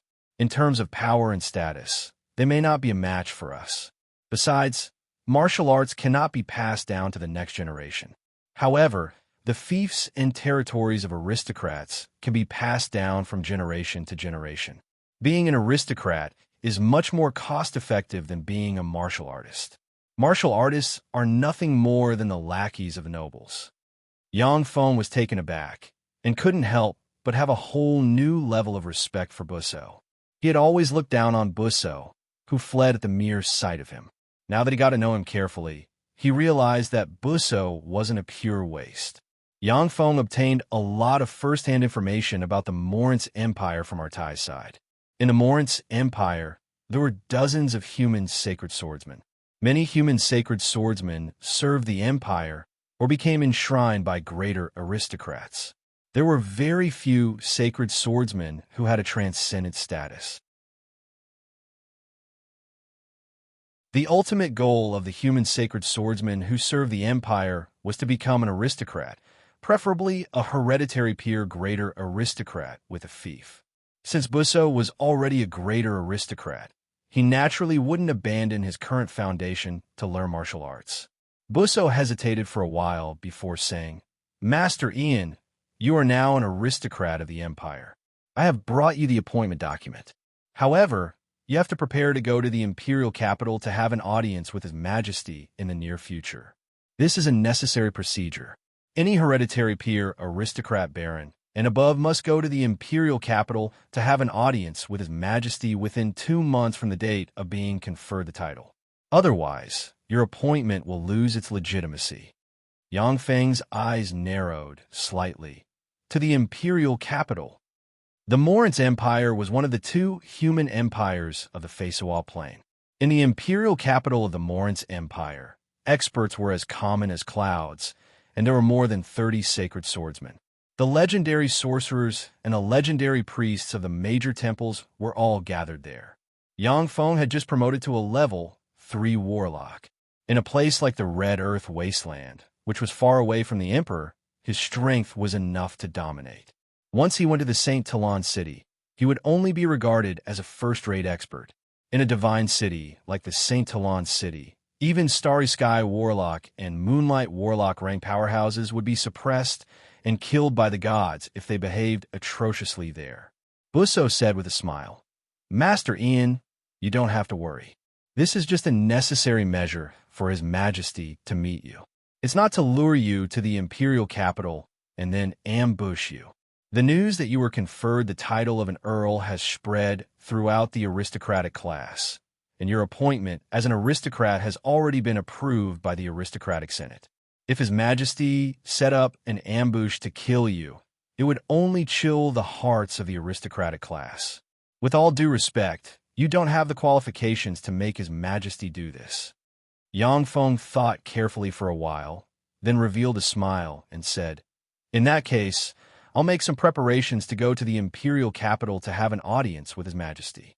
The people that the Morince Empire had to destroy its credibility to lure and kill were basically demigod rank or even god rank powerhouses. In front of the behemoth known as the Morince Empire, a great wizard like Yang Feng was just a nobody. He wasn't worthy of the Morince Empire doing this. Busso said with a smile, I'll go back with you. It just so happens that I also have to go back to have an audience with His Majesty. Yang Feng agreed. All right. 3 days later, a convoy escorted by 100 cavalrymen left the Miracle City and headed for the Malinsan province. 15 days later, the convoy appeared in the Baroman city. Before long, a huge convoy escorted by more than 1,000 cavalrymen slowly headed for the Saint Talon city. Along the way, Yang Feng experienced the prestige of the Orthics family. Wherever Governor Busso passed, numerous officials welcomed him warmly and scrambled to offer him local specialties, gold, silver, and jewelry. Yang Feng, the newly promoted Earl of the Moritz Empire, also received a warm reception. Numerous officials sent all kinds of beautiful women to Yang Feng and Governor Busso. Yang Feng didn't refuse anyone along the way. Together with Busso, he accepted all the gold, silver, jewelry, and beautiful women. In any case, he could settle those beautiful women in the Miracle City, so he had no worries. Along the way, while tasting the delicacies of various places and experiencing the customs of the Moritz Empire, Yang Feng leisurely headed for the St. Talon city.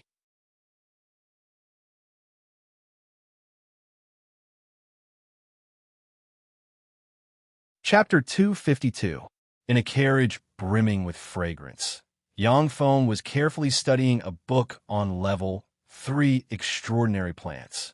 This was a book he got from a demonic fighting sect, which recorded the knowledge of many kinds of level 3 extraordinary plants. Many third-order transcendent plants came from different planes, and each of them had a miraculous power. The offensive power of level 3 extraordinary plants couldn't surpass that of great warlocks. However, many of the level 3 extraordinary plants had special abilities that even great warlocks couldn't achieve. Yang Feng's heart suddenly stirred slightly. He closed the book in his hand, flipped his hand, and put it into a storage ring. Andro's voice came from outside the carriage. "Sir, there's a fight ahead." After Andro made a great contribution, Yang Feng promoted him to the vice captain of his personal guard. Yang Feng had to carefully observe this young man. If he was of great use, then he would do his best to groom him. On this trip to the St. Talon city, Andro, as the vice captain of his personal guard, commanded the 100 knights as Yang Feng's guards. "I see." The carriage stopped, and Yang Feng alighted and looked into the distance. A peerless beauty, Faldina, wearing a silver dress with dazzling blonde hair, a tall figure, skin as white as jade, exquisite facial features, and a pair of beautiful eyes that seemed to be able to speak, as if she had walked out a painting, was panting heavily as she frantically fled in this direction. A dozen men with knight-rank cultivation bases dressed in black, armed with pitchforks, lasso sticks, fishing nets, ropes, and other capture weapons chased after her. "So, it's an acquaintance." Yang Feng glanced at Faldina and saw at a glance that she seemed to have been poisoned, and her magic power was almost sealed. This was why she was being chased by the dozen knight-rank men. If Faldina still had her cultivation base, she would have been able to kill the dozen knight-rank men with a single hand.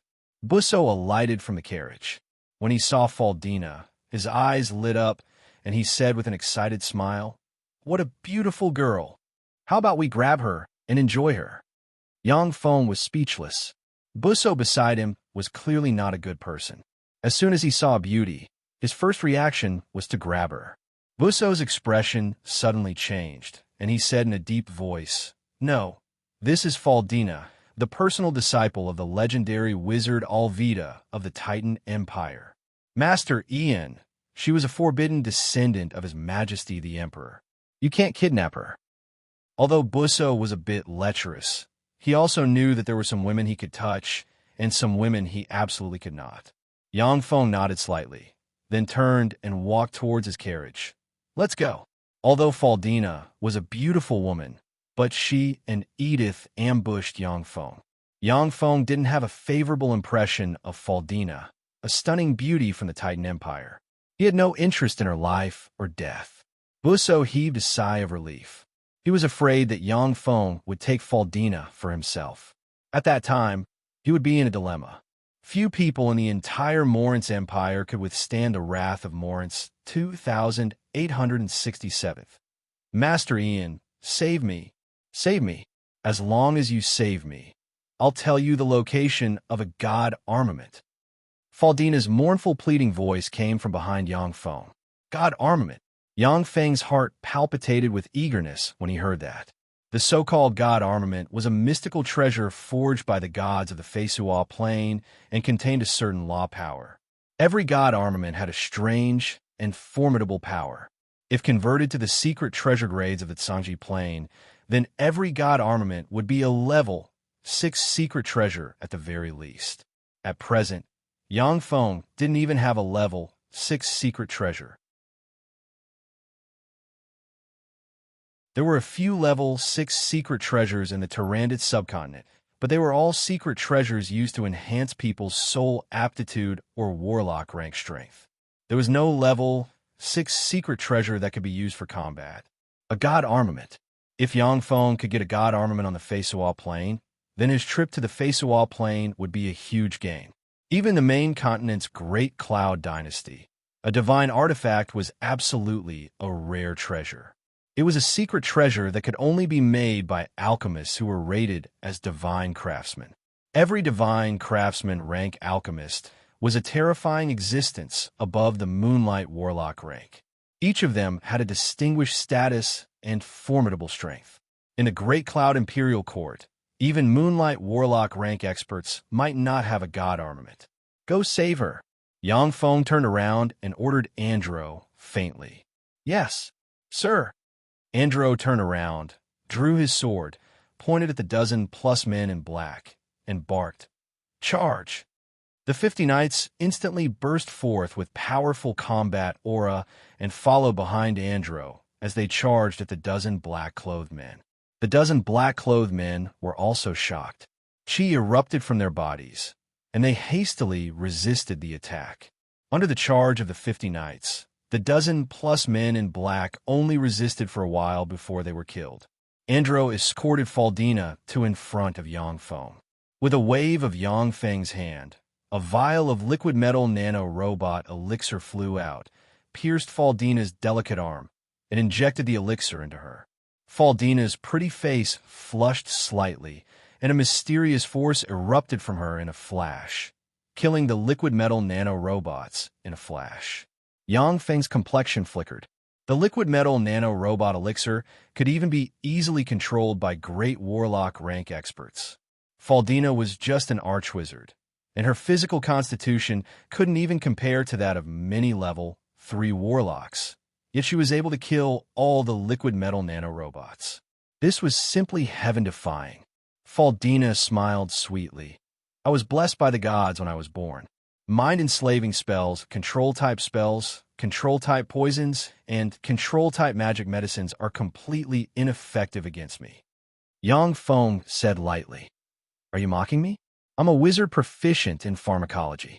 I think that the miraculous pharmacology should be able to make a beautiful lady give me the information I want. If pharmacology isn't enough to make you talk, then the knight Andro next to me is an interrogation expert. He should be able to make you tell me the information I want to know. Andro took a step forward very cooperatively, looked up and down Faldina's private parts, and let out a creepy, lascivious laugh. Faldina's pretty face changed, and she took 2 steps back. Looking pitiful, tears streamed down her cheeks, and she said, You bullied me. You bullied a weak woman like me. Are you still a man? When Faldina cried, it was truly heartbreaking and destabilizing. Andro's eyes also trembled slightly, revealing a hint of infatuation. Yangfeng said coldly, It's no use. Faldina, where is the divine armament? If you tell me that the divine armament is in the all-gods sacred mountain, then I can only send you to meet the gods. If that's the case, then I can only send you to meet the gods. The all-gods sacred mountain was the headquarters of the churches of the Zalia divine system. The all-gods sacred mountain was the place with the most powerhouses in the Morinth Empire. It was also the most sacred place in the eyes of the countless believers of the Morinth Empire. The all-gods sacred mountain of the Morinth Empire and the Titan Empire's Titan sacred mountain both had divine armament ranked treasures. Those who looted the divine armament treasures in these 2 places had all turned into corpses.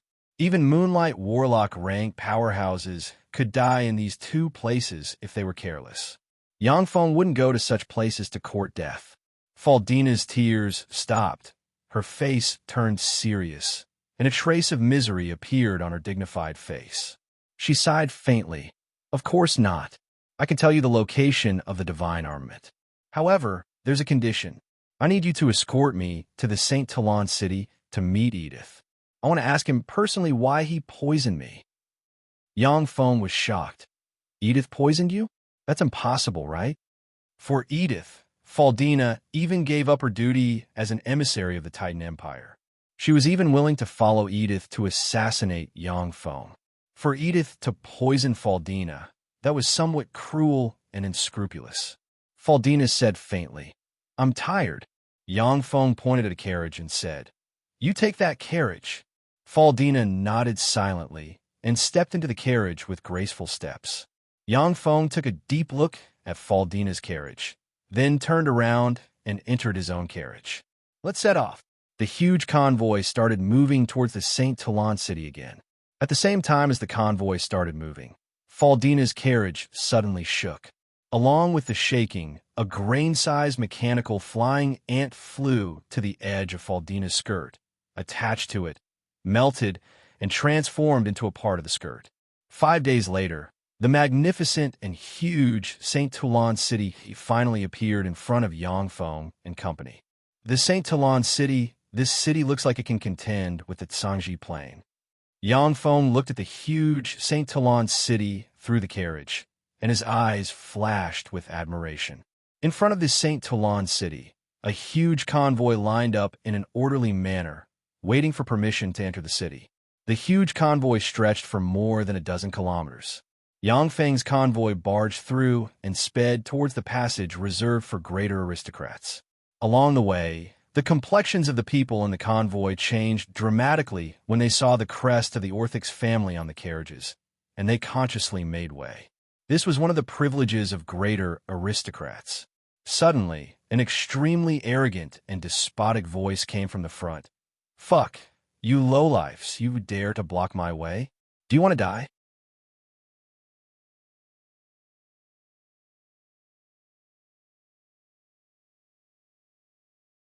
Chapter 253. Yang Feng frowned slightly, then lifted the curtain of the carriage and looked outside. He saw a fat, middle-aged woman dressed in rags fall in front of an aristocrat's luxurious carriage with a young girl in her arms. A young man dressed in luxurious aristocratic attire, escorted by 6 guards, came up to the middle-aged woman and swore, "I'm sorry, Lord Aristocrat. We were jostled by the crowd. We'll go now. We're very sorry for offending you." The fat middle-aged woman embraced her daughter and apologized in a low voice. After scolding, the young aristocrat felt very comfortable. He was about to wave his hand to have the 2 people leave, when suddenly his eyes lit up and he stared at the middle-aged woman's daughter, unable to shift his gaze away. Although the middle-aged woman's daughter's face was covered in a faint layer of dust, but if you looked carefully, you would find that her eyes were bright and spirited, her facial features were delicate and attractive, and her skin was as smooth as jade. She was very beautiful. The young aristocrat's eyes lit up, and he said with an unbridled smile, "What a beautiful girl. It seems that my luck is pretty good today. Take her away. Take it as a punishment for these 2 lowly commoners offending me." 2 guards immediately stepped forward and forcefully pulled the young girl away from the middle-aged woman's embrace. They then kicked the middle-aged woman, causing her to fall to the ground. The young and beautiful girl let out a mournful cry. "Mother! Save me!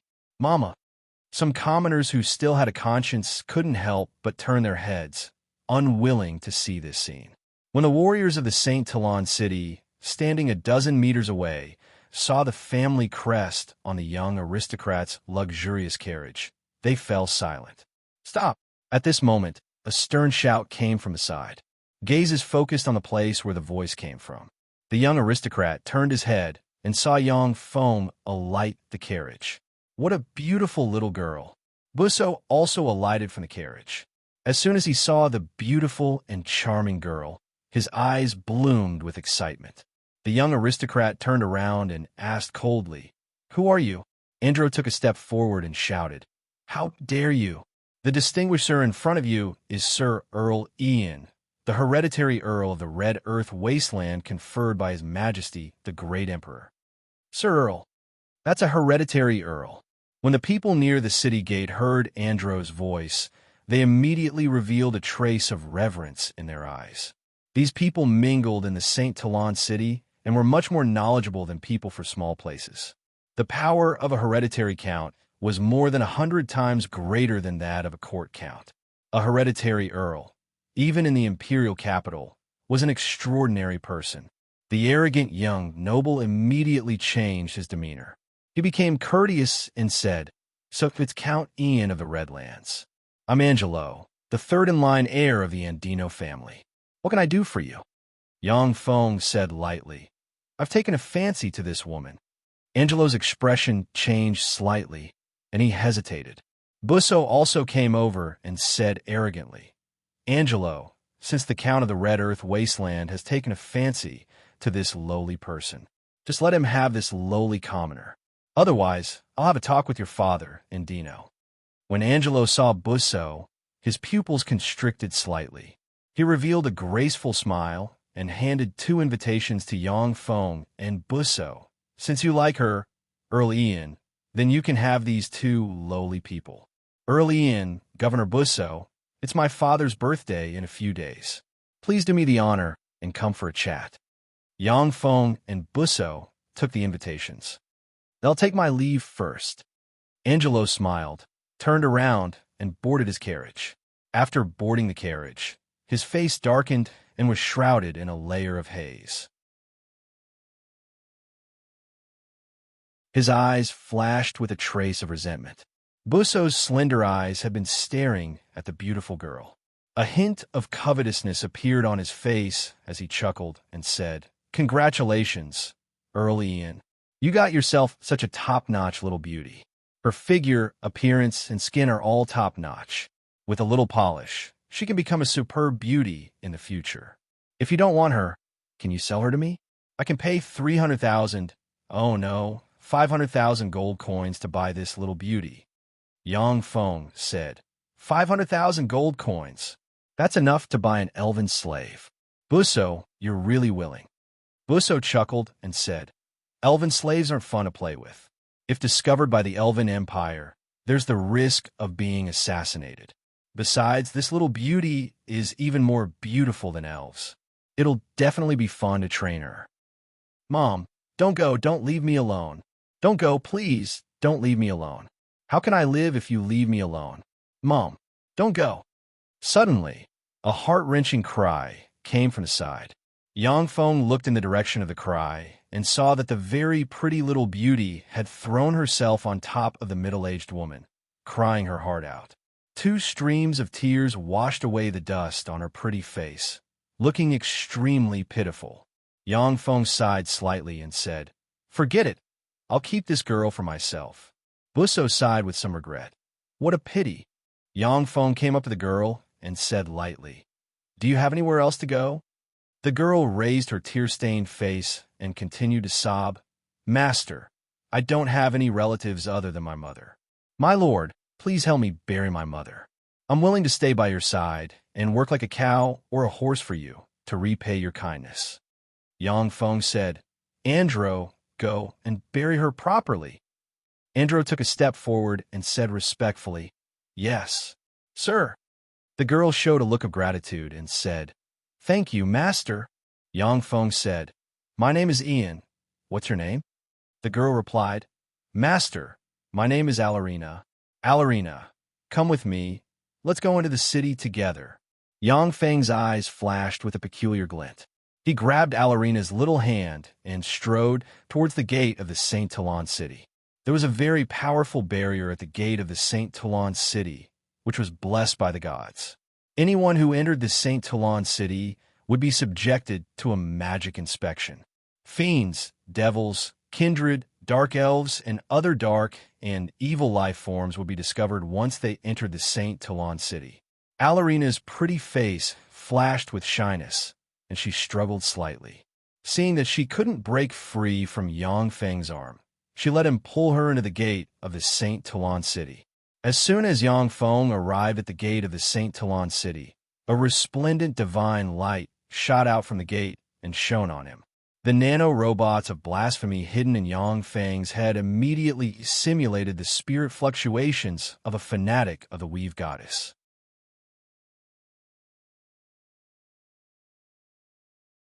Inside the gate of the Saint Toulon city, even if non-believers entered, they would be discovered in an instant and then burned to death at the stake.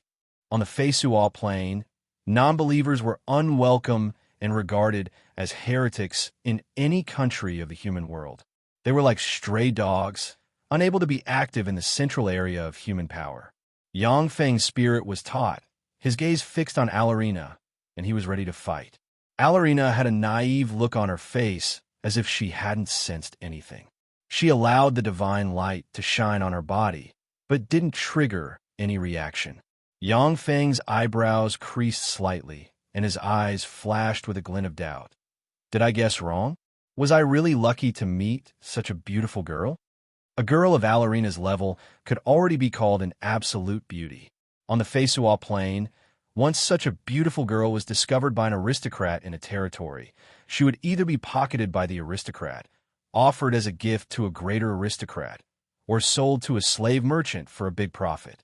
After entering the Saint Toulon city, Yang Feng silently recited an incantation and pointed at Alarina, and a single target evil detection spell fell on Alarina. Strands of pure white light radiated from Alarina's body, showing that this young lady was a pure person who had never betrayed her conscience and killed any intelligent beings. Yang Feng smiled self-deprecatingly. It seems that I was being paranoid.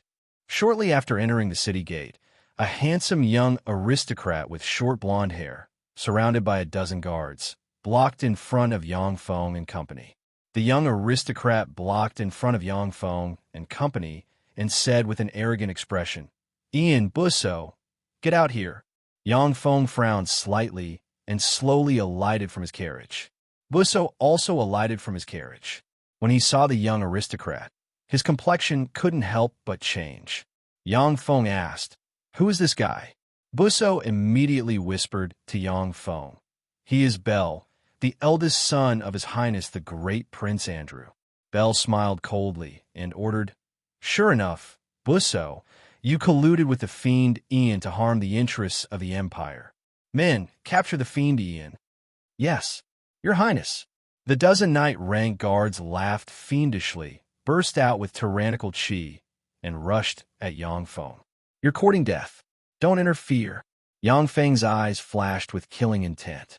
With a flick of his wrist, a king's sword forged from divine blood steel suddenly appeared in his hand. He took a step forward, erupted with firmament night, ranked chi in a flash, and sword rays shone like stars.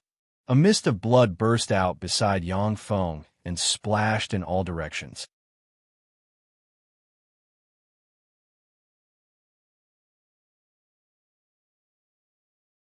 Chapter 254. When he saw this, Busso's heart trembled, and his eyes shimmered with fear. What a scary guy. That's the fiend Ian for you. Ever since Busso and Yang Feng reached a settlement, the relationship between the two parties quickly became closer. Busso's fear of Yang Feng slowly faded. Now that he saw the blood mist and pieces of corpses exploding around Yang Feng, fear welled up inside him, and he finally understood the terrifying meaning of the name Fiend Ian. Andro's eyes flashed with fanaticism and excitement. "This is our Lord, perfect, powerful, callous, and benevolent. How wonderful!" There was a flash of excitement in the eyes of the warriors who followed Yang Feng on expeditions. To them, only such a powerful monarch was worthy of following. As if a god of death walking in the secular world, Yang Feng walked up to in front of Bell, looked coldly at Bell, and unleashed the divine energy of fear in a flash. As if on the verge of life and death, as if one wrong word, one would be burned at the stake, a great fear enveloped Bell. Bell's face was pale, his eyes filled with fear, his body trembled, his mouth was dry, and he didn't dare to move his eyes away from Yang Feng. "Your Highness, these rebels tried to assassinate you. I'll help you kill them all." Yang Feng looked at Bell with an aloof tone and barked, "Your Highness, are you satisfied?" Face pale, Belle took 3 steps back and said tremblingly, "Satisfied, satisfied, satisfied." Overbearing, divine energy of fear permeated his body. Yang Feng took a step forward and said threateningly, "I killed these people. Are you satisfied?" "Yes." "Still not satisfied?" Belle said tremblingly. "Well done, well done." Yang Feng smiled contemptuously and waved his hand, saying, "Okay, you can go now." "Yes, yes." With a look of fear on his face, Belle mounted his horse and frantically fled into the distance. Busso said with a look of worship, "Ian, you're really amazing." Belle was an idiot who didn't even understand the rules of the aristocratic game. It was really difficult to deal with him. You scared him away with just one sentence. "You're really amazing." Ordinary princes still basically followed the rules of the game, and at least on the surface, they were very respectful to the greater nobles. As for Belle, he directly shed all pretense of cordiality with Yang Feng, which in the eyes of aristocrats was the most foolish behavior. However, Belle was a noble status. Busso did not have a good way to deal with him in a short time. Sirens came from afar, and the police of the St. Toulon city's imperial garrison hall were finally dispatched. Dozens of police who had been lurking nearby quickly rushed over. As soon as the policemen arrived at the scene, they saw more than a dozen corpses on the ground. Many of the policemen turned pale and their bodies trembled.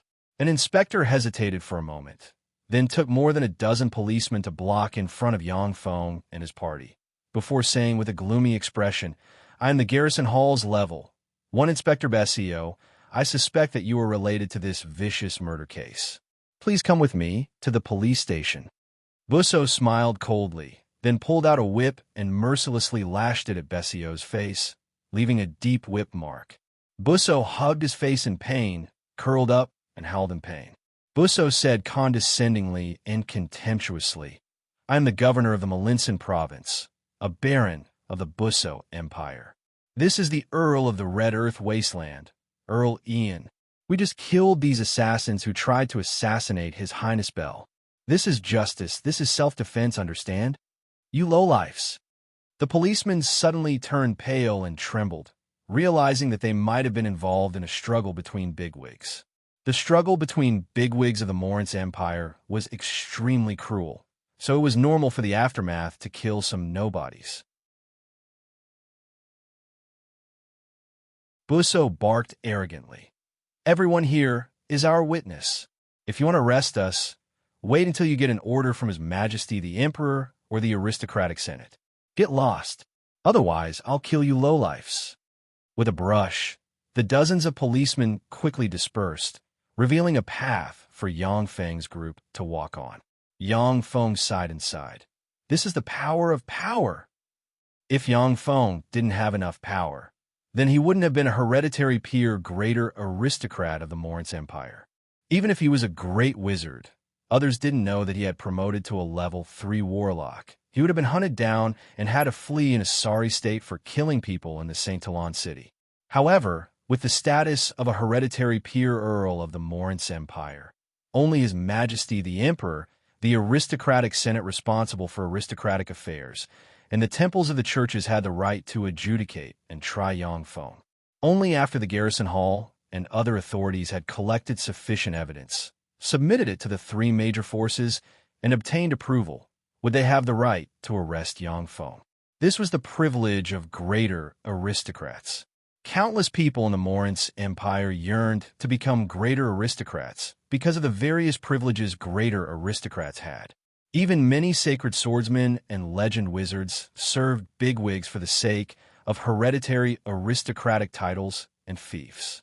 In the Morince Empire, which was an ancient empire with a heritage of more than 100,000 years, it was very difficult to become a hereditary peer aristocrat step by step. Even sacred swordsmen had to serve the empire and make enough contributions before they could become a hereditary peer aristocrat. Otherwise, they could only carry the title of a court aristocrat. If Yang Feng hadn't occupied the remote Red Earth Wasteland, developed it into a fertile land, and decisively chosen to annex it, he would have satisfied the emperor's vanity to expand his territory. If he satisfied the vanity of the emperor of the Morinth Empire to expand his territory, it was basically impossible for him to become a hereditary peer aristocrat of the Morinth Empire. The Orthix family had great power in the St. Talon city. Busso quickly arranged a large, well-equipped villa for Yang Feng and his party to settle in. After Busso arranged everything, he invited Yang Feng with an apologetic expression. "Ian, let's go for a drink. I owe you an explanation for today's matter." Yang Feng replied with a smile. "Okay." Along with a few guards, the two of them left the villa, entered two luxurious carriages, and went inside the St. Talon city. The carriages stopped in front of a magnificent hotel that covered an extremely large area and looked like a small manor. Yang Feng and Busso alighted the carriage. The beautiful and Gaiety Hotel is one of the 4 best hotels in the St. Talon city. It's very distinctive. Let's go in, Busso said with a mysterious smile. Yang Feng smiled and followed Busso into the beautiful and Gaiety Hotel. As soon as he entered the beautiful and Gaiety Hotel, Yang Feng saw elves, foxmen, catmen, dogmen, and other beautiful women of various races dressed gorgeously. It was a dazzling sight. When some relatively pure men saw such a scene for the first time, they didn't even know where to put their eyes. "Welcome to the beautiful and Gaiety Hotel. Distinguished guests, we will serve you wholeheartedly and give you a wonderful night." When the dozens of beautiful women of various races saw Yang Feng and Busso enter, they humbly prostrated themselves on the ground and spoke in unison, as if they were holy maidens serving gods. Yang Feng asked curiously, "Elves? They dare to use elves here? Isn't the master of this place afraid of being assassinated by the experts of the Elven Empire?"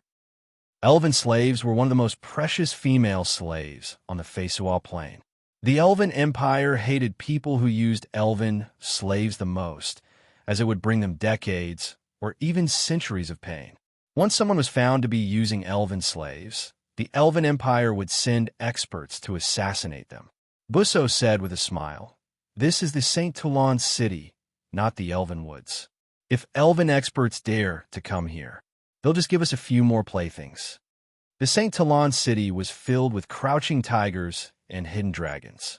Even if Starry Sky Warlock rank experts came here to behave atrociously, they would be suppressed. No matter how angry the experts of the Elven Empire were, they couldn't do anything about it. At this moment, a mature woman with a voluptuous figure, long wavy blue hair, a charming and enchanting appearance, and a touch of fragrance wafted over. She said with a refreshing smile on her face, "Governor Busso, you're here." Busso's eyes flashed with infatuation, and he caressed the hand of the mature woman twice, saying with a smile, "Annie, take us to the heaven-grade private room." Annie smiled sweetly, looked at Yang Feng, and asked curiously, "Okay, who is this?" Busso replied with a smile, "This is the Red Earth Wasteland's Earl Ian. He's a hereditary peer earl, so don't neglect him." A dignified look welled up in Annie's eyes. She smiled sweetly and said with a faint hint of respect, "So it's Earl Ian? Hello, I'm one of the managers of the beautiful and Gaiety Hotel. If you need anything, you can ask me. The beautiful and Gaiety Hotel will meet all your needs." Yang Feng replied lightly, "Okay." Under Annie's lead, Yang Feng and his party entered the beautiful and Gaiety Hotel. Along the way, Yang Feng's horizons were broadened. The beautiful and Gaiety Hotel was filled with beautiful women and had a variety of ways to play. Even he, who came from Earth, couldn't help but widen his horizons. Eventually, under Ain's lead, Yang Feng's group of 2 came to a spacious, secluded, and completely different from the outside world. Busso said with a wretched smile, "How about it? Are you interested? Let's go out and have some fun after dinner."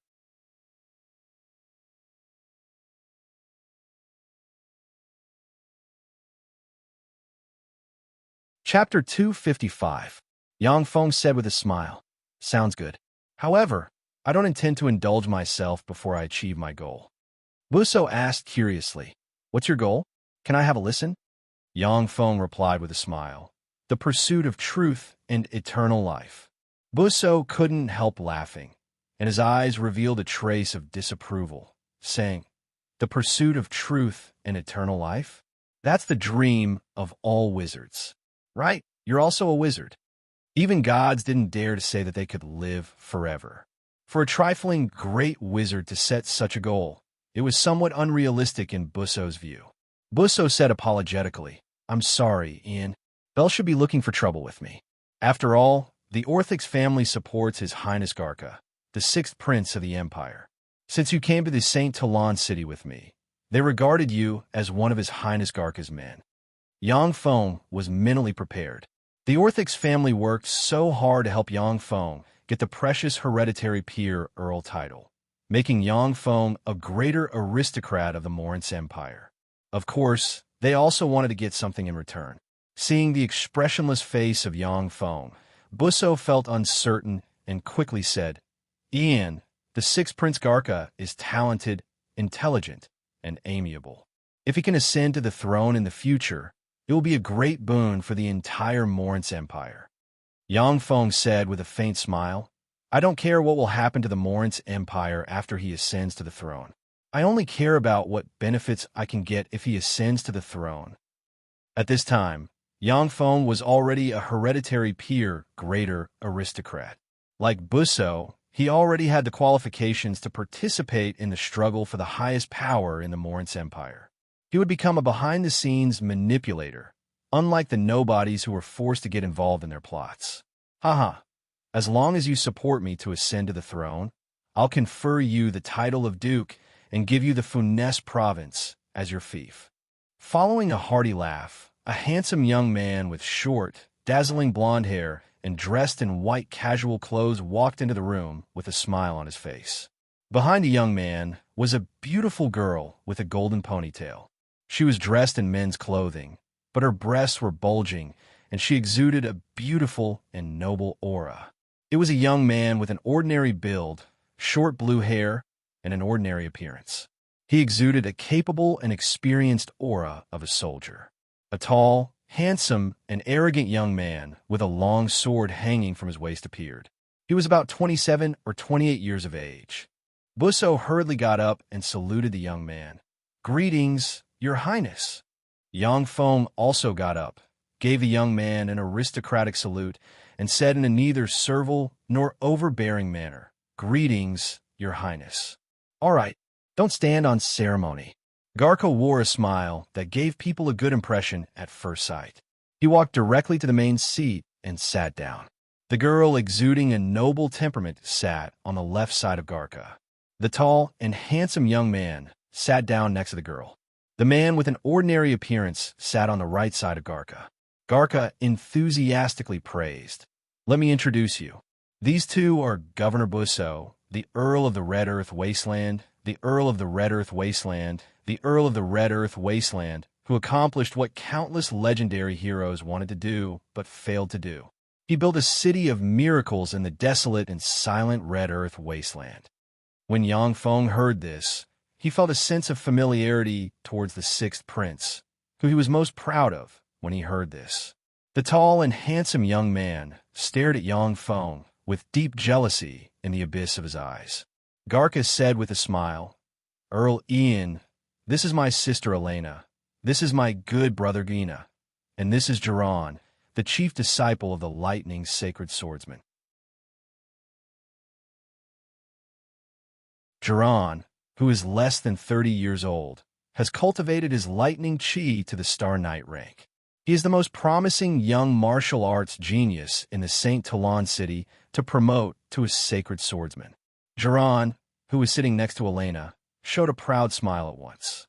To be able to cultivate to the Star Knight rank before 30 years old, this cultivation speed was extremely astonishing even in the Moritz Empire. Even with the guidance of a famous teacher, his cultivation speed was so fast, which proved how formidable Geron's talent in the way of the sword was. Garca said directly, "Earl Ian, as long as you support me. In the future, after I ascend the throne, I will definitely confer you the title of Duke and give you the Funès province as your fief." The Funès province, which bordered the Red Earth Wasteland, was a sparsely populated resource-poor province of the Morance Empire, and was covered in ice and snow all year round. Although the area of the Funès province was 2 to 3 times that of other ordinary provinces, but its population was less than 1/20th of that of other provinces. It was the most barren province of the Morance Empire.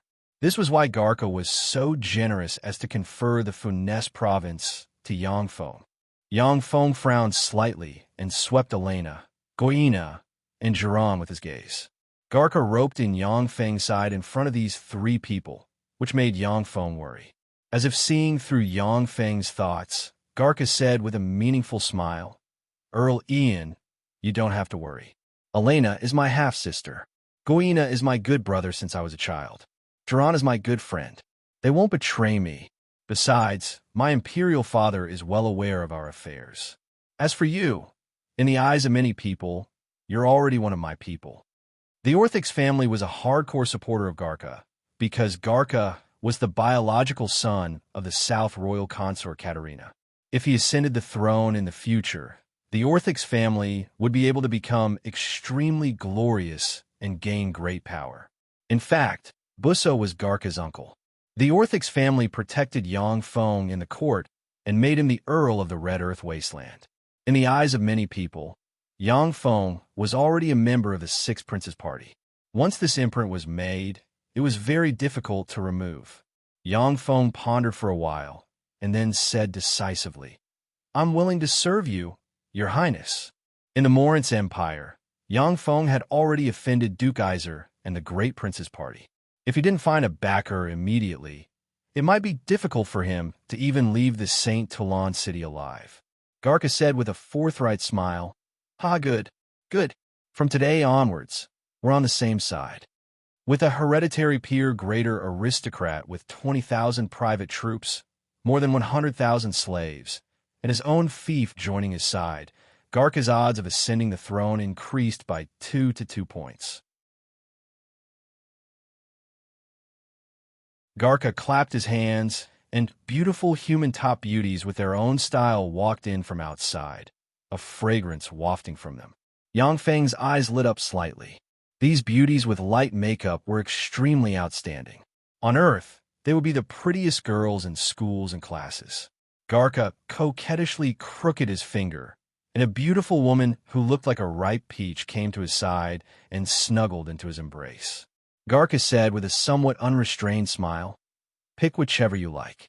If you want elves, foxes, or catwomen of other races, just say the word and they'll come." Busso laughed and directly picked a tall, big-breasted beauty. Goina picked a beautiful woman who exuded a coquettish and unrestrained aura. Yangfeng smiled and picked a petite, well-endowed, blue-haired girl with a pure and pitiful temperament. Elena and Jiran, on the other hand, rejected the women and made them leave one after another. Garca pinched the chest of the beautiful woman in his embrace, smiled slightly, and clapped his hands. "Earl Ian, you came at the right time. I'll let you experience the most wonderful show of the beautiful and Gaiety Hotel." Suddenly, pleasant music, like the tinkling of spring water flowing in the mountains, sounded. A stunning beauty with dazzling blonde hair, shrouded in a layer of beautiful light, full of mystery, charm, appeared in the center of the stage in the private room like a goddess who had descended from the god realm. 36 very beautiful human girls surrounded this stunningly beautiful woman. As if setting off the green leaves of a red flower, they used their beauty to set off the stunningly beautiful woman in the center. The moment the stunningly beautiful woman appeared in the center of the stage, accompanied by the melodious music, the room seemed to have become her domain. All eyes were deeply attracted by her. In the private room, she seemed to be the only protagonist. Yangfeng's gaze was also deeply attracted by the stunningly beautiful woman. When the stunningly beautiful woman moved, as if moonlight had fallen on the earth, a beautiful elf who was favored and blessed by the gods performed a beautiful dance to please the gods. The graceful dance was full of endless charm. With every leap and turn, the dancer's beauty and charm were displayed to the fullest. The dance of the 36 beautiful human girls in the center of the stage was also very beautiful and moving. But in front of the stunningly beautiful blonde woman's dance, as if in front of the sun, they were dim. Everyone's gazes were focused on the beautiful sun. They couldn't take their eyes off it, as if even breathing was a great waste. Finally, the stunningly beautiful woman stopped. As if the sun had restrained its radiance, she bowed towards Yang Feng and the others, and then retreated together with the 36 beautiful girls. Who is she? When the stunningly beautiful blonde woman retreated, Yang Feng finally couldn't help but ask. It was the first time that Yang Feng saw such a beautiful and moving dance. He, who had always let nature take its course, couldn't help but be slightly moved and coveted her.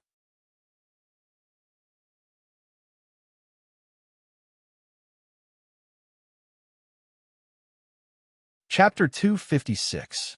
Garka smiled heartily and closed the distance between him and Yang Feng without leaving a trace. Huh, Ian, sure enough, you asked who she is. At that time, after watching her dance, my first words were exactly the same as yours. Garka smiled and said, if it was another woman, Ian, if you liked her, I could give her to you immediately. Unfortunately, not her. Her name is Florence, and she is a divine chosen of the goddess of dance. Apart from the aloof gods, no one in the Morin's empire can force her to do anything against her will. The goddess of dance Frederica was the youngest daughter of the strong divine power rank radiant primary god Prados of the Zalia divine system and the intermediate divine power rank empress of the earth goddess Maria. The radiant primary god Prados and the empress of the earth goddess Maria had a total of 9 daughters. 6 of his daughters had already died in the long battle, leaving only 3 daughters behind. Their 3 daughters were the goddess of joy Dorothy, the goddess of love Mavis, and the goddess of dance Frederica. Among them, the goddess of joy Dorothy and the goddess of dance Frederica were feeble divine power rank gods, while the goddess of love Mavis was a weak divine power rank god. As the goddess of dance, Frederica was known for her beautiful dance moves that could make even the gods fall in love with her. At the same time, she was also known for her weak combat strength. However, no one dared to bully her. That was because the radiant primary god Prados and the empress of the earth goddess Maria doted on their daughter very much. As Frederica's divine chosen, Florence might not have much power in the Morin's empire. However, anyone who dared to touch her would be regarded as blasphemy and would be burned at the stake. Even the emperor of the Morin's empire didn't dare to force Florence to be his plaything. Yang Feng said with some regret, so that's how it is. Before entering the Feisual plane, Yang Feng had already studied the Feisual plane. The divine chosen were the existences closest to the gods and most doted on by the gods. From time to time, the gazes of the gods would fall on their chosen. Yang Feng didn't dare to provoke such existences. Garka smiled and clapped his hands, saying, however, although I can't give her to you, but I can still invite her to have a drink with me. A beautiful human race woman, standing on the side, immediately retreated. Not long after, a stunning beauty wearing a white dress and a golden ponytail walked into the room with a smile. Her skin was as translucent as jade, and her pretty face was slightly flushed. There was a faint fragrance coming from her body, and there were still some water droplets at the tip of her hair that had yet to dry. Yang Feng's eyes lit up slightly.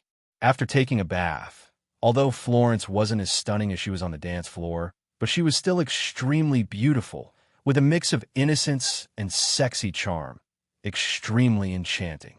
After Florence entered the room, she swept everyone with her gaze, smiled, and gracefully sat on an empty seat next to Yang Feng, a fragrance wafting from her. A look of disappointment flashed in the eyes of Busso and Geron. Garka smiled and introduced, Florence, you already know all the friends here. Let me introduce a new friend to you. This is the Red Earth Wasteland's Earl Ian, the Legend Earl of the Red Earth Wasteland, who accomplished what countless legend heroes wanted to do, yet failed to do. He built a miracle city in the desolate and silent Red Earth Wasteland. Florence stared at Yang Feng with curiosity in her beautiful eyes and revealed a sweet smile. You are the Red Earth Wasteland's Earl Ian. Hello, I am Florence, an ordinary dancer. It's a pleasure to meet you, Yang Feng said politely in a very skilled, aristocratic manner. I am Ian, beautiful Miss Florence. It's my honor to meet you. As if a curious baby, Florence asked, I have been to the Red Earth wasteland once. The climate there is dry, there is no water, and there is a lack of food. Ian, how did you build a city there? Yang Feng replied with a faint smile. Under the guidance of the mighty Weave Goddess, in order to spread the glory of the goddess, the miracle city was united and created a miracle. Only then do we finally build the miracle city. Florence was met with a soft rebuff, and a strange look flashed past her beautiful eyes. There had never been a man who dared to speak to her like this after witnessing her beautiful dance. In the past, as long as she slightly opened her mouth to ask, those men would automatically boast about their achievements and tell her everything, displaying their greatness. Garca interrupted with a smile. Florence, you don't have to ask any more questions. Everyone has their own secrets, don't you? Florence revealed an angry expression, looking very lovable. If you don't want to ask, then don't ask. Anyway, I don't really want to know. Yelena suddenly asked with a smile. Ian, I heard that you are an alchemist and have refined the magic sword warrior's edge. Do you still have the warrior's edge? If someone else asked me, I would definitely say no. But since the beautiful Miss Yelena asked me, then even if I don't have it, I still have it. Yang Feng smiled and flipped his hand, and a warrior's edge magic sword suddenly appeared in his hand. Bright magic radiance revolved around the warrior's edge, making it look full of mystery and power. When Jiran saw the warrior's edge, his eyes suddenly lit up, and he could hardly move his eyes away, as if he had seen a peerless beauty. Yang Feng smiled and handed the warrior's edge to Yelena. Yelena looked at the warrior's edge. Her beautiful eyes flashed with a peculiar glint, and she drew a dagger and slashed at the warrior's edge. Ding! Along with a crisp sound, the dagger made of fine steel broke into two pieces. So this is the warrior's edge. It's really a good sword. Yelena toyed with the warrior's edge fondly. Her beautiful eyes flickered with a peculiar glint, and she said unhurriedly, The Gale Sacred Swordsman Demidio defeated the Gale Sacred Swordsman Favela by relying on the warrior's edge.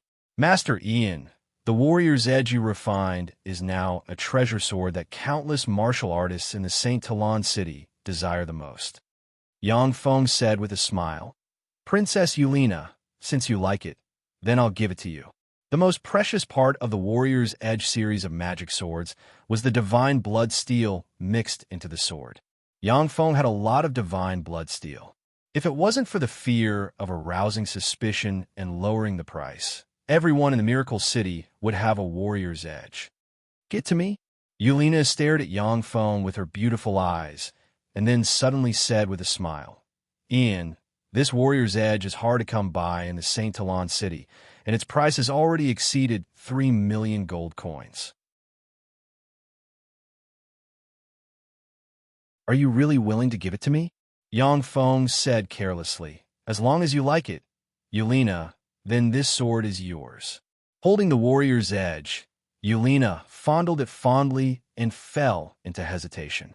On the Feisual plain, 3 million gold coins was a huge fortune. If used to buy slaves, you could even buy 300,000 slaves. Yelena hesitated again, and finally shook her head and returned the Warrior's Edge to Yang Feng. It's too valuable. I can't accept it. Yang Feng was slightly surprised, but he also smiled and took back the Warrior's Edge. Jiran suddenly said, Master Ian, I heard that you practice magic and martial dual cultivation. You're not only a great wizard, but also a firmament knight rank swordsman. Why don't we compare notes on swordsmanship here? Of course, I'll suppress my chi to the firmament knight rank. When he heard Jiran's words, Garca frowned slightly and looked at Jiran, who clenched his fists and had an envious expression on his face. In the room, both Florence and Yelena favored Yang Feng, and Yang Feng was the center of their conversation. This filled Jiran, who had always thought highly of himself, with jealousy. After he heard that Yang Feng was willing to give the Warrior's Edge worth 3 million gold coins to Yelena, Jiran could no longer suppress his jealousy. All right, I also want to give it a try and see to what extent my strength has reached. Yang Feng looked at Jiran, whose handsome face was slightly distorted due to jealousy, smiled faintly, got up, walked towards an open area outside, and drew an ordinary fine steel sword. When Jiran saw Yang Feng draw an ordinary fine steel sword, he secretly heaved a sigh of relief. The sword in his hand was an excellent fine steel sword, which was several notches stronger than the standard military swords of the Moritz Empire. However, it couldn't compare to the warrior's edge magic sword. When he saw Yang Feng exchange it for an ordinary fine steel sword, he heaved a sigh of relief. Damn it, you're not even using the warrior's edge. Are you looking down on me? I'll let you know the price of looking down on me. Jiran had just heaved a sigh of relief when anger welled up inside him. Staring at Yang Feng with anger in his eyes, he unsheathed the sword at his waist and walked up to Yang Feng. Jiran suddenly added, "We're just exchanging pointers in swordsmanship. Master Ian, don't use magic at a critical time." The abyss of Yelena's and Florence's beautiful eyes suddenly flashed with contempt. Mages were extremely weak in close combat. For a Star Knight like Jiran to fight a wizard in close combat was already somewhat unfair, yet he still didn't let Yang Feng use magic, which was somewhat shameless. Garka frowned slightly and took a deep look at Jiran. Yang Feng's eyes flashed with a scorching fighting spirit, and he said with a light smile, "No problem. I won't use magic. In other words, you alone can't force me to use magic."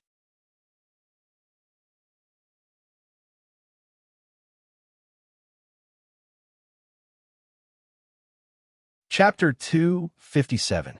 What a big tone. Let's see how I defeat you. Jiran's eyes flashed with a glint of fury. He barked, erupted with firmament knight, ranked Shi, and unleashed the lightning sacred swordsman's lightning sword art. Like lightning, dense sword rays swept towards Yang Feng, as if to devour him. Yang Feng's gaze was calm, and he also erupted with firmament knight, ranked Shi. After promoting to a level 3 warlock, Yang Feng's physical constitution was comparable to that of many level 3 extraordinary life forms. After Jiran erupted with Qi to strengthen his body, his physical constitution was far inferior to Yang Feng's. If Yang Feng cast a spell and transformed into a humanoid black dragon, he would be able to smash Jiran's sword rays with a punch, and then smash Jiran's heart with another punch. Such a tyrannical fighting style was the favorite fighting style of extraordinary life forms, such as dragons, ancient fiends, ancient devils, multi-armed trolls, and others with tyrannical bodies. This tyrannical fighting style also had its weaknesses. If you encountered an expert wielding a sword forged from divine blood steel, you would be killed in an instant. Some extraordinary life forms with extremely powerful physiques were restrained by human warlocks wielding secret treasures, and were often insta-killed before they could display their fighting strength. Of course, there were also various fighting methods in the demonic fighting sect, and swordsmanship was one of them. The demonic fighting sword art was a sword art that had been thoroughly tempered, and its power was boundless. Yang Feng unleashed the demonic fighting sword art. His sword moves were bold and unrestrained, and sword chi crisscrossed. As if lightning, the sword rays Jiran's sword turned and slammed into Yang Feng's sword rays and issued crisp sounds. No matter how fast he urged the sword rays, they were easily blocked by Yang Feng. Elena stared at Yang Feng with extraordinary splendor in her beautiful eyes, and her heart surged. Amazing, such a strong swordsmanship. His swordsmanship is even stronger than Jiran's. Garka's eyes shone brightly, and he was shocked. Amazing. Apart from gods, there are still people who can practice magic and martial dual cultivation. Are they this strong? On the Feisual plane, magic and martial dual cultivation was practically a legendary term. Only gods, elves, fiends, dragons, and other powerful beings with talent far beyond that of humans could practice magic and martial dual cultivation. Due to the existence of the weave, every time a human magician memorized a spell model, they would forget it the next day. It was extremely difficult for a human to become an official magician, and they would need to exhaust all their energy. As for great mages and magic shooters, they were realms that only magic geniuses who devoted themselves to magic research could reach. Whether it was martial arts or magic, Yangfeng was so formidable, it was simply eye-catching.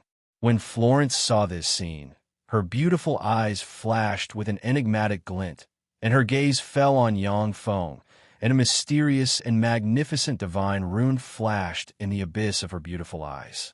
Yangfeng's initial execution of the demonic fighting sword art was still somewhat jerky.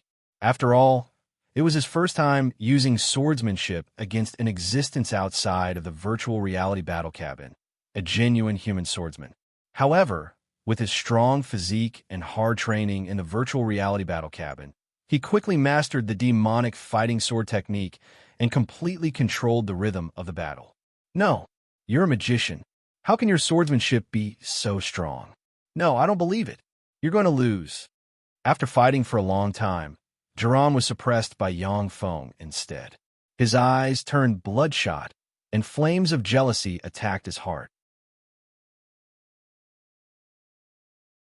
With a roar, he promoted his chi from the Firmament Knight rank to the Star Knight rank, and resplendent sword rays suddenly soared and stabbed at Yangfeng's vital points.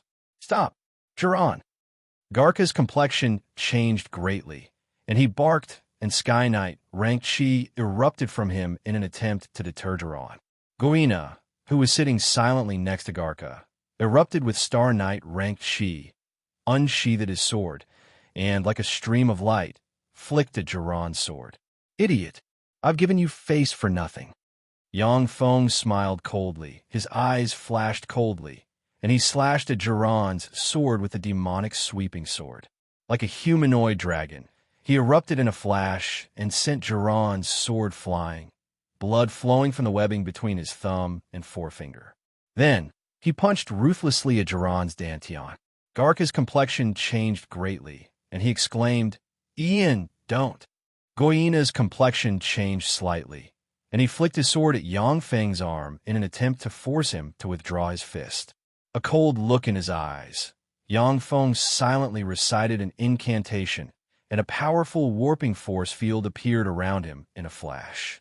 Twisted by the powerful warping force field, Goina was flung aside, and he watched helplessly as Yangfeng's fist slammed into Jiran's dantian. A frightening chi rushed into Jiran's dantian in a flash, crushed his dantian and meridians, and abolished his chance to cultivate chi. Wah! Jiran's complexion paled, and he spat out a large mouthful of blood. Then his face twisted, he collapsed on the ground in pain and curled up like a shrimp. Yangfeng said with a faint smile, "Your Highness Garka, I'm very sorry. Jiran wanted to kill me, but I was too heavy-handed and accidentally crippled him. I'm really sorry, I made a mistake." Garka smiled bitterly at once. Yangfeng even used a spell. This was deliberate, not a mistake. Obviously, Yangfeng didn't want to leave behind a hostile enemy like Jiran. As such, he used a thunderous method to cripple Jiran. Garka didn't even get a chance to make peace. Garka clapped his hands, and several beautiful maids came out. He pointed at Jiran on the ground and said lightly, "Take my good friend Jiran and treat him." "Yes." The several maids responded respectfully, then lifted Jiran and left. Garka frowned slightly and said with a bitter smile, "Ian, you were too heavy-handed. Jiran might not be much. However, his master, the lightning sacred swordsman, is ranked 15th in the St. Talon city. Now that you crippled Jiran, the lightning sacred swordsman won't take this lying down." Yangfeng said with a faint smile, "A trifling sacred swordsman is just an ordinary commoner. Would he dare to assassinate me?" On some low-level planes, a sacred swordsman was already the most powerful existence on the plane. On those planes, the status of sacred swordsman was naturally very high. However, on the Feisual plane, although sacred swordsmen were powerful, but they weren't rare. In the St. Talon city alone, there were more than 40 famous sacred swordsmen, and this didn't include the hidden experts of churches and major forces. If it was the Moritz Empire's all-gods sacred mountain, then the number of legend-rank powerhouses would be even more. Sacred swordsmen were respected and had a very high status in the Saint Talon city, but they still couldn't compare to a hereditary peer earl with 20,000 troops. Jiran was jealous when he saw Yang Feng, because he knew very well that even if he promoted to a sacred swordsman in the future, his status would be far inferior to that of a hereditary peer earl like Yang Feng. Garka pondered for a while before saying, under normal circumstances, he shouldn't be so irrational. However, if he swallows his pride and acts recklessly, he's a most dangerous assassin. Yang Feng asked, is Jiran the only disciple of the lightning sacred swordsman? Garka replied, no, the lightning sacred swordsman has dozens of disciples, but Jiran is the most outstanding one. Yang Feng said meaningfully, the lightning sacred swordsman has a lot of family and friends in the Saint Talon city, right? Garka suddenly smiled and said, yes, he does have a lot of family and friends in the Saint Talon city. The lightning sacred swordsman had too many concerns in the Saint Talon city, which meant that he couldn't take a risk and act as an assassin to assassinate a greater aristocrat like Yang Feng, who had a lot of troops and countless subordinates. Otherwise, once he was forced to wander the world, his family, friends, and disciples would be avenged and die a tragic death. In fact, in the Morin's Empire, if they weren't forced to live, or if there was another reason, no sacred swordsman would be willing to assassinate a greater aristocrat. Basically, no sword saint would be willing to assassinate a great noble. That would definitely incur the wrath of the masses, and the consequences would be miserable. Yang Feng said lightly. Besides, it's not like Jiran can't be saved.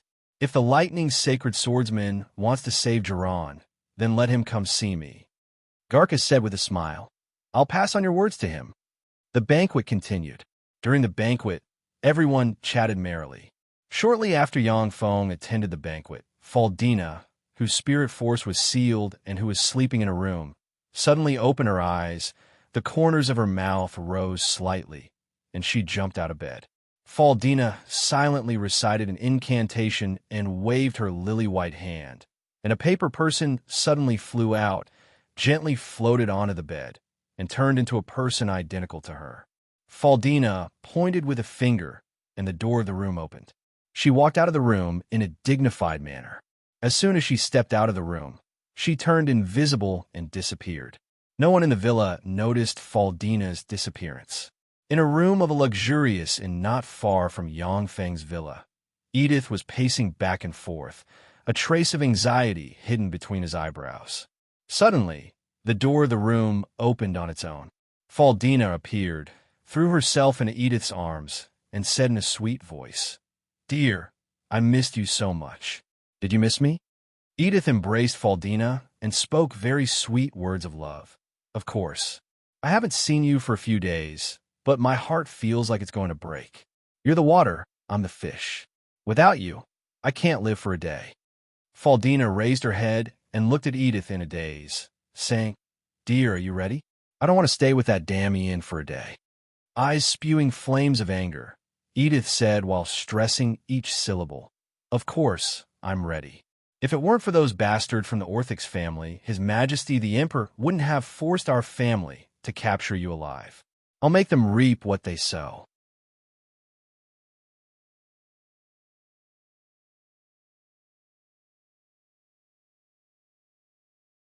Chapter 258. A cold glint flashed past Edith's eyes, and he said solemnly, Faldina, don't worry. I'll arrange everything soon. At that time, Ian and Busso, these two beasts, will definitely die without a burial place. Faldina smiled sweetly, nestled in Edith's embrace, and revealed a sweet smile. MHM, I believe in you. I'll make Ian head over heels for me. In the distance, at the banquet, Yang Feng's eyes suddenly constricted slightly and flashed brightly, and killing intent flashed past the abyss of his eyes. Faldina was undoubtedly a very charming woman. If it wasn't for Yang Feng's vigilance, he might have really been captivated by her. When the banquet was over, Busso took the beautiful woman in his arms into a private room of the Beautiful and Gaiety Inn. Florence left halfway through the banquet. Garca's group of 3 left the beautiful and Gaiety in with the 2 beautiful women. After drinking a few cups with the little beauty beside him, Yangfeng suddenly waved his hand and had the somewhat regretful little beauty withdraw. From the side of the private room, a beautiful blonde woman walked over gracefully and sat on the seat next to Yangfeng. She was the divine chosen of the goddess of dance, Florence. Florence's beautiful big eyes flickered with a clear and pure light, and she sighed faintly. "Wizard Ian, why did you come to the St. Talon city and get involved in this whirlpool? The struggle for the throne has always been the most dangerous thing. With your aptitude, if you stay in the Red Earth City, you'll definitely become a legend wizard in the future." Legend wizard? The abyss of Yangfeng's eyes revealed a trace of ridicule. With the tremendous resources at his disposal, he could promote to a great warlock before the age of 100. He didn't care about a trifling legend wizard. On the Feisual plane, only demigods as well as the aloof gods were Yangfeng's targets. Yangfeng's purpose in having his avatar become a member of the gods was to have it enter the Feisual plane. In this way, even if Yangfeng's true body died on the Tsangxi plane, he could be reborn as a god on the Feisual plane. On the Feisual plane, there was no one who could cultivate in seclusion for hundreds or even thousands of years and become a god. Only the offspring of 2 gods could be born as gods, and that was only a possibility. Only those who were favored by a powerful god, nurtured with great care, and bestowed with godhood could become a god's subsidiary god. In addition, if anyone wanted to become a god, they would have to establish their own church and force. Only then would they be able to rely on a huge amount of faith power to ignite the divine fire, condense the divine personality, break through the limits of mortals, and become a god. In this process, he had to fight the struggle for power and profit, the establishment of a huge force. All of these required a huge amount of resources. These resources were already occupied by interest groups, so they could only kill the other party and snatch those resources for themselves. All of this required power and strength. As the center of power of the Morince Empire, one of the 2 human empires of the Feisual Plain, the St. Talon city, since Yangfeng decided to step into this place, he was already involved in this huge whirlpool. Either he would be crushed by this huge whirlpool, or he would cross this huge whirlpool and obtain huge benefits and power, the power that even sacred swordsmen and legend wizards would bow their heads to. Yangfeng drank a cup of wine in one gulp and said with a smile, "When awake, control the world. When drunk, lie on the knees of beauties." This is the hidden ambition of every man. Most men can become such existences, and even women are no exception. Many ordinary people don't even have the chance to become such people. Now that such an opportunity is in front of me, I can't give it up. When awake, control the world. When drunk, lie on the knees of beauties. Florence quietly mulled over this sentence. Her beautiful eyes flashed with a peculiar splendor, and she suddenly smiled sweetly, saying, "I couldn't tell that you're a poet, Ian, to be able to recite such a charming and profound poem." Yangfeng's gaze suddenly became extremely sharp, and he said with a smile, "Florence, whose people are you?" Florence replied with a smile, "I'm no one's people. I'm the best friend of the 19th princess, Princess Stacy. I came back this time because I don't want to see a friend get involved in this dangerous and turbid whirlpool." Yangfeng carefully stared at Florence, his gaze as sharp as a blade. He remained silent, and a formidable pressure slowly diffused from him. Florence suddenly got up and smiled sweetly. "Okay, I'll go first. If there's a chance, we'll meet again. At that time, if I'm in a good mood, I'll dance for you." Yangfeng was taken aback slightly, then revealed a smile and said lightly, "Okay." Florence waved her lily-white hand, and a slip of paper fluttered in front of Yangfeng. "This is the address of the great sage Adrian. His daughter Tiffany and I are good friends. If there's a chance, go to the great sage's house and take a look. Presumably, you'll be pleasantly surprised. Tell him that I recommended you. At the very least, he won't refuse to let you in." After she finished speaking, Florence turned around and left, a fragrance wafting from her. The divine chosen of the goddess of dance. What an interesting beauty. Yang Feng smiled faintly. His gaze fell on the slip of paper, and he memorized the address. The next day, Busso slept until noon before getting up. When Busso came to the private room, he apologized to Yang Feng repeatedly. "I'm sorry, Ian. That little vixen is really charming. I'm sorry." Yang Feng put down the book in his hand and said with a faint smile, "Sit down." Busso unconsciously followed Yang Feng's instructions and sat down opposite him. On the table, in front of the two people, there were all kinds of rare delicacies. Yang Feng said solemnly, "Tell me about the situation in the capital. Who are our enemies? Who are our friends? Who are our allies?" Although Yang Feng already had the intelligence network of Artes, but this intelligence network had just been established not long ago. He could only get in touch with the lower class and some ordinary information. Artes was just an ordinary lesser aristocrat at the border. He couldn't get in touch with the struggles and information of the upper class. Even with the support of a huge amount of money, it wasn't easy to establish a huge intelligence network. Busso said solemnly, "At present, the most promising to inherit the throne in the Moritz Empire are the great Prince Andre, the third Prince Porta, the sixth Prince Garca, the ninth Prince Sanel, and the 13th Prince Sucre. The other princes have no right to inherit the throne." In the Moritz Empire, only the children of the two empresses and 4 consorts had the right to inherit the throne. The other princes and princesses had no right to inherit the throne, and their status was just like that of ordinary aristocrats. They couldn't even compare to a newly promoted greater aristocrat like Yang Feng. The great Prince Andre, whose mother is Empress Susanna, has the support of the Hansen family, the Uvago family, and the Sakaz family. Susanna is the daughter of the patriarch of the Sakaz family. The third Prince Porta, whose mother is Consort Sophia, has the support of the Seiza family and the Somin family. Sophia is a woman of the Somin family. The sixth Prince Garca has the support of the Orthics family and the Wendif family. The ninth Prince Sanel, whose mother is Consort Yelena, he has the support of the Sorrow family. The 13th Prince Sucre, whose mother is Consort Alva, he has the support of the Kiddo family. In terms of power alone, the great Prince Andre, the third Prince Porta, and His Highness Garca have the greatest power. With you joining us, our power will be able to contend with the great Prince Andre," said Busso with an excited expression. When Yang Feng heard that, he realized how important he was. In the Moritz Empire, many greater aristocrats could no longer move forward. They would naturally choose to seek stability and wouldn't get too involved in the power whirlpool. The families mentioned by Busso were all greater aristocrats with high statuses. For the sake of their glory, splendor, wealth, and rank, they had no choice but to go all out.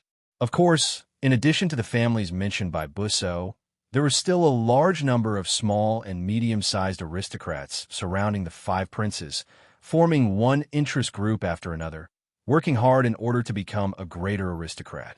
As Yang Feng continued to talk with Busso, he gradually gained some understanding of the current situation of the Moritz Empire. Moritz 2867th was old and could die at any time. The 5 princes had their sights locked on the throne. Of the 5 princes, the mother of the great Prince Andre was a noble empress and had the full support of the 3 families. He was a wise and outstanding man. He was the Grand Marshal of the Southern Army of the Moritz Empire. He commanded the Southern Army to fight the Desert Empire in the south all year round. He won more than he lost. He was a famous general of the Moritz Empire. Among the 5 princes, Andre outshone others, pressuring the other 4 princes to the point that they couldn't breathe. The 4 princes had a tacit understanding and secretly joined hands to suppress Andre's forces. At the time in the court, the reason why Yang Feng could become the Earl of the Red Earth Wasteland so smoothly was because the forces of the other 3 princes had a tacit understanding and kept quiet. Even though Yang Feng had joined the camp of the 6th Prince Garca, the 4 princes were still at a disadvantage against the great Prince Andre. After all, The four princes were also constantly fighting against each other, unable to form a joint force. After Yang Feng understood the specific situation, he could only smile bitterly in his heart. If he had a choice, he would be more willing to join the faction of the Great Prince. After all, the Great Prince was obviously much more powerful. Whether in terms of legal system or strength, the Great Prince had the advantage. Unfortunately, he had already been labeled, leaving him with no room for choice.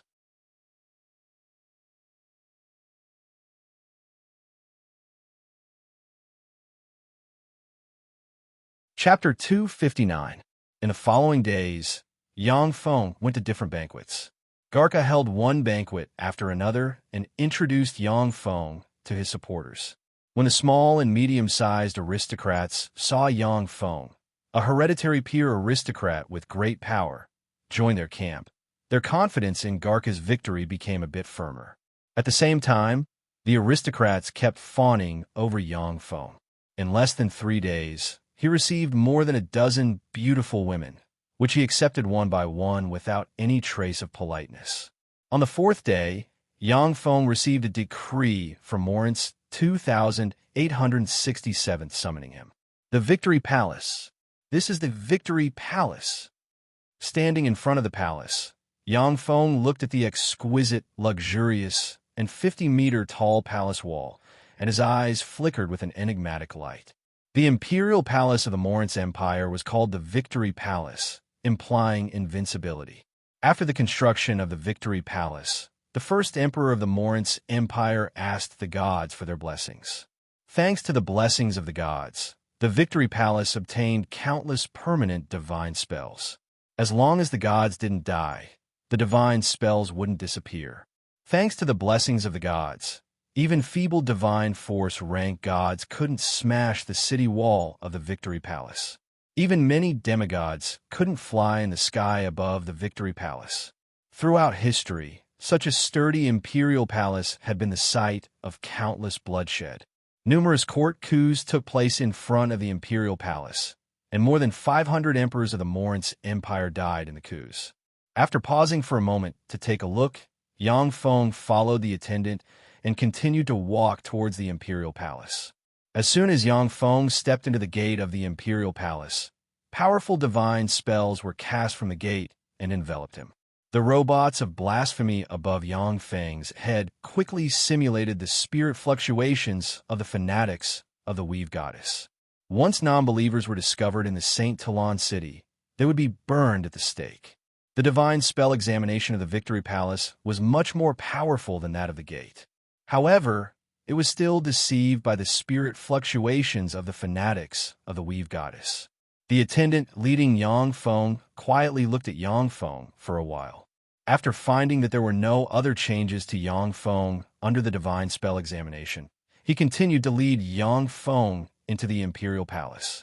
Inside the hall, Moritz 2867 sat on the throne, high above, and looked down.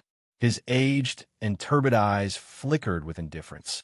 An official said, "Your Majesty, the Red Earth Earl Ian has arrived." Moritz 2867 said indifferently, "Let him in." Yang Feng slowly stepped into the hall. As soon as he entered the meeting hall, Yang Feng felt a powerful pressure coming from the gold throne, as if the person sitting on the gold throne is the ruler of the world, and no one is allowed to defy him. Within this meeting hall, one of the blessings of the gods was the pressure of an emperor. As soon as one entered the great hall, one would be affected by the pressure of the emperor and would unconsciously be in awe of the man sitting on the throne. Some people who were not mentally strong would feel the pressure in their hearts when they felt the monarch's pressure, and they would not even be able to speak properly. "Your humble servant, Ian, Earl of Red Earth of Miracle City, greets your Majesty." Yang Feng stepped forward, knelt on one knee, and saluted Moritz 2867. When aristocrats of the Moritz Empire had an audience with the emperor, the highest form of etiquette was to kneel on one knee. Normally, when aristocrats saw the emperor, they would just bow slightly in salute. However, this was the first time Yang Feng came to have an audience with Moritz 2867, so he had to kneel on one knee. Morin's 2867th looked at Yang Feng curiously and said faintly, "Get up." Yang Feng got up and said, "Thank you, Your Majesty." Morin's 2867th suddenly said, "Ian, I heard that you robbed hundreds of millions of gold coins from the Malinsan province. Is this true?" Gazes of Schadenfreude focused on Yang Feng. The officials of Garka's faction became nervous. If Yang Feng didn't respond well, then it would be a disaster. Morin's 2867th had a very eccentric temperament. As he grew older, he killed faster and faster and became more and more unscrupulous. Standing among the courtiers, Busso's back was drenched in cold sweat. He feared that if Yang Feng didn't respond well, then Morin's 2867th would order him to be killed. Yang Feng said with a faint smile, "It's true." Morin's 2867th's eyes suddenly lit up. Yang Feng added without batting an eyelid, "However, Governor Busso is a famous general. After being defeated by him 44 times in a row, this humble servant finally came to his senses. Furthermore, I returned all the plundered property to the aristocrats who were plundered by this humble servant." Morin's 2867th's face became gloomy at once. He originally planned to squeeze hundreds of millions of gold coins from Yang Feng and enjoy himself. An official of the Great Prince's faction jumped out and barked, "Ian, do you think you can return it just because you said so? Do you have any evidence of returning the property to the poor aristocrats you plundered? If you don't, then you're deceiving His Majesty and committing the crime of deceiving the sovereign." Morin's 2867th's face became even gloomier. Yang Feng smiled and flipped his hand, and 3 vials of magic elixirs blossoming with blood-like radiance appeared in his hand. "Your Majesty, I'm a wizard and a grand pharmacist proficient in pharmacology. When I studied pharmacology and traveled the world, I found a potion formula passed down from ancient times. That magic potion formula was as strong as a dragon. As a man, I studied this prescription and successfully concocted a few bottles of dragon strengthening magic potion. I would like to dedicate these vials to you." Morin's 2867th's eyes constricted and flashed with excitement. He shouted impatiently, "Present them." Once taken by a man, the potion dragon-like strength would allow him to maintain a dragon-like vigor and terrifying physical strength. Besides, not only did it have no side effects, but it also had the effect of strengthening the body. Before the Battle of the Gods, this was the favorite potion of the emperors and greater aristocrats in the secular world. However, due to dragon-like strength, this potion wasn't valued in the era of the Battle of the Gods. Only then did it disappear in the long river of history. In the Victory Palace, there were many potioneers who specialized in concocting various potions for the emperor to take. However, none of those magic potions could compare to the legendary strength of a giant dragon.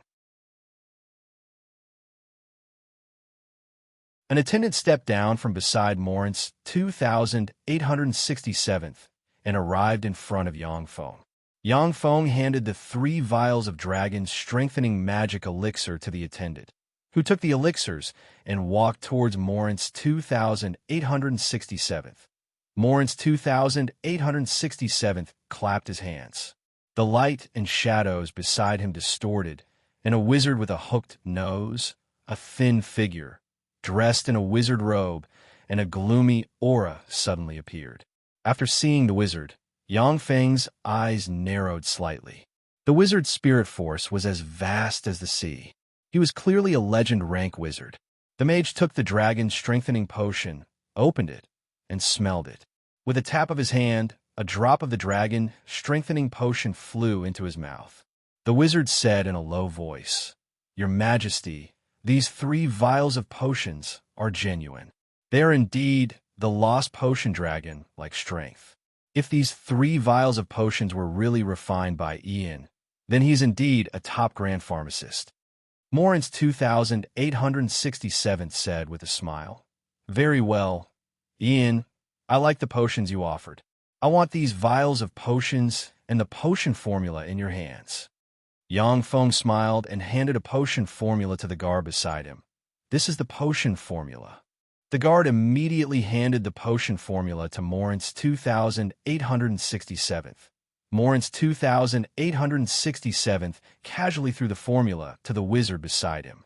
Looking at Yang Feng more favorably, he said with a smile, "Ian, I'll accept your treasures. What reward do you want? Speak." "For the treasures this humble servant offered to make you happy, your majesty, is this humble servant's greatest honor. To be able to serve you, your majesty, is this humble servant's lifelong wish." Yang Feng smiled slightly, then his tone changed. He pointed to the official who just jumped out and said, "This person, while this humble servant was talking with your majesty, without obtaining your majesty's permission, interrupted your majesty and framed this humble servant. Your majesty, please uphold justice for this humble servant." Morin's 867th's indifferent gaze fell on the official. The official's legs went soft, and he pleaded bitterly, "Your majesty, I didn't frame him. Your majesty, I really didn't frame him." Morin's 2867th said indifferently, "Martini, you dare to frame a greater aristocrat of the empire? Men, drag him out and hang him." Martini slumped to the ground, snot and tears flowing down his face, and kowtowed repeatedly, "Your majesty, this humble servant didn't frame him. Your majesty." Several guards walked over from the side, grabbed Martini, and dragged him outside. In the reception hall, gazes filled with fear and dread focused on Yang Feng. When Yang Feng saw Martini being dragged out, a chill involuntarily welled up in the abyss of his eyes. An official of the imperial court was dragged out and killed after saying a few words. There wasn't even a trial. The danger level of Morin's 2867th could well be imagined. He was an incapable ruler among incapable rulers. With such an incapable ruler sitting on the throne, Yang Feng felt that his fate was not under his control.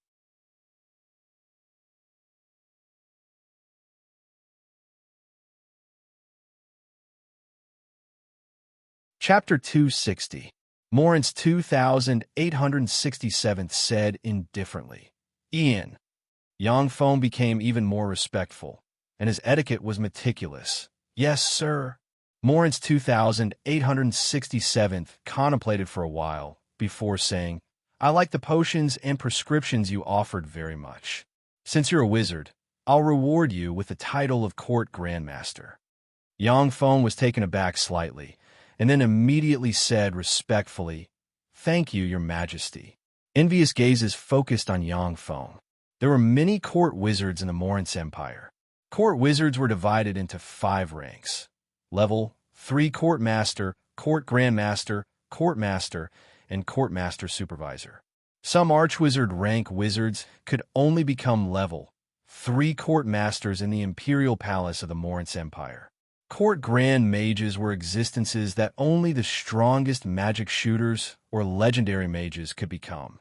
For a trifling great wizard like Yang Feng to be able to become a Court Grandmaster was both an honor and a great power. According to the custom of the Imperial Palace of the Morin's Empire, a Court Grandmaster had 1 level, 3 Court Master, 8 level, 2 Court Masters, and 50 level, 1 Court Masters as subordinates. In other words, once Yang Feng became a Court Grandmaster, he would have 59 powerful wizards as subordinates. Of course, whether or not he could truly subdue the 59 powerful wizards as subordinates depended on Yang Feng's ability. In the Saint Talon city, with the blessings of the gods and countless purification barriers, Yang Feng couldn't use the liquid metal nano-robots to control others. Otherwise, if he was careless and was discovered, the foundation he laid would be destroyed. After accepting the appointment, Yang Feng obediently retreated to the side of Busso among the courtiers. As a hereditary peer earl, he was also qualified to attend the court. Shortly after, the court meeting dispersed. "Sir Earl Ian, His Majesty invites you to the imperial study." Yang Feng was just about to leave when an attendant came up to him and said respectfully. Yang Feng replied, "Okay." Yang Feng followed the attendant through winding corridors and arrived at the imperial study. Inside the imperial study, only Morin's 2867th sat on a chair and casually flipped through a memorial. Yang Feng performed an impeccable etiquette and then said, "This humble subject Ian greets your majesty." Morin's 2867 slowly turned around, looked at Yang Feng with his slightly turbid eyes, revealed an enigmatic smile, and said faintly, "Ian, I heard that when you came to the St. Talon city, you were invited to the beautiful and gaiety Inn by Garca and spent a wonderful night there. Ian, what did Garza talk to you about?" Yang Feng was greatly alarmed, and countless thoughts revolved in his mind. Relying on the extraordinary perception of a level 3 warlock, he could vaguely perceive that there were at least 6 legend-rank forces locked onto him in the room. Once he made the slightest movement, he would be besieged by the 6 legend-rank experts. Cold sweat trickled down Yang Feng's back. His thoughts revolved lightning fast, and he finally said honestly, "His Royal Highness the 6th Prince invited this humble servant to the beautiful and gaiety Inn in hopes that this humble servant will join his camp against the great prince and assist him in ascending to the throne." Morin's 2867th asked seemingly carelessly, "Did you agree to it?" Yang Feng replied, "Thanks to Governor Busso's recommendation, this humble servant was able to submit to your majesty and become the Earl of the Red Earth Wasteland. Therefore, this humble servant only hesitated slightly before agreeing to join His Royal Highness the 6th Prince's camp." Morin's 2867th said with a chuckle, "It was me, not Garca, who promised you the title of Earl of the Red Earth Wasteland. The one you should be loyal to is me, not him." Yang Feng bowed his head slightly and said respectfully, "Yes, yes, it was indeed your majesty who promised me the title of Earl of the Red Earth Wasteland. This humble servant is willing to serve your majesty until the day I die." Morin's 2867th was an incapable ruler who killed without batting an eyelid and did as he pleased. As long as his bottom line wasn't crossed, Yang Feng didn't want to disobey him. Yang Feng said resolutely, "If your majesty wants this humble servant to leave His Royal Highness the 6th Prince's camp, then this humble servant will immediately sever all ties with them." Compared to his own life, the friendship between Yang Feng and the 6th Prince Garca was simply not worth mentioning. Morin's 2867th nodded with satisfaction and said meaningfully, "No need. Since you promised Garca, assist him well." Yang Feng heaved a long sigh of relief. He felt that the clothes on his back were already soaked with sweat, yet he said respectfully, "Yes, your majesty." Accompanying a ruler was like accompanying a tiger. Morin's 2867th, this incapable ruler, was extremely dangerous. If he didn't handle it well, he might be killed. Morin's 2867th said faintly, "Okay, if there's nothing else, you can take your leave." Yang Feng suddenly said, "Your Majesty, this humble servant has a matter to report." Morin's 2867th said indifferently, "Speak." Yang Feng said respectfully, "This humble servant wants to open a magic college in the St. Talon city to cultivate magic talents for the Empire. This humble servant would like to invite your majesty to be the dean of this magic college." The inheritance of magic on the Feisual plain was very ancient.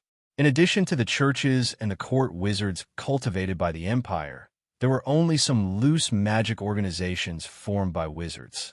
Apprentice wizards were discovered by wizards during their travels or recommended by acquaintances before they were accepted and nurtured, or passed on in the form of a wizard family.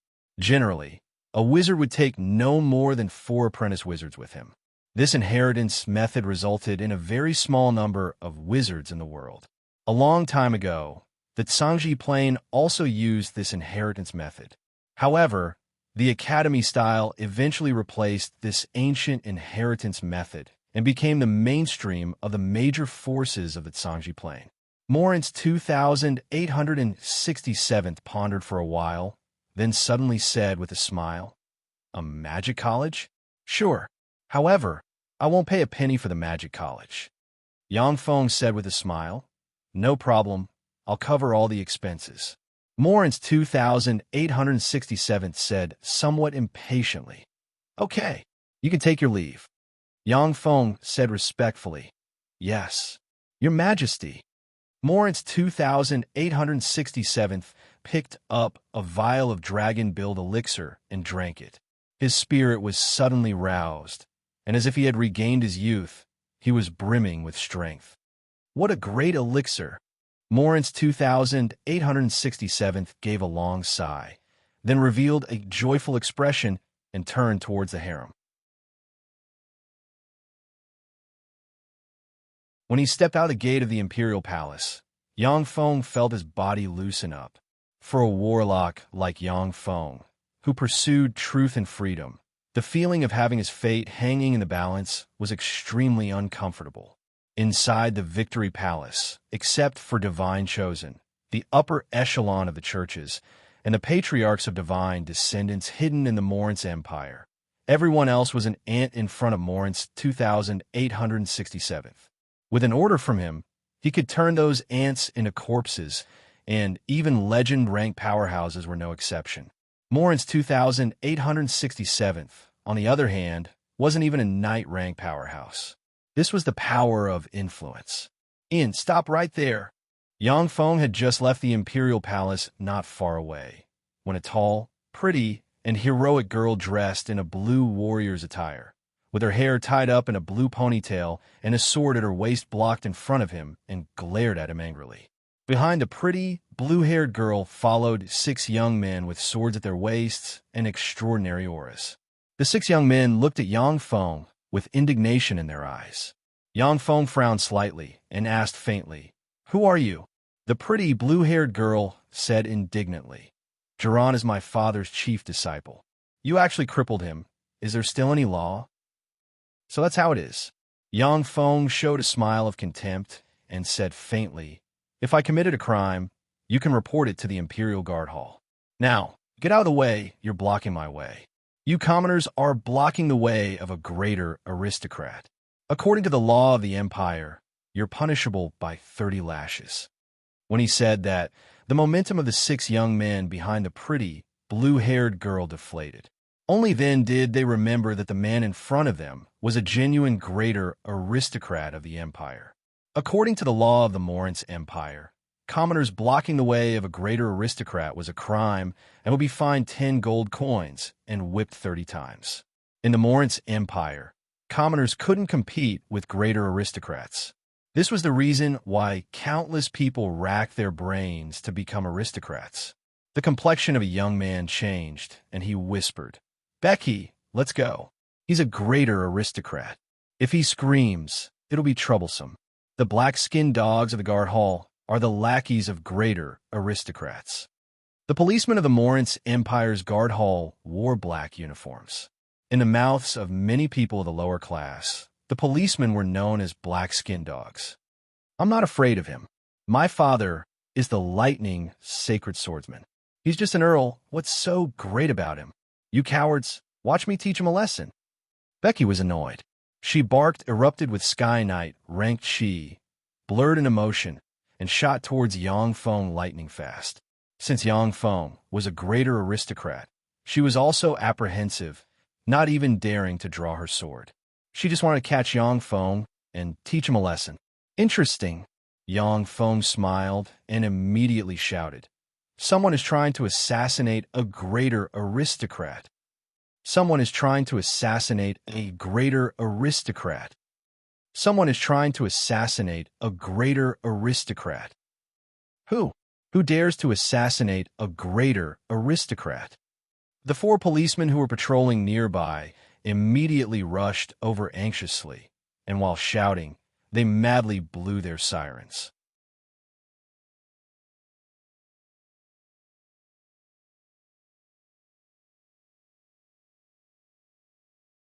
Chapter 261.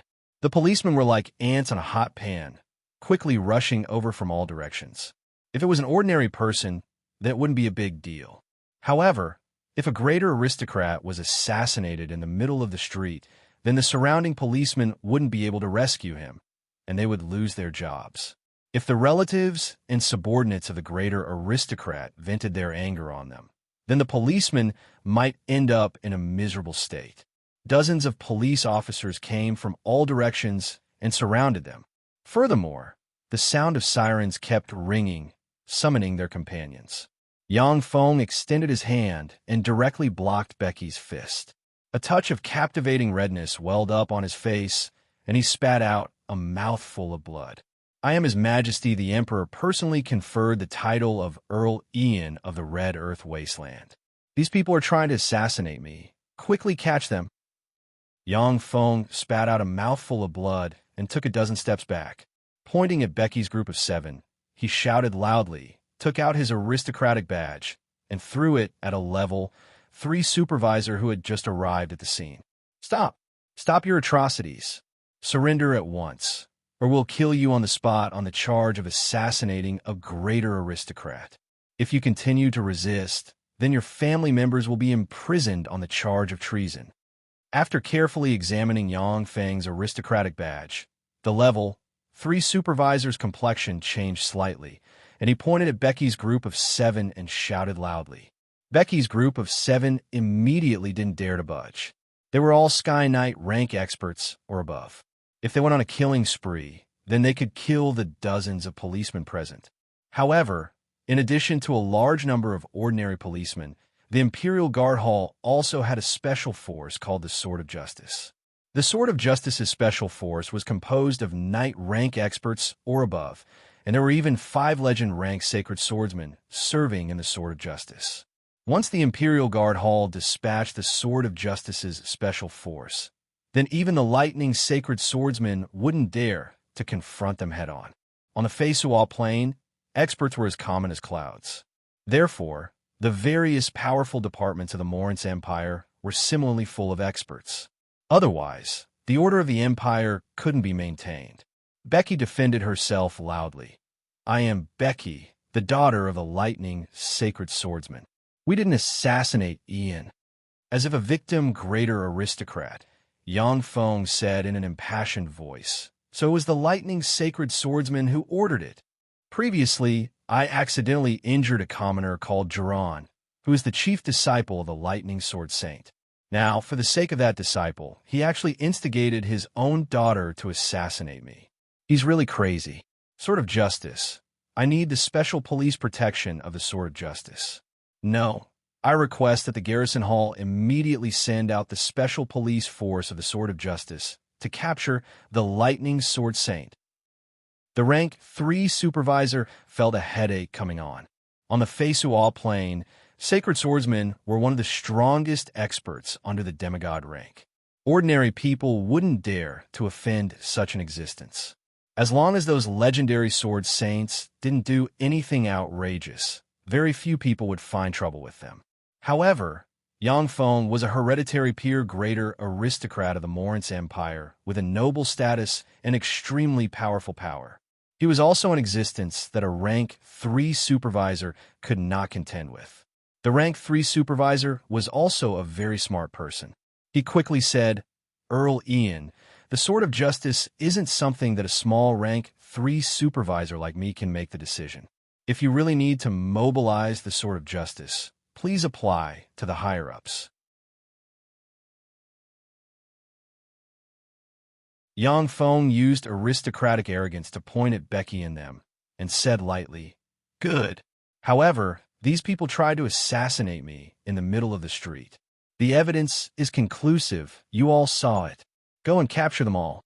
The rank 3 supervisor's face sank, and he said coldly, You all heard it. Drop your weapons and surrender at once, or we'll kill you on the spot on the charge of assassinating a greater aristocrat.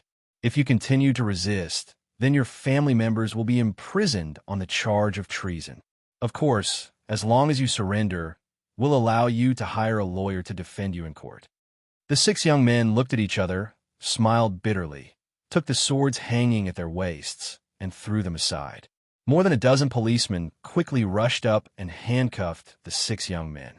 Becky shouted unwillingly, "How can you do this? He only said a few words, yet you came to arrest us. Based on what?" The corners of Yang Feng's mouth rose slightly, and he said lightly, "Based on what? Based on the fact that I'm a greater aristocrat, while you're just a bunch of commoners." When he heard this, the rank 3 supervisor remained silent, as if he hadn't heard anything. No matter what he thought, he could only remain silent in the face of a hereditary peer earl. "Earl Ian, why are you so calculative with a child?" A gentle voice suddenly sounded from the side. A middle-aged man dressed in a blue warrior's attire, with a medium build, short blue hair, a sword at his waist, ordinary looks, and traces of vicissitudes of life on his face slowly walked over. As if there was an invisible force surrounding the middle-aged man, everyone who saw the middle-aged man unconsciously made way for him. When the policemen saw the middle-aged man, as if they were struck by lightning, they trembled and took a few steps back. When Yang Feng saw the middle-aged man, alarm bells went off in his mind. The terrifying perception of a level 3 warlock constantly reminded him that the middle-aged man was very dangerous.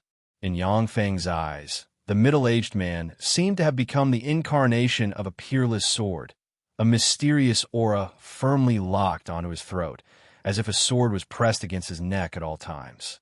Yang Feng's eyes flashed with a touch of graveness, and he said slowly, "Lightning's sacred swordsman Cassius."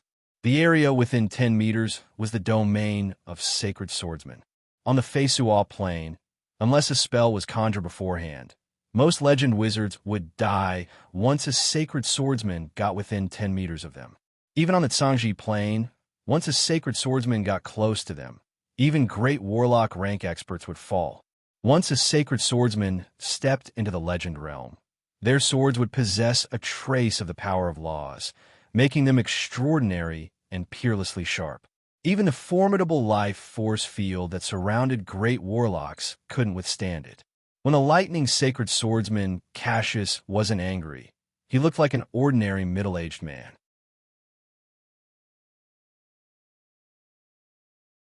But once he urged his power, he would be like a sword god, peerlessly sharp and unstoppable. As Cassius walked calmly towards Yang Feng, countless people retreated. It seemed as if Yang Feng was the only one left to face the sacred swordsman. Cassius' gaze was dull, yet it contained a frightening sword intent. It locked on Yang Feng's vitals, stabbing Yang Feng's vitals painfully. Alarms went off all over his body, and he almost couldn't help but press his dimensional crest and release those level for extraordinary life form rank mechanical battle beasts. Yang Feng suddenly said with a faint smile, "Lightning's sacred swordsman Cassius, are you here to assassinate me? I remember that you seem to have a 70-year-old mother, a beautiful wife, and 2 brothers. Your 2 brothers have a son and 2 daughters respectively. Your family has a total of 132 people. There are a total of 587 people attached to your family. Are you here to kill me because you want them to accompany me in death and then wander the world by yourself?" Cassius' gaze constricted slightly, and a frightening sword intent erupted in a flash, nearly chopping Yang Feng into countless pieces. Yang Feng, however, looked at Cassius with an unruly expression, sneered repeatedly, and didn't say a word. Cassius silently looked at Yang Feng. Finally, his eyes flashed with a touch of helplessness, and he smiled bitterly. The sword intent converged and disappeared. "No, I just can't pick up my daughter. I think there should be a small misunderstanding between us." Sacred swordsmen were also people, and they had parents, brothers, relatives, and friends. These fetters were like shackles that shackled sacred swordsmen. So long as he wasn't forced into a desperate situation, Cassius would never risk the execution of his entire family to kill a greater aristocrat in public. The level 3 superintendent heaved a long sigh of relief. His back was drenched in cold sweat, and his clothes were drenched in sweat. One was a human sacred swordsman with peerless swordsmanship, and the other was a hereditary peer greater aristocrat with great power. Both sides weren't existences that he could easily offend. Now that the two of them had eased up, he heaved a slight sigh of relief. Cassius, since you said that this is a misunderstanding, then I'll treat it as a misunderstanding. I can cure Jiran. If you want to cure him, then take your daughter and come with me. Yang Feng gave Cassius a meaningful look with a faint smile, then turned around and walked towards the villa he lived in. Becky glared at Yang Feng's back with some anger and said coquettishly, "Father, how can he be so arrogant? He's so annoying." Cassius' eyes flashed with a mixture of envy and jealousy, and he sighed faintly, because he's a greater aristocrat. Even though the lightning sacred swordsman Cassius had unparalleled swordsmanship, and as long as he was within 10 meters, even a legend wizard would find it hard to block his sword strike. But he was still a commoner, not an aristocrat, let alone a hereditary peer greater aristocrat. With the cultivation base of the lightning sacred swordsman Cassius, if he sought refuge with the court, he could obtain the title of a court aristocrat and some of the privileges of an aristocrat. However, it was still very difficult to become a hereditary peer aristocrat, because the Moritz Empire had a heritage of more than 100,000 years. If a legend-rank powerhouse was directly conferred the title of a hereditary peer aristocrat, then the Moritz Empire would have already been carved up. Greater aristocrats were the lifelong goal of many sacred swordsmen in the Moritz Empire. "Becky, let's go." Cassius looked at Yang Feng's back with a flicker in his eyes. He was silent for a while, and then said slowly, Becky admired her sacred swordsman father the most since childhood, so she naturally wouldn't disobey him. "Yes, father."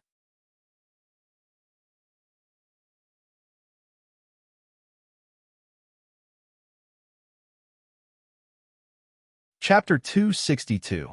The huge villa in the St. Toulon city, which could accommodate all of Yang Feng's subordinates, had been purchased by Busso.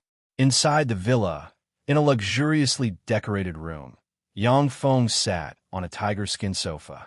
Sitting opposite him were Cassius and his daughter. Yang Feng said with a faint smile, "Jiran was accidentally injured by me when he challenged me. According to the laws of the Empire, I have no obligation to treat him. However, I have always been a generous person. 6 million gold coins. As long as you can give me 6 million gold coins, then I'll treat him." Becky was startled and exclaimed, 6 million gold coins? How can we come up with so much money? Cassius couldn't help but frown slightly. Human sacred swordsmen were humans living in the secular world. They weren't immortals, nor were they gods who lived high up in the star divine country and didn't have to worry about money. Human sacred swordsmen also had to work or have their own businesses in order to earn money. Generally, sacred swordsmen would open dojos and accept children of greater aristocrats as apprentices, or they would directly seek refuge with the court and serve as the court's lackeys. Of the 5 legend-rank sacred swordsmen of the Sword of Justice, 2 of them were experts who later sought refuge with the court. Cassius also made a living by opening a dojo. The total assets of his family were more than 1 million gold coins, but the liquid funds were only over 100,000 gold coins. He didn't lack small amounts of money, but he couldn't come up with such a huge sum as 6 million gold coins. Yang Feng said lightly, "It's a precious elixir that can restore a damaged dantian and restore chi. Naturally, the price can't be low. If you don't want to, you can also ask the popes of the temples. As long as they cast the level 4 divine spell Great Praise of Life, Jiran's injuries can also be healed." The level 4 divine spell Great Praise of Life was one of the strongest healing divine spells of the temples. Once cast, no matter what kind of injury it was, it could be quickly healed within a day. The person who had 1 foot in the gates of hell would be pulled out. Such a powerful theurgy could only be performed by the popes of the various shrines or the pinnacle powerhouses among the cardinals. Besides, they would have to pay a huge price to perform such a powerful recovery theurgy. Basically, no one would perform such a powerful theurgy for a mere star night. Becky was so choked that she couldn't speak. The popes and cardinals of the various shrines were all extremely revered figures. Even if Cassius begged, the popes of the major shrines would never agree to cast such a powerful recovery magic on Jiran. After all, Cassius had experienced countless storms and waves. He said calmly, "Earl Ian, since you asked us to come here, you must have the intention to treat Jiran. Please state your terms." Yang Feng smiled and revealed his true intentions. "I can cure Jiran. However, I hope that you can become my retainer and work for me." Cassius said meaningfully, "Earl Ian, do you know how many great nobles have tried to recruit me over the years?" Yang Feng shook his head slightly. Cassius said faintly, "A total of 137 great nobles have tried to recruit me and have me work for them. However, my family didn't agree either. I can't think of any reason to work for you." Yang Feng said unhurriedly, "That's only because they can't offer you something that can tempt you. Cassius, I can make you an aristocrat." Cassius smiled faintly, but didn't speak. If he was willing to join the court of the Morince Empire and become its lackey, he could easily obtain the title of a court earl, become a court aristocrat, and enjoy all the rights of an aristocrat. The corners of Yang Feng's mouth rose slightly, and he continued, "I can make you a hereditary peer aristocrat." Cassius' eyelids twitched slightly, and his eyes flashed with a touch of graveness. Hereditary peer aristocrats could be passed down from generation to generation and had their own fief. Even a trifling hereditary peer knight was considered to have truly stepped into the aristocratic class. Yang Feng said with a smile, "If you side with me, I can divide a fief and recommend you to the Empire as a chevalier, becoming a member of the hereditary peer aristocracy." Cassius' heart thumped, and ripples appeared in his originally calm and tranquil eyes. He, who grew up in the Morince Empire, understood how difficult it was to obtain a hereditary peer aristocrat. In their fief, a hereditary peer aristocrat was like a local tyrant. As long as they paid a certain amount of gold coins to the royal family every year, they could do whatever they wanted. Furthermore, they could legally form a private army of less than 200 people to guard their fief. An aristocrat with the title of a hereditary peer aristocrat was qualified to join the circle of first-rate aristocrats and become a member of the exclusive aristocrats. Although Cassius was the lightning sacred swordsman and possessed formidable martial prowess, greater aristocrats came to recruit him. However, he was very clear that they came to recruit him in order to get a powerful thug and bodyguard, not a companion on the same level as them. One of the important reasons why Cassius wasn't willing to side with greater aristocrats was that when he aged and his strength declined to a certain extent, as a thug, it was very likely that he would be abandoned or even eliminated by his master. Yang Feng said with a faint smile, "If you make enough contributions, I can even help you become a hereditary peer baron and make you a member of the true aristocracy. You know, the Red Earth Wasteland is extremely vast. Dividing a fief is nothing for me. Hereditary peer baron." Cassius' eyes erupted with a scorching glint, his heart pounded madly, and his blood flowed frantically. Unless the sacred swordsman who sided with the Morince Empire made great contributions, otherwise, after serving the Empire for a lifetime, they might only get 1 or 2 fiefs and become an aristocrat. Only the luckier ones might get a fief and let their descendants step into the aristocratic class. The title of hereditary peer baron only appeared in the founding years of the Morince Empire, or in the most critical battles when a Morince Empire engaged in a large-scale war with its old enemy, the Titan Empire, or when a demonic plague or a sea disaster swept the world. Yang Feng said faintly, "How about this, if you're willing to side with me and fight for me wholeheartedly? Even if you die in battle, I'll guarantee that your son or daughter will become a hereditary peer baron. Of course, a hereditary peer baron is only the bottom line. If you make enough contributions, it's not impossible for you to go a step further and become a hereditary peer viscount. We can go to the Temple of Contracts to notarize this promise." Cassius' mouth suddenly went dry, and his eyes flickered with ecstasy. Hereditary peer viscount. In the Morince Empire, aristocrats with hereditary peer earl titles and above were called greater aristocrats and had great power. Aristocrats with hereditary peer baron titles and above were considered true aristocrats. Hereditary peer viscounts, on the other hand, were considered quasi-greater aristocrats. Some powerful hereditary peer viscounts could even be accepted into the circle of greater aristocrats and become a member of true greater aristocrats. Cassius couldn't resist such a huge temptation. In the Morinth Empire, apart from the emperor and some top aristocratic families with a long history, no one could offer a fief to recruit a sacred swordsman. After contemplating for a while, Cassius's eyes flashed with a touch of firmness, and he said solemnly, "Earl Ian, if you can fulfill your promise, then I'm willing to join you and become your retainer. This is the contract. Take a look and see if there are any problems."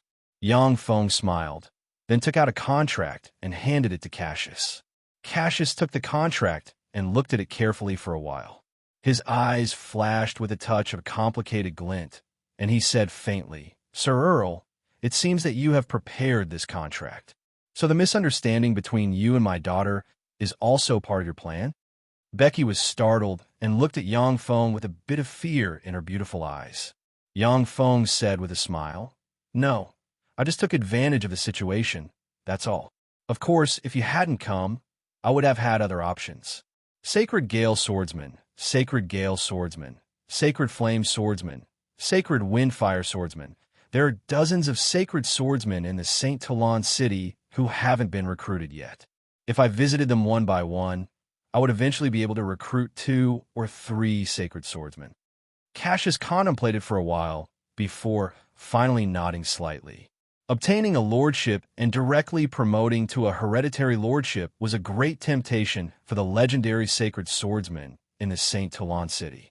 Compared to legend wizards who wholeheartedly delved into all kinds of knowledge and possessed great wealth, sacred swordsmen were more susceptible to the temptation of power and wealth. Legend-ranked powerhouses were also people. They had their own families and friends, and they also wanted to stand out. There were also sacred swordsmen who wholeheartedly pursued the pinnacle of martial arts. However, even more sacred swordsmen pursued fame and wealth, and threw themselves into the Morinth Empire's imperial court or greater aristocratic families. On the Feisual plain, God stood aloof and looked down on mortals. The imperial family, greater aristocrats, and churches jointly controlled the world. It was a society with a strict hierarchy. Even though sacred swordsmen were tyrannical in martial arts, but they could only climb up step by step in this strict social system. People who were tyrannical in martial arts didn't necessarily have a high social status and live a better life. Hereditary peer aristocrats, on the other hand, had a high social status. As long as they weren't too stupid, they would live a good life. Yang Feng said with a smile, "Then let's go to the Temple of Contracts and sign a fair contract under the witness of the mighty god of contracts." Cassius was also somewhat impatient. He got up and then smiled awkwardly to conceal the anxiety in his heart, saying, "Okay."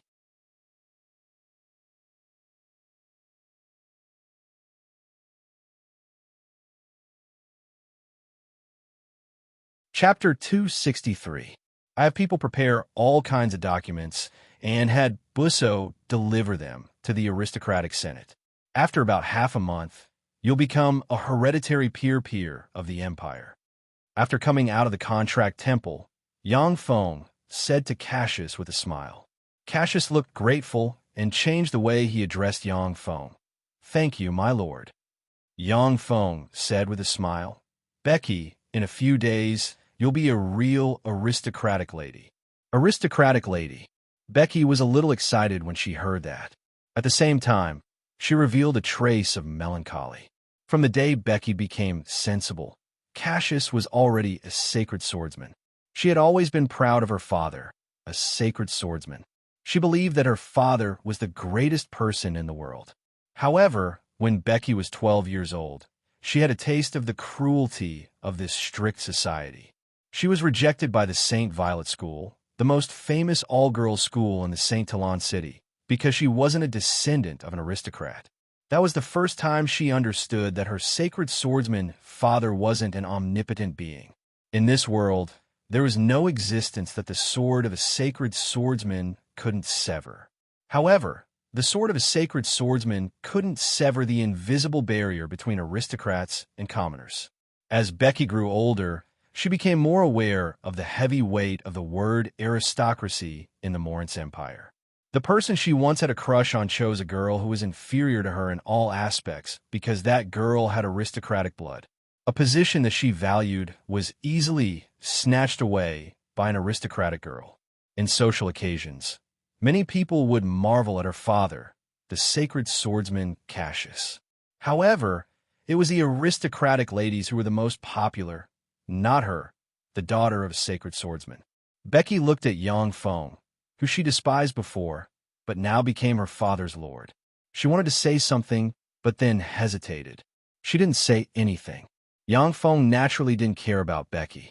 He turned to Cassius and asked, "Cassius, I still want to recruit a few powerful sacred swordsmen.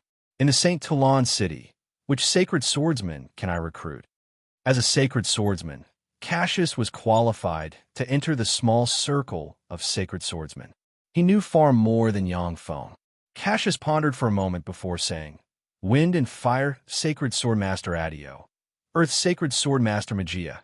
Raging Waves, Sacred Swordmaster Lucero. Sea, Sacred Swordmaster Mahano. Violet, Sacred Swordmaster Nidio. And Lily, Sacred Swordmaster Musica. These 7 sacred swordmasters have hopes of being recruited by his lordship." In the St. Toulon city, most of the sacred swordsmen had joined the court, entered various powerful institutions, or been recruited by major aristocrats.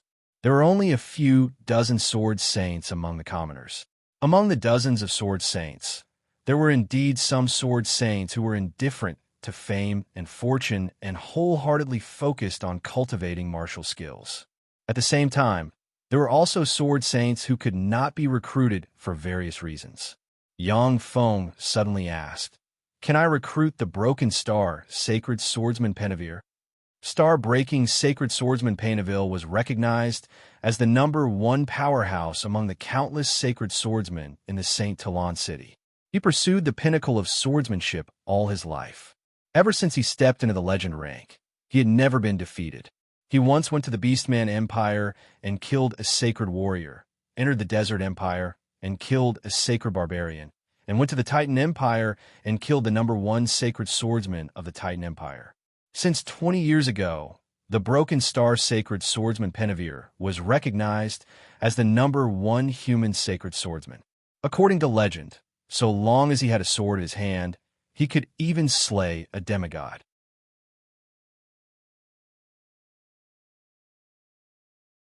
The physique of human sacred swordsmen was fundamentally inferior to that of human warlocks. The lifespan of a sacred swordsman was between 120 and 150 years old. When he was young, the Broken Star Sacred Swordsman Penavere had a fortuitous encounter and drank a bottle of life water left in the secular world by the intermediate divine power rank goddess of life Cornelia of the Zalia divine system. His lifespan was extended by 100 years. Now that he was 70 years old, the Broken Star Sacred Swordsman Penavere was at the peak of his strength, and he was recognized as one of the strongest human experts below the demigod rank. Many people speculated that the sword in the hands of the Broken Star Sacred Swordsman Penavere could even slay a demigod. No matter the plane, there would always be peerless geniuses, unimaginable peerless geniuses. The Broken Star Sacred Swordsman Penavere was such a peerless swordsman genius that surpassed the imagination of many people. Cassius shook his head with some admiration, jealousy, and envy, saying, "Impossible, my lord. There was once a divine descendant family that offered a hereditary peer viscount, yet was still unable to recruit the Broken Star Sacred Swordsman. He's the kind of freak that can sacrifice everything for the sake of martial arts." On the Feisual plain, after all, there were still some peerless powerhouses who regarded fame and fortune as dirt and wholeheartedly pursued the pinnacle of cultivation. Most of such peerless powerhouses were legend wizards who pursued the truth. However, there was no lack of sacred swordsmen and other experts of other professions. Yang Feng smiled and said carelessly, "In that case, help me probe the 7 sacred swordsmen first. If they are willing to become my retainers, then I'll talk with them in detail." Cassius nodded slightly and said, "Yes, my lord." Yang Feng's eyes flashed with a brilliant glint, and he said slowly, "Before that, come with me. Some things are better dealt with as soon as possible." Cassius said, "Yes, my lord." Not far from Yang Feng's villa, in a luxurious hotel, Edith held Faldina in his arms and was whispering sweet nothings. Suddenly, a foot kicked the door of the room, chi erupted, and there was a loud bang. The door of the room was torn apart, and countless fragments splashed in all directions. Dressed in silver police uniforms with a silver sword tattooed on the shoulder of the right hand, police officers from the Special Police Force of the Sword of Justice broke through the door in an instant and occupied various strategic locations. A middle-aged man with a hooked nose, hawk-like eyes, a burly figure, short blue hair, and a well-groomed mustache stepped into the room, glanced at Edith, and said faintly, "Edith, you did well. You finally lured the witch designated by His Majesty here." Faldina's heart shook greatly. Her beautiful eyes were full of incredulity as she stared at Edith. Edith's complexion changed greatly, and he shouted, "No, Faldina, you have to believe me. I definitely didn't betray you. I really didn't betray you. I can swear on my life. So that's how it is. The first successor of the Hanson family colluded with a witch from the Titan Empire. Lord Desir, please report this matter to His Majesty the Great Emperor fairly. There are so many witnesses here." Following a chuckle, Yang Feng slowly stepped into the spacious room and smiled as he looked at Faldina and Edith embracing each other. Desir was the middle-aged man with a well-groomed mustache. He was also one of the 5 sacred swordsmen of the Sword of Justice. He was also one of the 5 tycoons of the Sword of Justice. When he heard Yang Feng's words, Dassault's eyebrows wrinkled tightly. He was well aware that once the first successor of the Hanson family colluded with a witch from the Titan Empire, it would cause a huge storm if Moritz 2867th learned of it. If he didn't handle it well, the entire Hanson family would be at risk of being destroyed. As he was a good friend of the Hanson family, he naturally couldn't sit idly by and watch such a thing happen. Dassault's face sank, and he said coldly, "Earl Ian, the Sword of Justice is handling a case. Please be quiet. If you can't be quiet, then please leave." Yang Feng said with a meaningful smile, "Okay, I'll watch you handle the case impartially. By the way, His Majesty has officially appointed me as a court grandmaster. You can also call me Court Grandmaster Ian." Dassault's heart shook, and he went silent for a moment. Yang Feng became a court grandmaster, which meant that he had the grace to have an audience with Moritz 2867th. At the same time, he was a member of the Moritz Empire's imperial court system, serving His Majesty directly and wielding great power. As long as he didn't make a mistake, Dassault had no right to drive him away. Eyes bloodshot, Edith drew his sword, pointed it at Yang Feng, and roared, "It's you. Ian, you betrayed us. You fiend, you bastard." Yang Feng took a few steps back, glanced at Edith, and said with a contemptuous smile, "Sir Dassault, I seem to hear someone threatening me." Dassault glared and barked, "Edith, don't mess around. Hurry up and capture the Titan Empire's witch behind you." His Majesty designated her as a criminal. Think about the Hanson family. "No, never. I'll never hand over Faldina." Eyes shot with blood, Edith bellowed, urged his pinnacle Star Knight ranked she, and his sword transformed into specks of stars and stabbed at Dassault. Only by forcing the legend rank Sacred Swordsman Dassault away could Edith and them hope to escape. When the fearsome star chi erupted, a violent hurricane was set off in the room, and countless furniture and decorations were overturned and smashed to pieces. "Fool!" Dassault's eyes widened. Then he roared and unsheathed his sword, and a brilliant sword ray hit the endless stars. The endless stars shattered, and Edith was forced back a few steps by the fearsome backlash. Yang Feng exclaimed in admiration, "Amazing! What an exquisite swordsmanship! The reputation of a sacred swordsman is well-deserved. Edith's swordsmanship was above that of Yangfeng's, yet his swordsmanship was broken by Dassault's sword strike. This meant that Yangfeng's demonic fighting sword art couldn't withstand a single blow from Dassault. Edith bit his lip.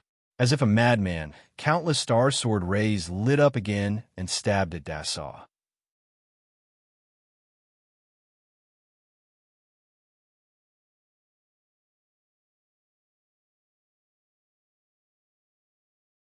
Chapter 264. Streaks of starry sword light lit up. It was as if countless stars were falling down to the mortal world with an aura of destruction. Everyone present was shocked when they saw the star-like sword light.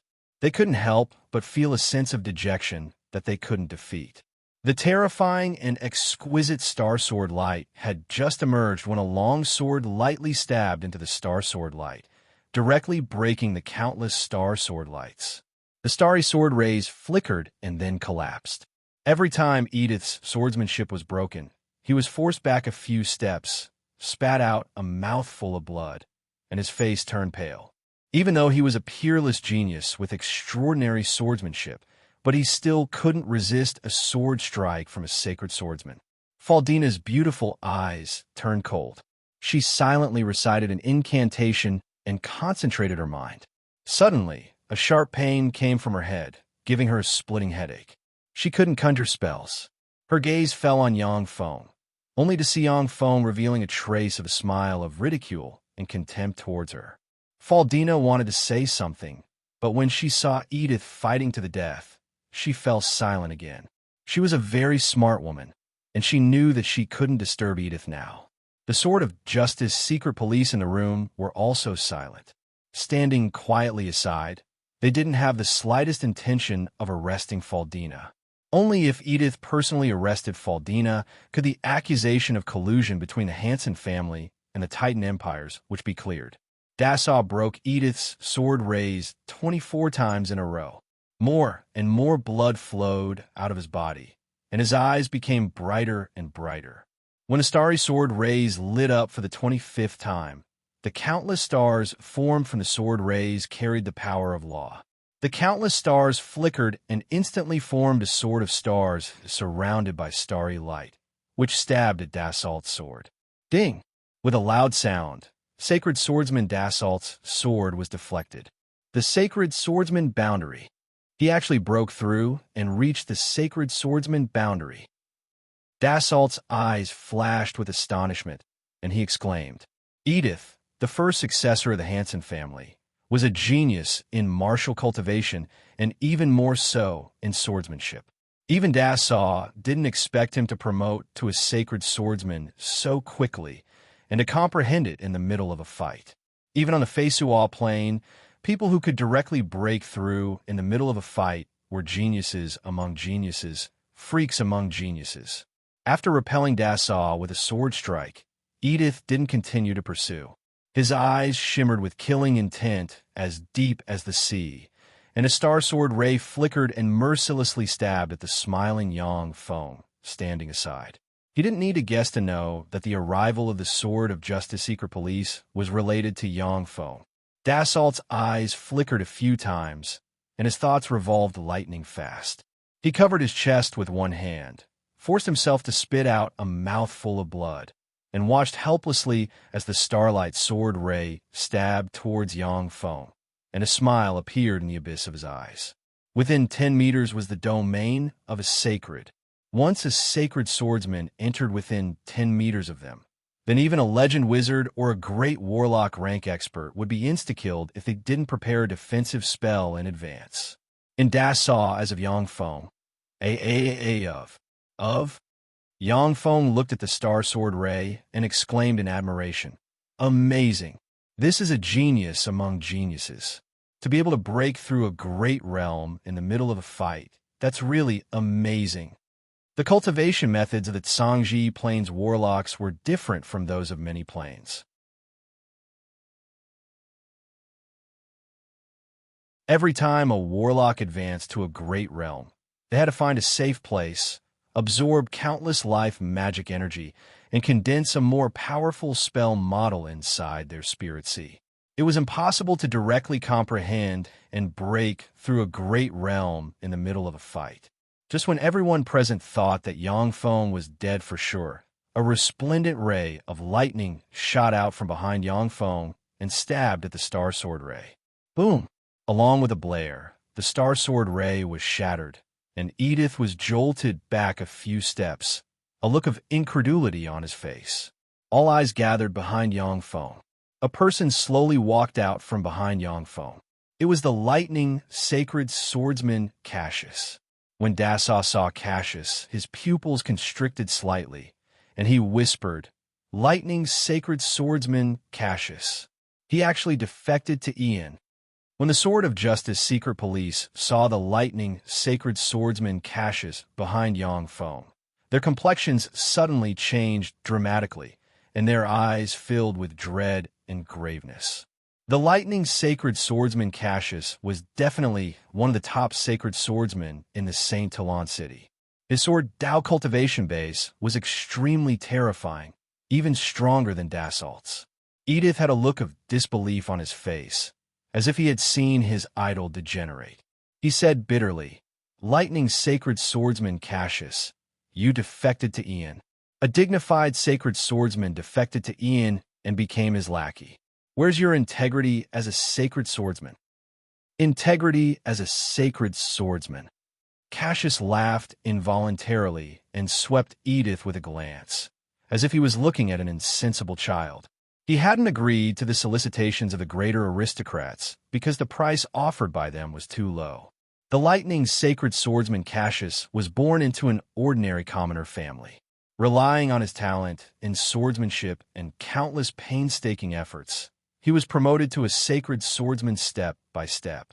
In the extremely strict hierarchy of the Moritz Empire, even the status of a sacred swordsman was only slightly higher than that of an ordinary aristocrat. But compared to a greater aristocrat, it couldn't be mentioned in the same breath. An aristocratic child like Edith naturally didn't know that the greatest goal and desire of many commoner sacred swordsmen was to become a hereditary greater aristocrat with their own fief. Of course, very few sacred swordsmen could achieve this goal. Since Cassius had obtained an opportunity to become a greater aristocrat with his peerless swordsmanship, he naturally wouldn't let it go. Cassius said lightly, "I am Earl Ian's retainer. Whoever wants to harm Sir Earl will have to ask the sword in my hand." A look of despair flashed through Edith's eyes. With two sacred swordsmen joining hands, Edith, who was a newly promoted sacred swordsman, had no chance. Yangfeng's eyes flashed with killing intent, and he said coldly, "Sir Dassaw, Edith is stubborn." He stubbornly resisted arrest and wholeheartedly sheltered the witch of the Titan Empire. I think that he should be killed on the spot. Otherwise, I will report everything that happened today to His Majesty. For Edith to be able to break through on the spot, such a person was definitely a genius among geniuses, a freakish powerhouse. Since such an expert was Yangfeng's enemy, it was better for Yangfeng to kill such an enemy as soon as possible. Dassault's complexion changed slightly, and his eyes flashed with a look of struggle. He turned around and stared at Edith, and his gaze became more and more gloomy. After all, Dassault was a sacred swordsman who had been famous for a long time and was at the peak of his age and body. If he hadn't been lenient, Edith would have died more than 10 times just now. As one of the 5 tycoons of the Sword of Justice, Dassault couldn't hide the truth from the masses after all. If Edith continued to resist stubbornly, then for the sake of his future and his family, Dassault could only go against his conscience, arrest Edith and Faldina, and report the truth to his superiors. "Edith, what are you doing? Hurry up and capture the Titan empires which behind you and offer her to His Majesty, the Great Emperor." With a stern shout, Iser slowly stepped into the room. His gaze swept past Yangfeng and Cassius before finally falling on Edith, and he barked. Fear flashed in Edith's eyes as he said loudly, "Father, she's my—" Iser glared at Edith and shouted, "Shut up." She was the witch of the Titan Empire and a criminal appointed by His Majesty. If you can't catch her, our Hanson family might even be destroyed. Think about your mother. Think about your sister. Think about your uncle who loves you the most. Think about your aunt. Think about your cute little nephews. Do you want their heads to roll on the ground because of you? Do you want to destroy our Hanson family because of that witch? When Edith heard that, he suddenly felt cold all over, as if he had fallen into an ice cave. His face paled and his body trembled. The voices and smiles of all the relatives in the Hanson family flashed through his mind. It was like a mountain pressing down on his heart, causing his hands to tremble uncontrollably. He no longer had the firmness and strength from before. Face pale, Faldina looked at Edith in a daze. She didn't say a word, didn't plead, didn't get angry. She just looked at her most beloved lover and waited for his judgment. Eyes are barked. The life and death, honor and disgrace of the more than 100,000 members of the Hanson family are in your hands. Capture her, and our Hanson family will have a chance to survive. Edith, capture her. Edith's mind was in chaos, and his body trembled. Eyes are barked. Think about your mother. Edith, think about your mother. When Edith thought of his mother, who loved him dearly since childhood, who paid an unknown amount of blood, sweat, and tears for him, his mind was in chaos. The sword in his hand trembled, and he stabbed Faldina in the abdomen. Drops of bright red blood flowed out of Faldina's abdomen like bright red flowers, blooming with poignant beauty. Faldina's beautiful big eyes were dyed black, and endless despair swallowed her beautiful eyes, leaving only deathly stillness. Edith looked at the bright red. The sword in his hand fell to the ground, and he screamed with a look of horror, "No, dear, no, it wasn't me." Iser barked, "Edith, capture her." Iser's voice seemed to have a magical power. Edith seemed to be hypnotized, and he grabbed Faldina's shoulder for some reason.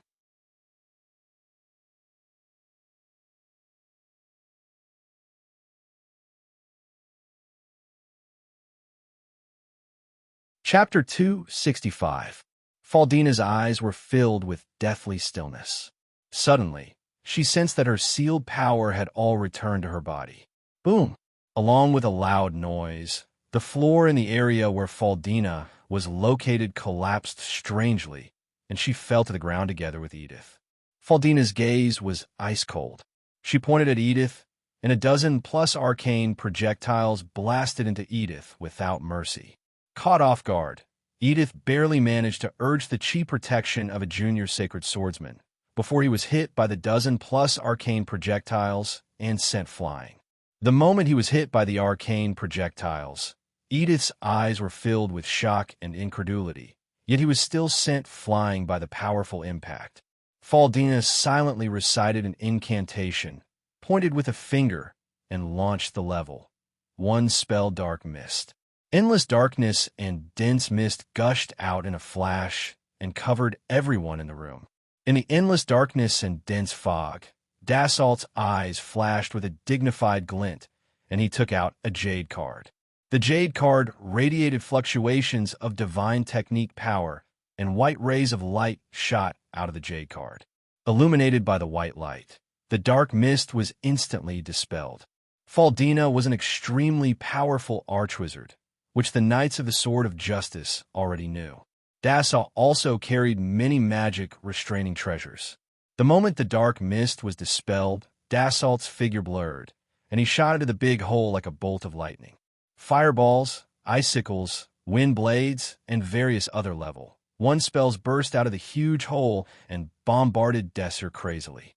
A resplendent sword ray shone, spurred by sacred swordsman ranked Shi. A powerful sword circle suddenly erupted and swept away the elemental spells. The numerous level 1 spells were completely shattered by Desir's sword circle. The chi of the Feisual plane was similar to the life energy cultivated by warlocks of the Tsangji plane. Although the grade and potential of chi couldn't compare to that of the life energy cultivated by warlocks, but its power was unpredictable. Once it erupted, it was extremely powerful and could crush many low-level spells. The various level 1 spells only blocked Dassault for a moment, when a pair of wings of the wind appeared behind Faldina. Like a fairy, she smashed through the door of the hotel and flew outside. Weakness, petrification ray, spiderweb, fear, stun. Faldina had just rushed out of the hotel when dozens of debuff spells slammed into her. Dazzling crystals flew out of Faldina and formed a diamond-shaped magic shield. When the various negative spells fell on the rhombus-shaped magic shield, they immediately collapsed and disappeared. The countless magic rhombus crystals were a legendary secret treasure, the magic crystal net. Under Faldina's control, no level 1 or level 2 spells could hurt her until her mental strength was exhausted. While withstanding the attacks of countless spells, Faldina seemed to have transformed into a huge bird and flew toward an alley on the side. The terrain of the St. Talon city was very complicated. As long as Faldina escaped into the complicated alleys, she would be able to escape alive. Soul Shock. An archmage silently chanted an incantation, pointed at Faldina, and cast a level 3 spell Mind Shock. In midair, Faldina's delicate body suddenly shook, and like a bird with broken wings, she fell from midair towards the ground. The magic crystal net was extremely profound. It could weaken the power of most level 3 spells, but it could not make people completely immune to the attacks of level 3 spells. Binding of the Air. Another archmage silently chanted an incantation and pointed his wand at Faldina. Countless streams of air condensed frantically, forming chains that rolled towards Faldina and tightly entangled her.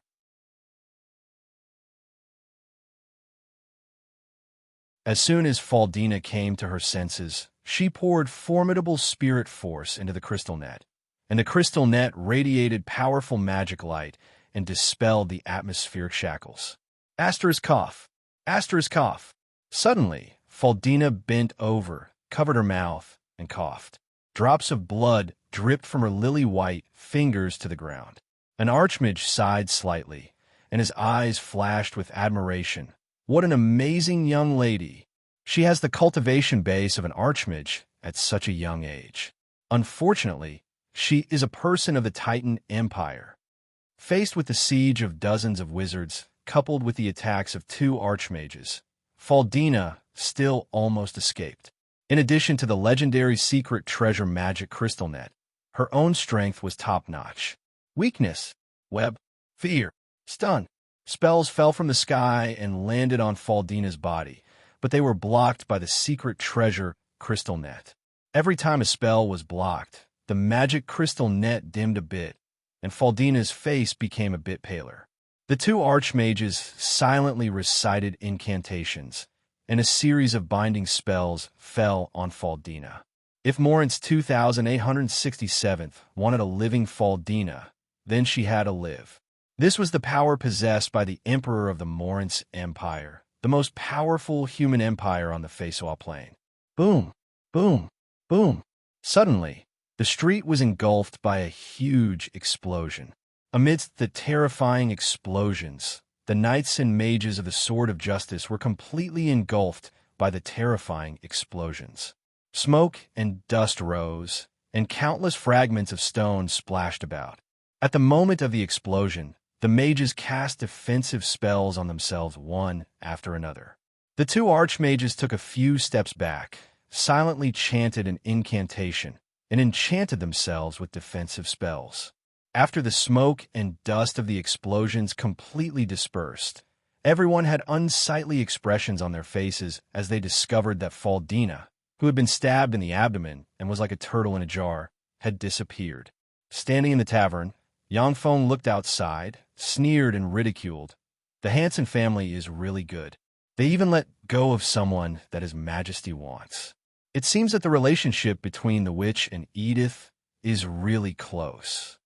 In the tavern room, Edith curled up into a ball in a daze, held his head in his hands, and looked like a good-for-nothing. Iser smiled faintly and inverted the truth. Earl Ian, the Hanson family is loyal and devoted to His Majesty. My son, Edith, stabbed the witch with a sword. My son, Edith, has never really loved the witch. He just wanted to use her to get information on the Titan Empire. Oh, is that so? Did I misunderstand Edith? With a look of surprise on his face, Yang Feng looked at the zombie-like Edith and said with a faint smile, Edith, you never really loved Faldina. You just wanted to use her to get information on the Titan Empire. Is that true? The zombie-like Edith opened his eyes and stared at Yang Feng. His gem-like eyes, which were more beautiful than many beautiful women, were filled with resentment. Iser sternly shouted, Edith, answer Earl Ian's words directly. The Hanson family is the pillar of the Morance Empire and the most loyal subjects of His Majesty the Emperor. Come and tell him yourself. Edith's body trembled slightly. With great difficulty, he bit his lips and enunciated each syllable. I, Edith, have never loved Faldina. I just wanted to use her to get information on the Titan Empire. As soon as the words left his mouth, Edith bit his lips until they bled, and drops of blood dripped from his lips to the ground. His spirit seemed to have been sucked out by that one sentence. He slumped on the bed like a dead man, without any signs of life. It's a pity.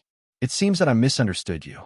I will report today's matter to His Majesty the Emperor in its entirety. Goodbye then. The corners of Yang Feng's mouth rose slightly. Then he turned and strode outside. Following behind Yang Feng, the lightning sacred swordsman Cassius remained vigilant, on guard against the Sword of Justice's secret police. Dassault looked at Yang Feng's back with a dignified look in his eyes and said slowly, This guy is very dangerous. With a cold look in his eyes, Iser sighed slowly and said regretfully, He recruited the lightning sacred swordsman Cassius. He's getting more and more difficult to deal with. Damn the Orthix family. If Iser hadn't coveted the wealth of the Miracle City, he wouldn't have pushed the hunting Fong Corps of the Morance Empire to attack the Miracle City. The Orthix family didn't support Yang Feng at the time, and instead pushed him to the status of a hereditary peer earl. In Iser's eyes, the Miracle City wasn't too difficult to deal with. Now that Yang Feng had become a hereditary peer earl of the Morance Empire, and had the lightning sacred swordsman Cassius by his side, it became more difficult to deal with him. As the city master of the Miracle City, Yang Feng had great wealth, and as a hereditary peer earl of the Morance Empire, he could turn that wealth into his own strength. Iser could easily guess that more and more sacred swordsmen would join Yang Feng's camp in the Saint Talon city. After all, Yang Feng had the vast territory of the Red Earth Wasteland. Even if he divided 10,000 baronies, it wouldn't hurt Yang Feng's vitality. The Orthix family also took a fancy to Yang Feng's potential, which was why they supported him and pulled him into their camp.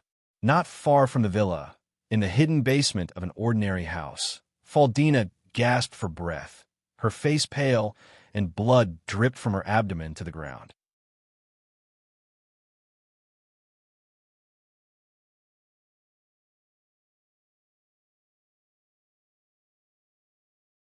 Chapter 266. The door of the basement suddenly opened, and a figure slowly entered. Ian, it's really you. Faldina slowly raised her head and looked at the figure walking into the basement. Her beautiful eyes flickered with a peculiar light, making it impossible to see what she was thinking. Yang Feng smiled and sat down in front of Faldina.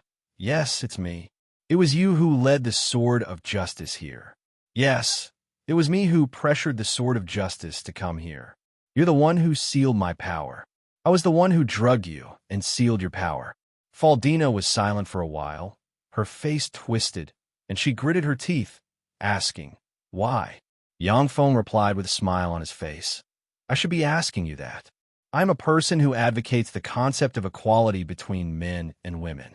As for the woman who wants to destroy my family, I feel that she should taste the same pain. No, I should let her taste the pain on top of that. Only then will I be happy. Did Edith's sword strike hurt you? Faldina was silent for a while.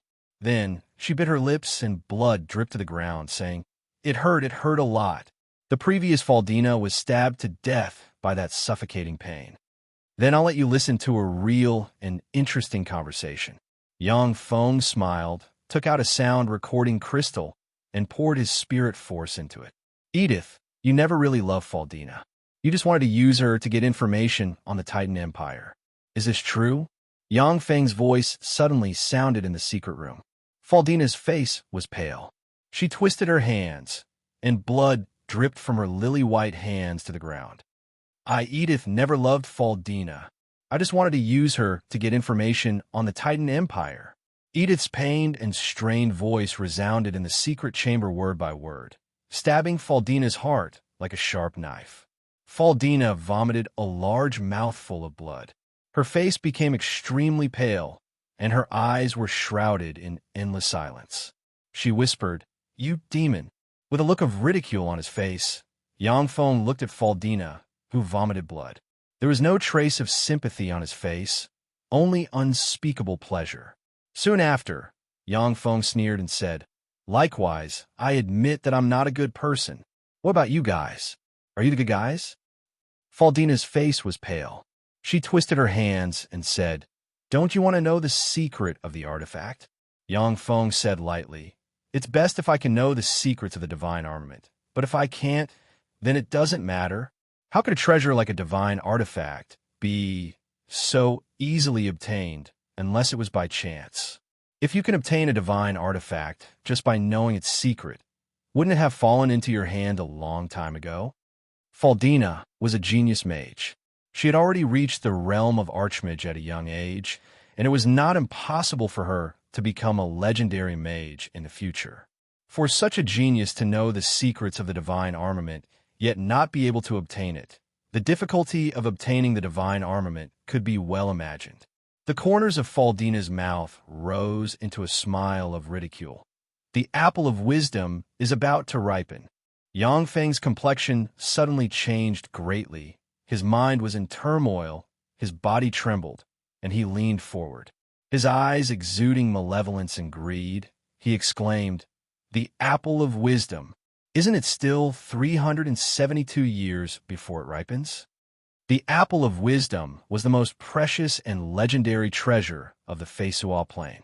It was the treasure that countless powerhouses of the Feisual Plain coveted the most. Among the countless plains, there was only one wisdom apple tree that existed. The apple of wisdom tree sprouted 10,000 years, bloomed 10,000 years, and bore fruit 10,000 years. Each time, only one apple of wisdom would be born.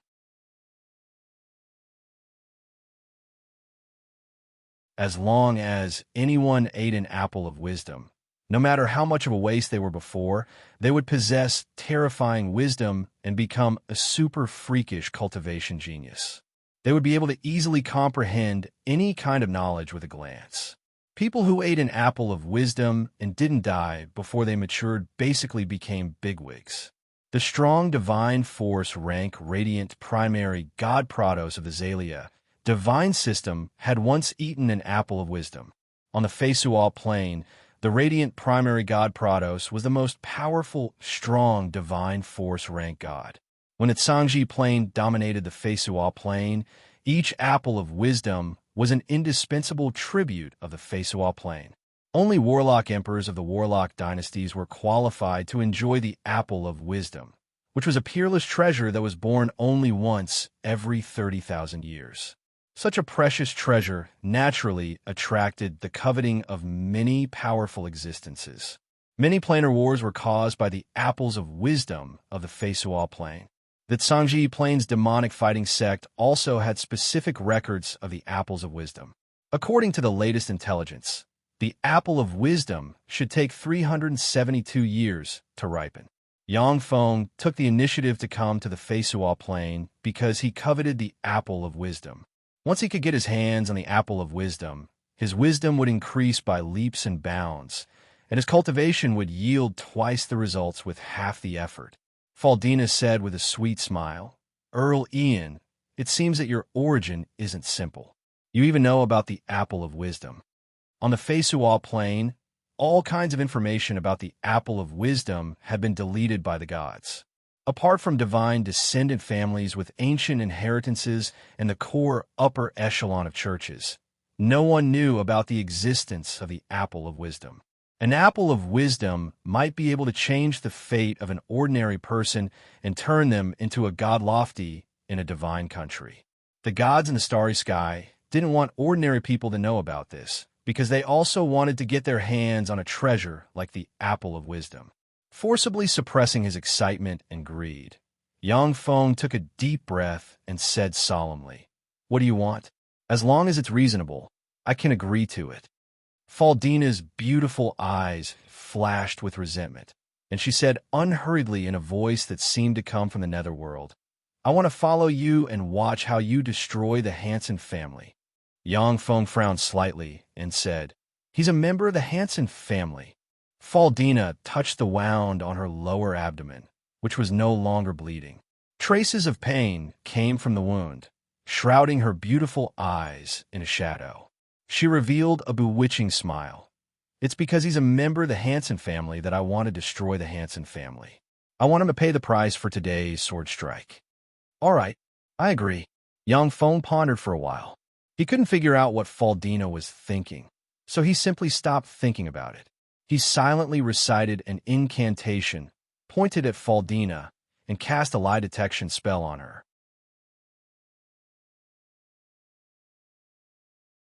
Apart from the believers of the Zalia pantheon, the god of lies and deceit, who had the minor divine power of lies and deceit, as well as some strange treasures, even a legendary level powerhouse will be affected by the lie detection spell.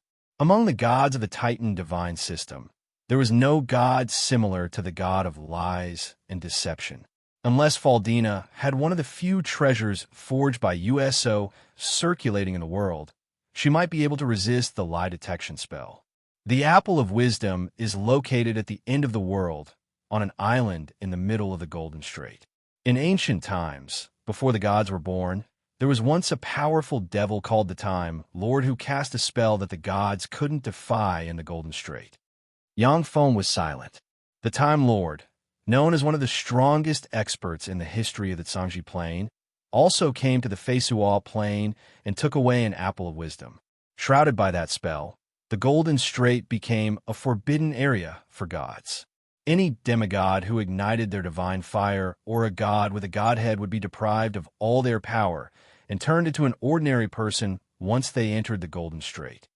The Apple of Wisdom tree takes 10,000 years to sprout, 10,000 years to blossom, and 10,000 years to bear fruit. This cannot be changed. However, the false gods of the Zalia divine system, the goddess of life, the goddess of plants, and the goddess of forests, join hands and send people to the Apple of Wisdom tree every year. They spend countless precious divine power and treasures to nourish the Apple of Wisdom tree, and finally advance the maturity of the Apple of Wisdom by more than 300 years. In other words, in 3 years, the Apple of Wisdom will mature. Faldina said faintly. Yang Feng's thoughts stirred, and he exclaimed in admiration, as expected of the gods of the Zalia divine system. How clever! An Apple of Wisdom was a peerless treasure that could trigger a planar war. Every time an Apple of Wisdom appeared, countless experts would gather on the Feisual Plain for a war. Even though the gods of the Feisual Plain could take advantage of their geographical advantage to gain the upper hand and be virtually undefeated, but there would still be gods who would fall and consume their power. Once the Apple of Wisdom ripened ahead of time, the gods could take away the Apple of Wisdom ahead of time and avoid the war. For the gods, who had at least a lifespan of millions of years, it would be best if they didn't have to fight to the death. Yang Feng suddenly asked, "How do you know when the Apple of Wisdom will ripen?" Faldina said faintly, "The Apple of Wisdom can change the fate of mortals and give them a chance to become gods. In addition to gods, mortals are also very tempted by the Apple of Wisdom." The gods of the Feisual Plain were aloof and ruled over everything, and their lifespans were practically endless. Ordinary people didn't matter. However, although the powerhouses at the apex of the world crawled at the feet of the gods, but they also longed to take a step forward and become a member of the gods. Even the members of divine descendant families were no exception. Members of divine descendant families were blessed by the gods at birth and had a lifespan and formidable cultivation talent far beyond that of ordinary people. However, they would also die of old age, and they longed to become gods. You're tuning into the Warrior Lore YouTube channel. Don't forget to subscribe and join us on this journey to catch the most captivating stories.